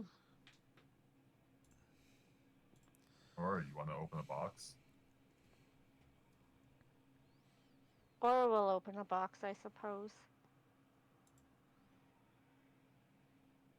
Am I muted? I feel like I'm No. muted. No, No, you're we heard not. you. We heard Okay. that. You guys are just real quiet. Hey, Aura's gonna open a box because Aura's luck tells her that it's gonna be the bad box, but she's gonna still open a box. Yay. Ah, Ichi. So you go to open up another box.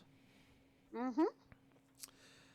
And you pop the seal on it, and you begin to open it to see what exactly is sitting inside. What's gonna bite, kick, stab, or kill me? Let's find out.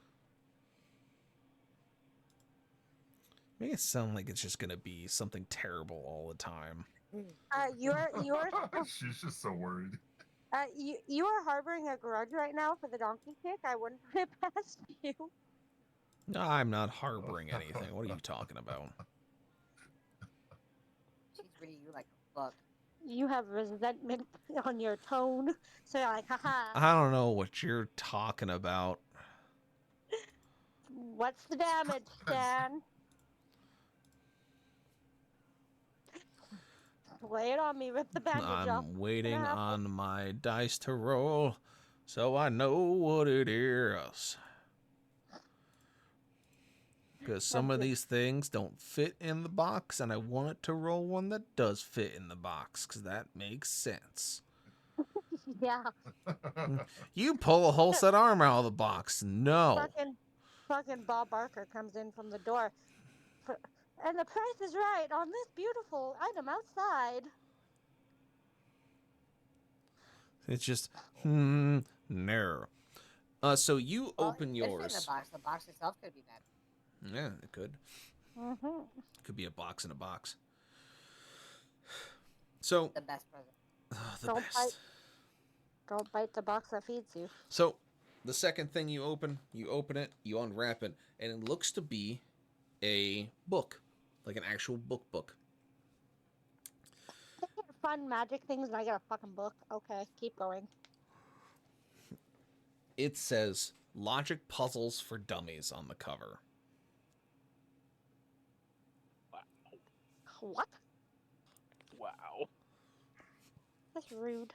Continue. That's where the for dummies came in, huh? Mm-hmm.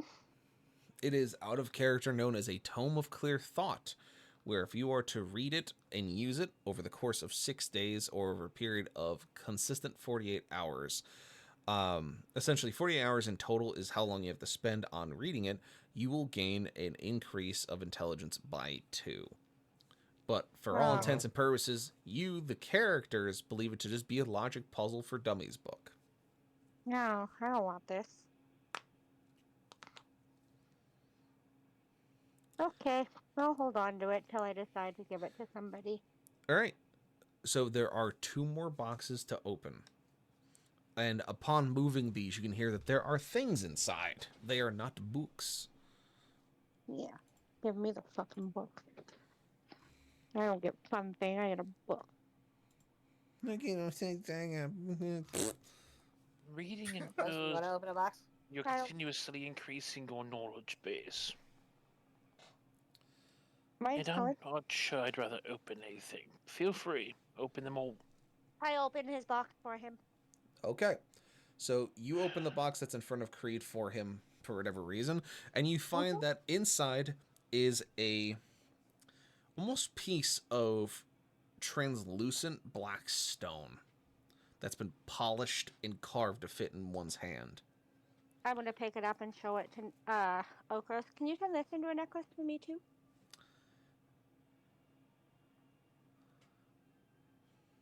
If I could throw a rock at you through the TV. As you pick it up and you hold it, you almost seem to have a blank book in your mind.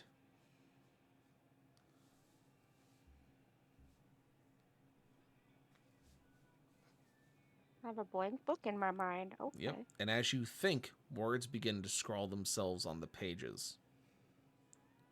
So we're typographing my thoughts. Okay. As that is typed out verbatim. Am I the only one that can see this? Yep.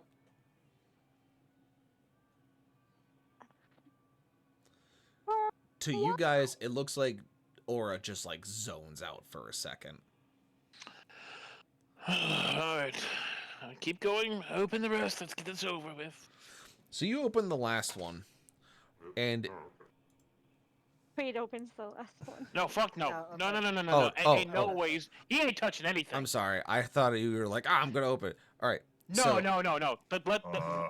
whoever bad is gonna happen is gonna happen to them. They started all this. I'll open the last one. Yeah, rainy then. I was giving it to Okros, but okay. All right, Or Okar's gonna like, open it. it's He hasn't one of had a us. turn. Give I haven't Okros a opened turn. it yet. Give the boy a turn. Alright, I'll open one. He's 36, Gordon. All right. Ah. So, I'm trying to think of which one's going to be very good for this. I'm looking through my dice rolls. Looking through my dice rolls.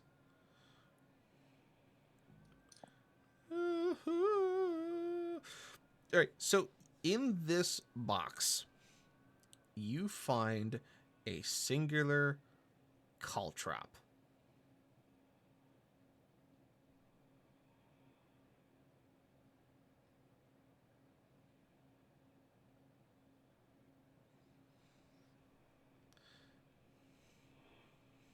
Oh, what? Sorry, my dog was barking. It's a singular caltrop, like the little spike things you drop on the ground to stop people from running after you. Yeah, fair enough. It is a singular one in this box. Suspicious. What uses a singular caltrop?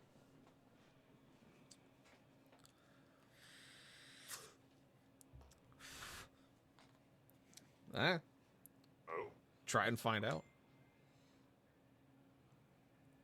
Famous last words. oh.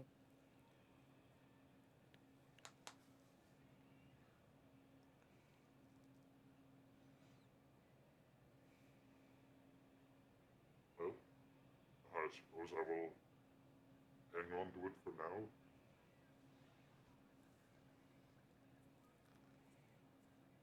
All right.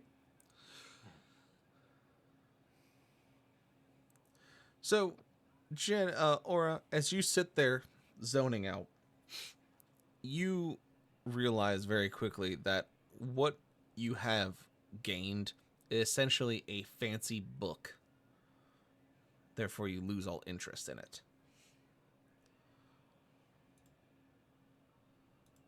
Oh, nay. Oh, This nay, thing- nay. This thing types my thoughts. I want to know why. 'Cause it's a magical book. Okay. I like this book. It does things. The other one is fucking nothing. I keep this book. Okay. The book seems to do things. I don't think the other one does much for me. All right. All right, that you fucking weird one. Anyway, yeah. So those are the objects you pull out. Is a polished stone that Aura is using to transcribe her weird thoughts, a shard of crystal that is worn around Nameless's neck, a tome of clear thoughts that was found by Aura when she opened it, and a card of the star, along with a singular Caltrop.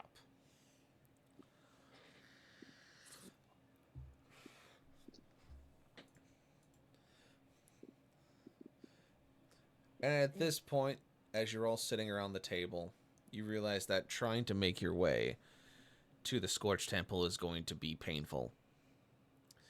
That it'd probably be better, just at this point, to sleep it off and try again in the morning. With your bags of teeth, your items, your gold, and probably some pretty significant hangovers, you'll tackle the adventure in the morning. And that is where we end our session. Oh. After a tavern brawl, among other things. And so let's have ourselves a quick breaky break before we send everyone off to the homes, to the sleeps, to the such of favorite times and funny times. Starting with Miss Aura, who has been in a coma for 3 months. Welcome back. What was your favorite moment? Probably turning into an eagle and flying us there, because that was big brain move. Very good. And obviously the donkey kick. And obviously the donkey kick. Yes, of course. Very much so. First unarmed strike, and it's that. Yeah, don't remind me. Mr. Creed. Oh, hands down with the bar fight. There's zero anything else about it. It was the bar fight. That was wild. That was absolutely fun. You're welcome. I was not playing, but you know what? The opportunity had arisen. I will admit, I was kind of hoping I was going to be able to vomit on Aura. I thought it was going to be kind of funny. I was hoping so too, but you rolled high. Surprisingly, I rolled pretty high actually. I did not like the fact that it turns out I was beating the shit out of a guard. Whoopsie! Yeah, you're like, yeah, he's one of my guys. I'm like, ooh. And I had to share a DM I got from someone else. I said, well, I technically won. The orc I was beating up was a city guard who was off duty. He said, I failed to see this as a win unless you guys undying loyalty out of it. Right to jail. I fixed his tooth. I didn't stab him with his own tooth. Still missed the opportunity, but I thoroughly enjoyed the bar fight. The music was perfect for it, actually. Ah, yes.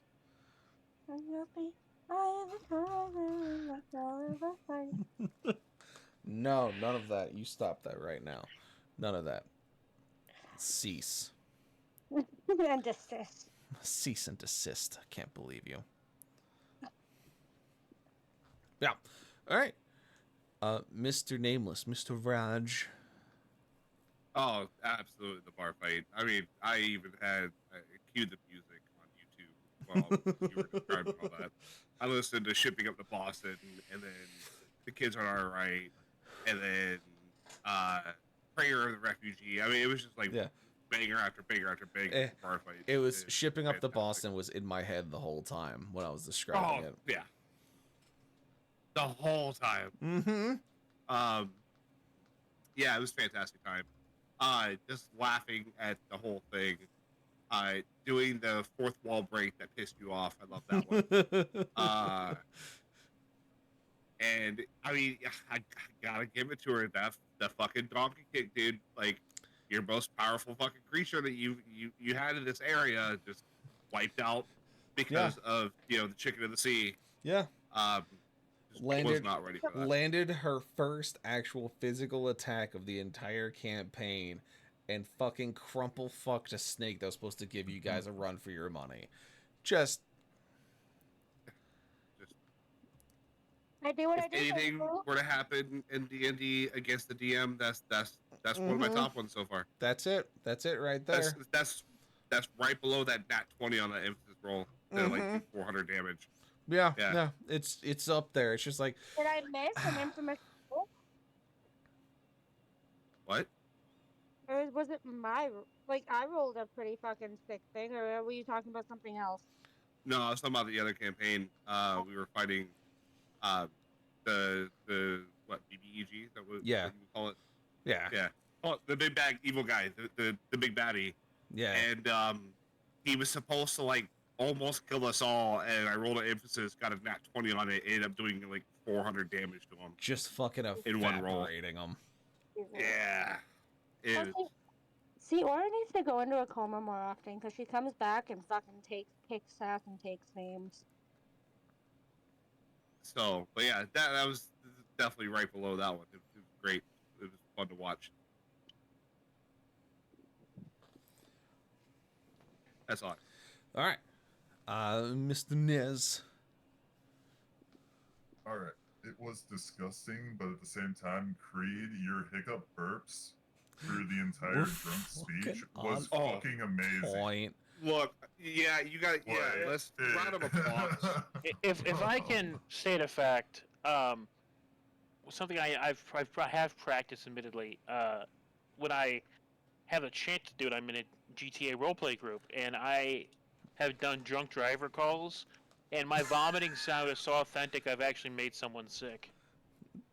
Yeah, Amazing. so So like, it's all about proper timing, and like, yeah, Creed more or less chugged an entire bottle of wine, and then he started singing. And you know, when someone starts singing, you know, people start buying him drinks. And you know, he's around the bend. He's sober enough to realize, really, he's conscious enough to realize he's completely drunk. But soon as that first hit goes, the adrenaline starts pumping. That goes all the way. Dude, the So- commitment to that bit though was just insanely good. I applaud you, good sir. Thank you, I appreciate it. Bye, No, that was. And then, like, I didn't say it for the other one, but like how he said he unlocks the lock, but it, like, the door was open. Like, my character was still like, I unlocked the lock. I unlocked it. Oh. I did it. And it was Oh. like, it was already over. It was like, oh, well, I did it anyways. Ha. Pulling unbelievably, That- you're pulling that's exactly so what my unbelievably character hard, felt. and it's a push door.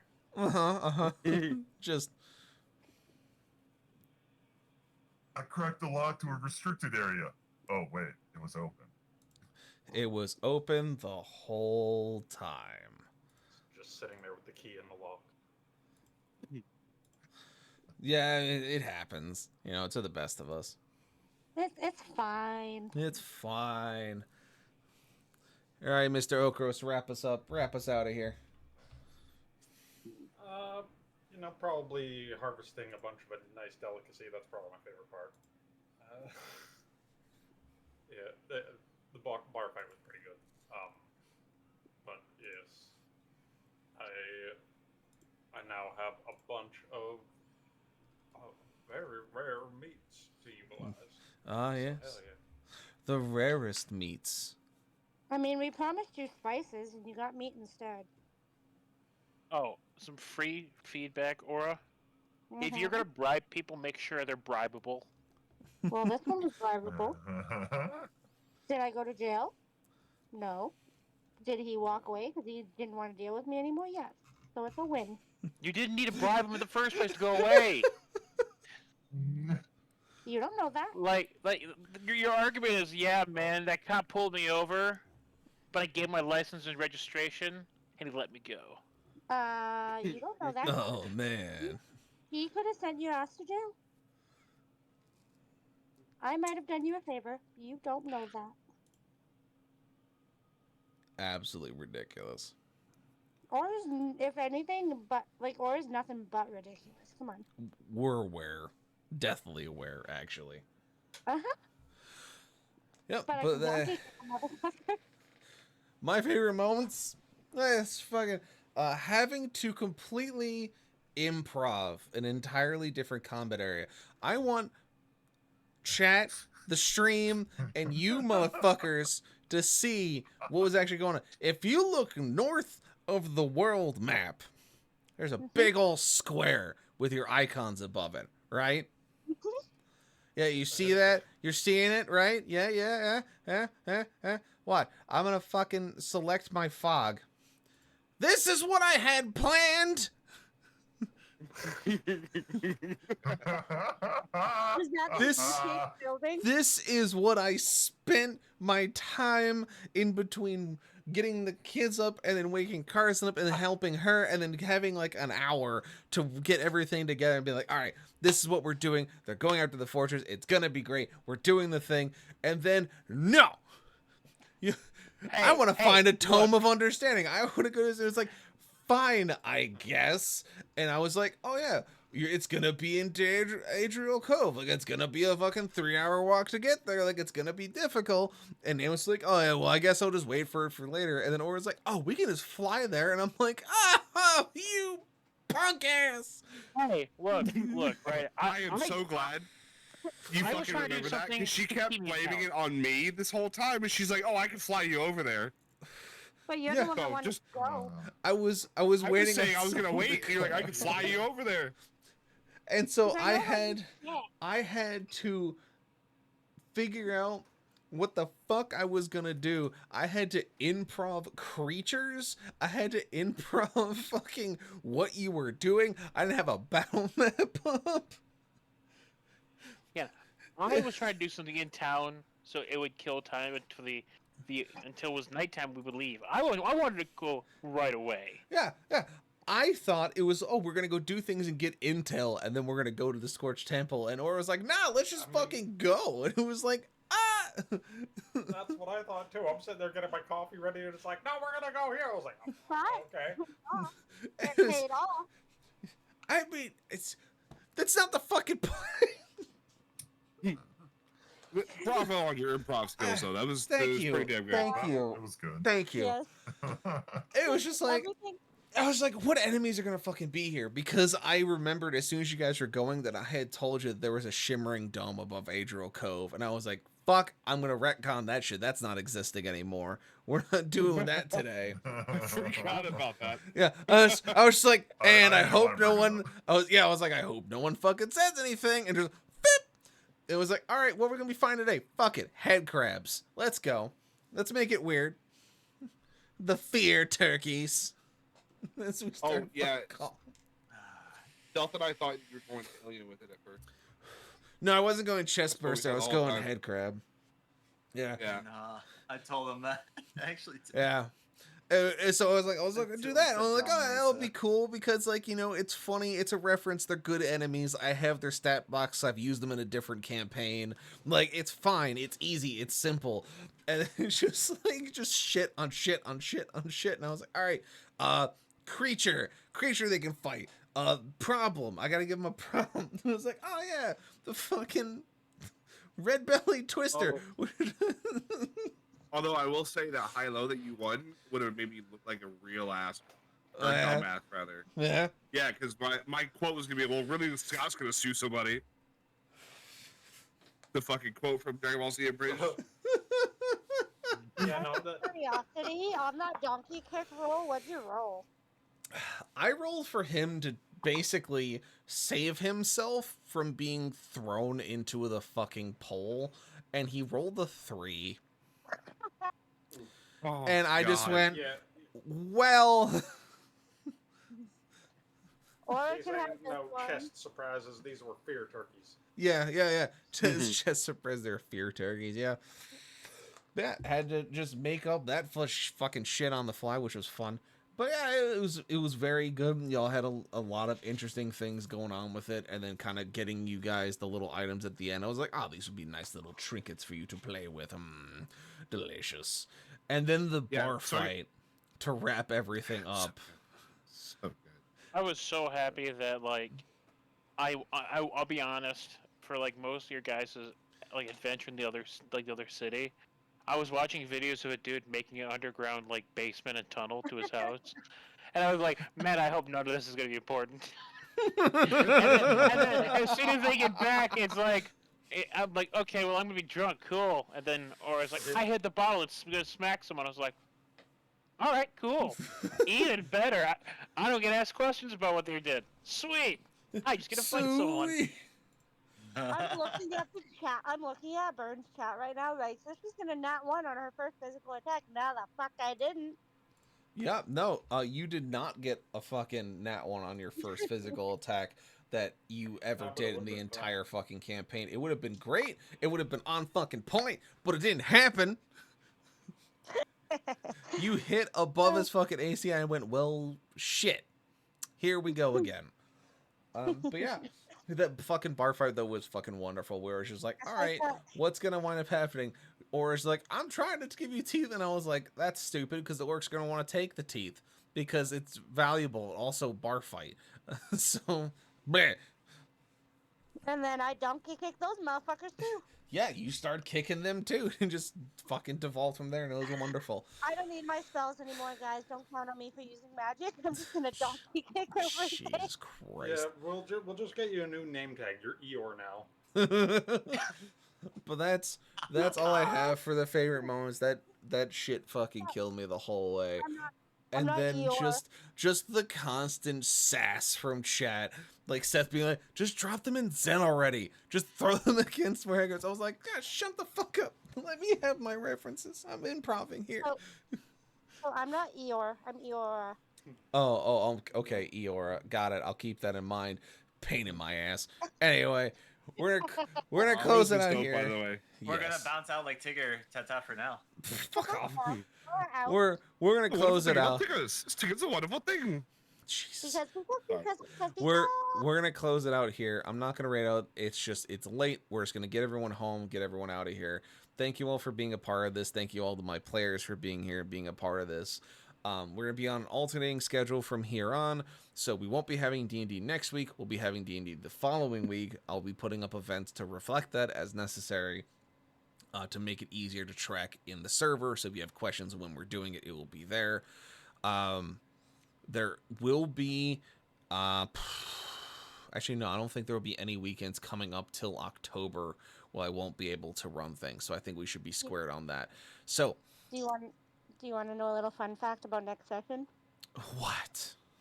It's Friday the 13th. Great. Oh boy. It's gonna be wonderful. I will have to miss one eventually here soon. I just don't Yeah. know when yet. Just whenever it comes up, we'll cross that bridge. If I need to do small sessions or whatever, like we've usually done, it's fine. Doesn't bother me. But it gives us the alternating weeks to kind of deal with stuff. But with that, we're going to head out of here. If you haven't caught up with our episodes, go check out the YouTube channel under the same name. Go check out the rest of the streamers that are with us.